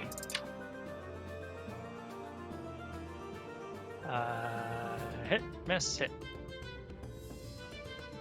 Okay, and then I will action search for 2 more. Miss, miss.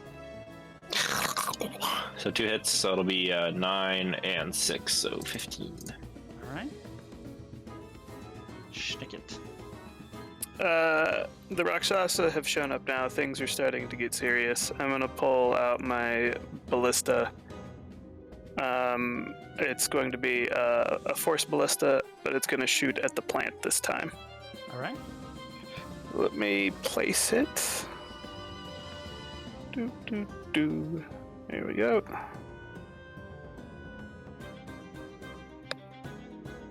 And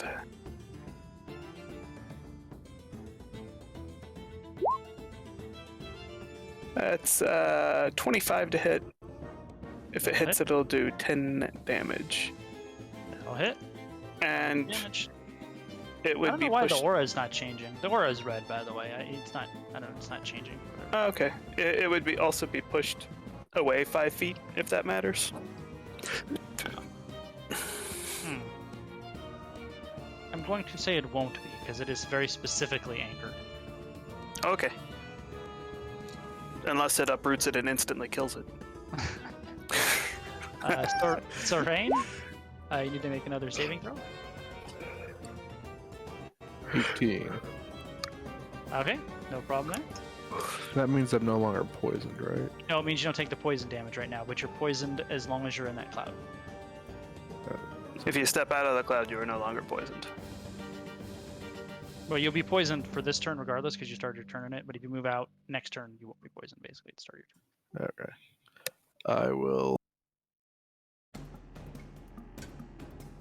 Oh no! Wait, it says they have the poison condition until they make the save or start their turn out of the noxious gas. He made a save, so he's not poisoned. Based Oh, on you're that correct. language. You're correct. I forgot it. Yep, you're absolutely correct. Then I will attack with my rapier. 23 That'll hit. for 30.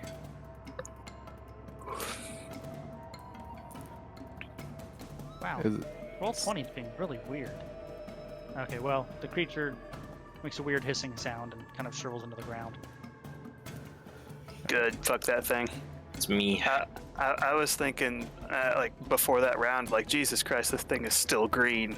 Yeah, I Like, know. holy- I was like, oh, it's gonna be a late night tonight, boys. I just noticed that toward the end. I'm like, why isn't that thing changing? Because it was definitely not green. I will be right back. All It's right. actually regaining hit points every turn. use my feline agility, double my speed, and move down here. Okay. Breath. You're no longer restrained. The vines have fallen limp.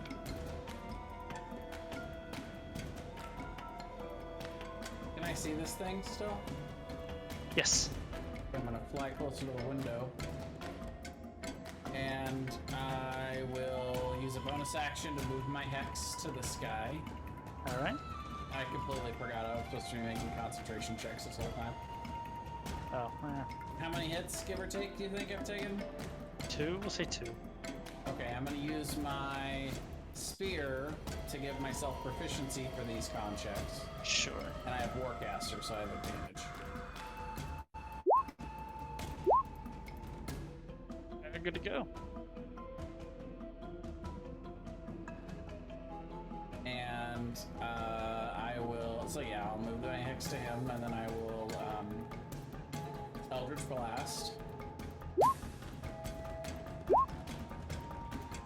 Hit, miss, hit. Oh, actually, hold on. Would be disadvantage. Let me double check. Miss, hit. 1 hit. Okay, and then he's no longer with disadvantage It's then? only the last one that hit, though. 16 misses, 14 misses, 8. So now until the end of his next turn, he's no longer has it. I will use But Action Surge and cast there you Eldritch go. Blast again. Go crazy. Hit, hit, hit.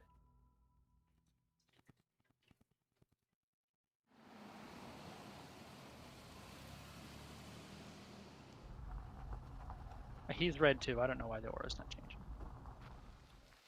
Sometimes it just needs a restart. That's pretty darn good. Yeah, I already had to do Spent it some once serious because it's time being on that weird with yesterday. character sheets. So And then I will end my turn.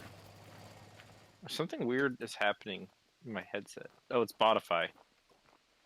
Yeah, whatever this track is, it had some sort of talking.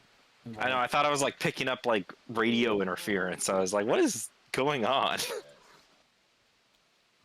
he uses the Or dash picking up action, somebody else's call. Thread the needle a little bit, and I want to. and then he uses a bonus action dash as well. Waterfall, and then we'll kind of rise up a little bit, and the trees. Yeah, I'm will not peel sure away. what is playing on bottom. Brian, make this stop.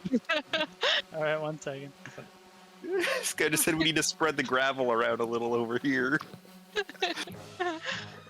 There you go. I'm back.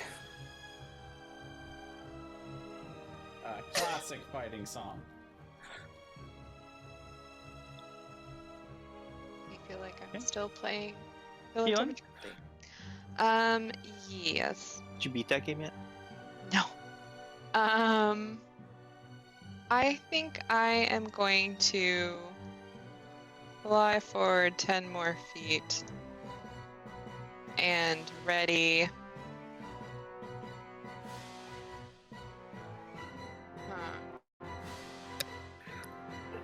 Trying to decide if I just want to ready a shot or if I want to ready a lightning arrow. I would remember how far apart the two Rakshasas were. It was probably there's- like, what, they- 20 they- feet? Well, they were in the window, so you know exactly how far apart the 2 windows are. So the one window's here, one window's here. Okay, so that's like 20 feet. Okay, so I would just ready a regular shot Okay. as soon as I see them pop, their heads pop back up. Bastion. I will. Is this a door? Oh, the door's down here. There's one door here. Okay. I will. My haste should still be up, so I will. Wrath would know there is also a door on the other side. I don't think any of the rest of you guys would. I will dash in here. Okay, let me reveal the room. So keep in mind, you're on the first floor. They were on the second floor. Yeah, it's got to be a way up. Well, you would assume so.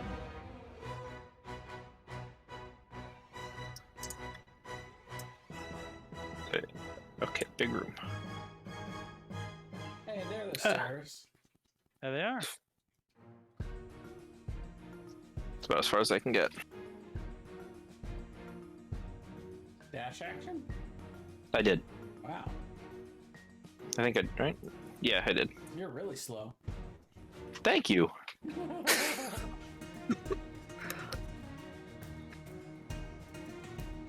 Again. So I'm gonna start running this way. I'm gonna scoop up my Eldritch Cannon. And let me see, what is my speed? My speed is normally 25, but I have given myself propulsion armor, so it's 30. So I will dash to here. And I will grab to my Eldritch Cannon. And where did I last see the invisible guy? Well, he wasn't invisible. You literally Uh. saw him run over here. He ran Where? over here. Where is here? Are you pinging? Over there?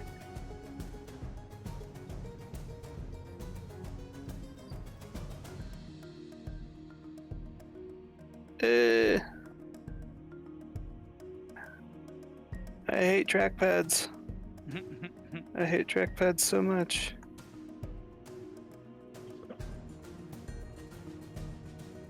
Why can't I pan around?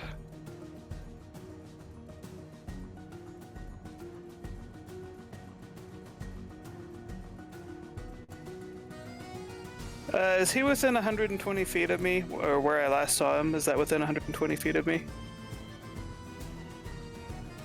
Where you last saw him? No. Yeah. Was that a yes or a no? No. Okay. Alright, well that's it then. It's alright.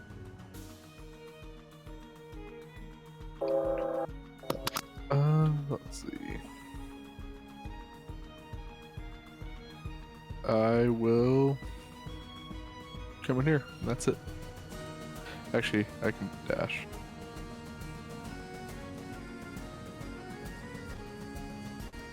Yeah, I will dash over here and then bonus action dash.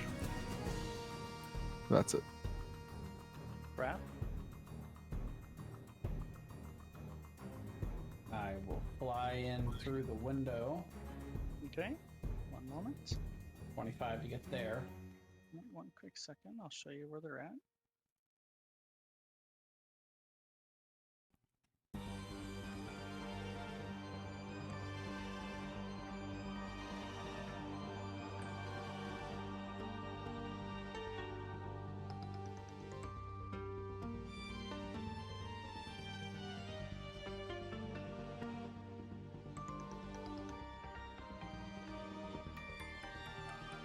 Which window did you go in? That window? Okay. I'm gonna move you somewhere and I'll reveal something else to you. What?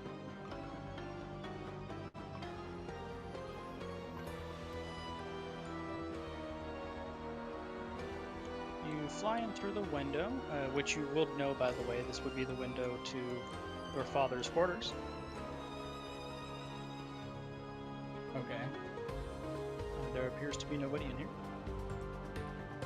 And this is an opening right here. To the left. It's a two-room suite, basically. Oh, can you see it? Yeah. It's down here. So 5 feet, so I guess I can go here. Let's see. Give me your line of sight, because you can definitely see somewhat into that room.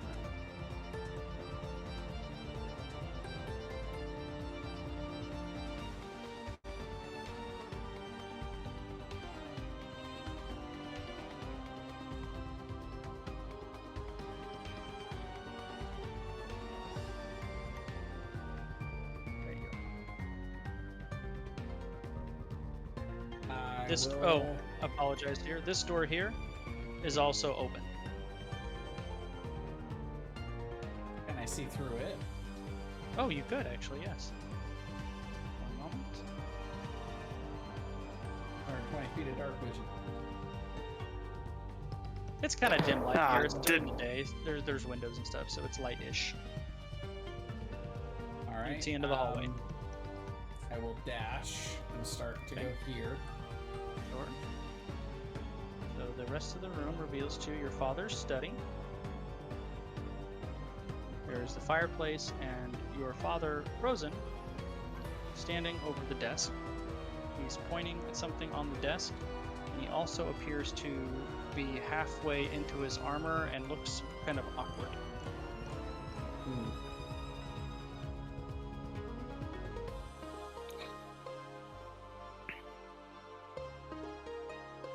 Okay, well, I guess I'll just get to here.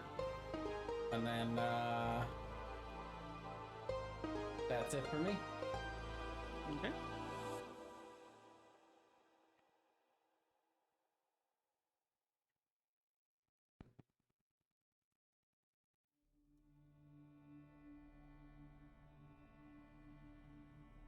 right.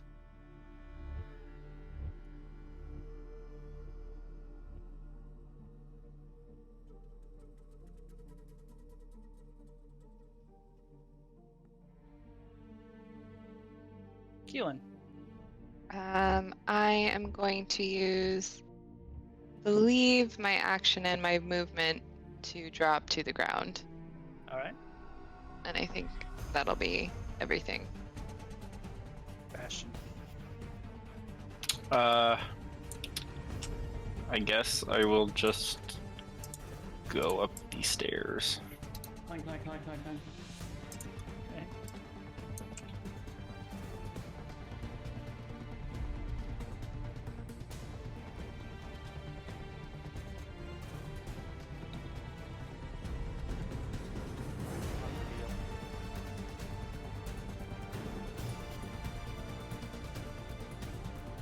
So lame.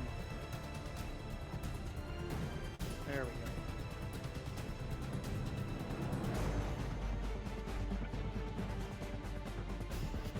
Dash.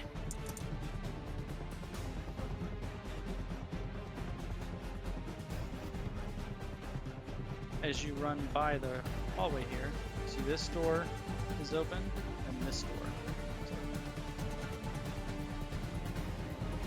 I'll show what it is. 75. 35. I got 10 feet left, so. That's it. Vaulting over the couch. I think he would just like step through the couch. Slam through the couch. The couch moved. I guess I'm gonna dash again.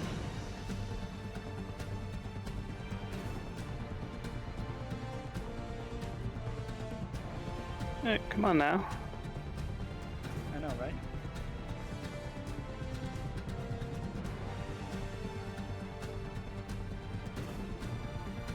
I can move to right. Oh, I see what was happening. I can move to right here.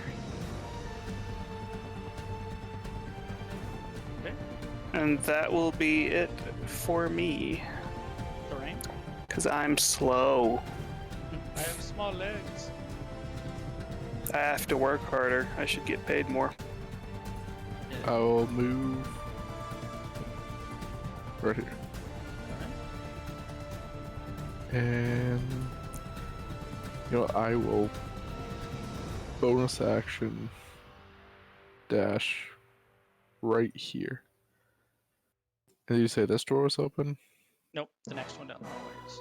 Oh, okay. I can move right there. Let's see the next one. Basically, Yeah. this door is open, and then this door is open. Alright, am I able to see inside this door at all for a moment? You can almost see the whole room from there. There's nobody that you see, and there are 2 windows in there. That's it. Are the windows open? One of the windows is open. Yes. Breath. Alright, I'll step through here.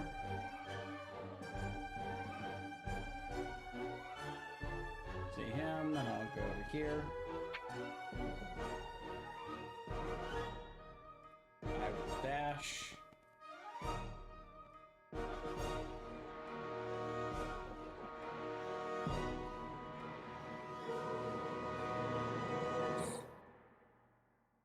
Make a perception check to look out the window.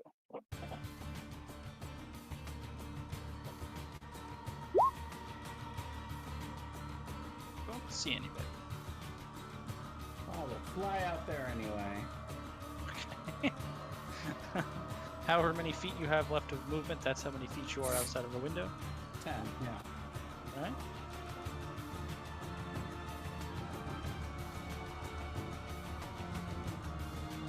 As you're flying there, you do see the invisible-ish creature off to one side. He emerged from the other side of the building. But you don't see the Rakshasas. Keelan? Okay. I am just gonna double book it straight forward. Yup. I'd go over here. Okay. Wow! I punch this door. How high up is the window? Wow! I run down this hallway. Would probably be something like 18 feet up. Okay.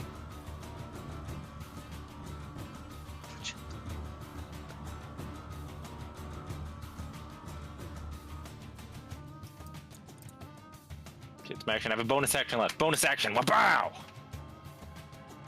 You see what looks to be like a servant sleeping in bed.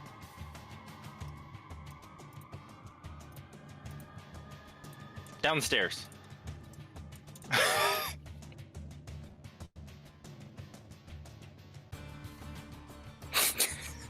A servant making breakfast. That's all I got. Does breakfast smell good? Bastion's got the fastest building clear in the West. I don't even see him. Where's he at? Right here.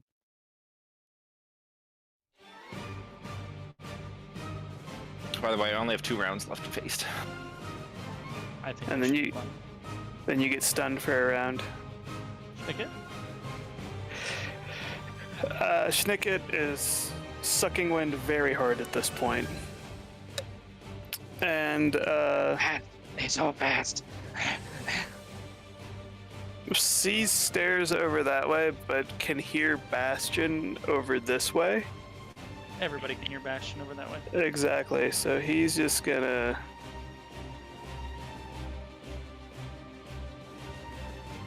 In here and see Bastion and be like,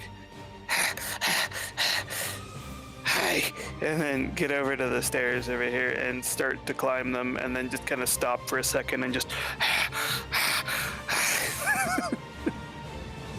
Still rain? He's not sure he's been driving around too much and not walking enough. Well, this has never been his athleticism with thing. That gift that I sent to the Discord is perfect. I'm gonna open up this door.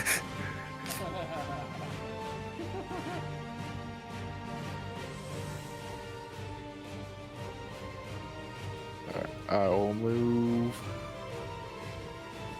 back and then bonus action dash and look out the window. Okay, make a perception check.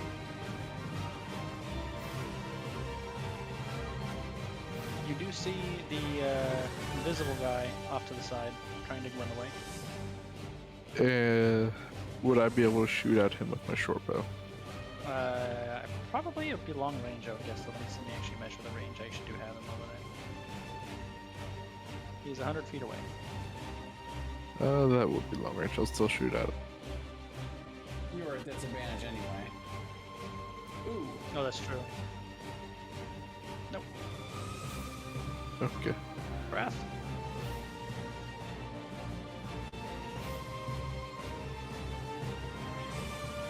Enraged, I will attack the only thing I can see in range. I'll bonus Invisible creature. action, move my hex over to him, and I will Eldritch Blast. 27 with hits, that takes away his disadvantage, right? Or no, What wait, for you? no, It's 11. 11. Yep. Miss. Miss. 17 misses? Oh, no, 17 hits actually. Sorry. That's okay. He has 11 health. There you go. Nice. Sniped. The Rakshasa are nowhere to be found. Fire in my eyes, I'll just yell out, cowards! What is that from, Bastion? Fly back in. From SNL, I think. Pretty good. Alright, so I'll come back in here. And still in action mode. No.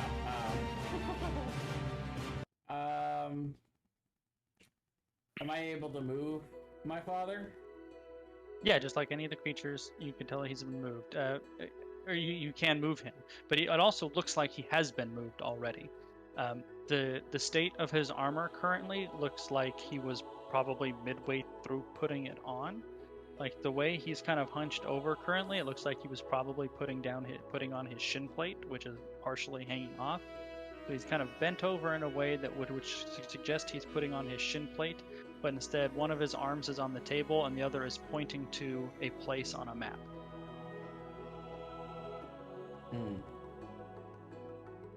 Well, I'm gonna just take a note of where that is, but then I'm gonna actually take him and lay him down in the bed.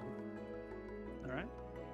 I imagine we would come up about the time he's putting his dad in bed. Snicket would come in and be like, Who dat? Eyes through the window. Yeah. In typical Brath faction, I won't respond. But having removed whatever parts of his armor so he can be comfortable in bed, put him under the covers, close his eyes, let him rest. I'll come look at his. How similar is the likeness between Brath and his father? How similar is the what? You broke up for a second. The likeness between Brath and his father. You can definitely see a resemblance. They're not twins or anything, but the resemblance is for sure there. Snicket will kind of look back and forth and then just kind of nod, and then say, Do you want me to see if I can do anything?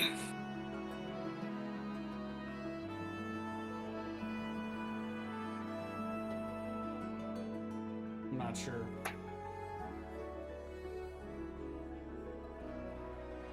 Let me know. And that is where we'll stop. The X is where he was pointing on the map. Okay.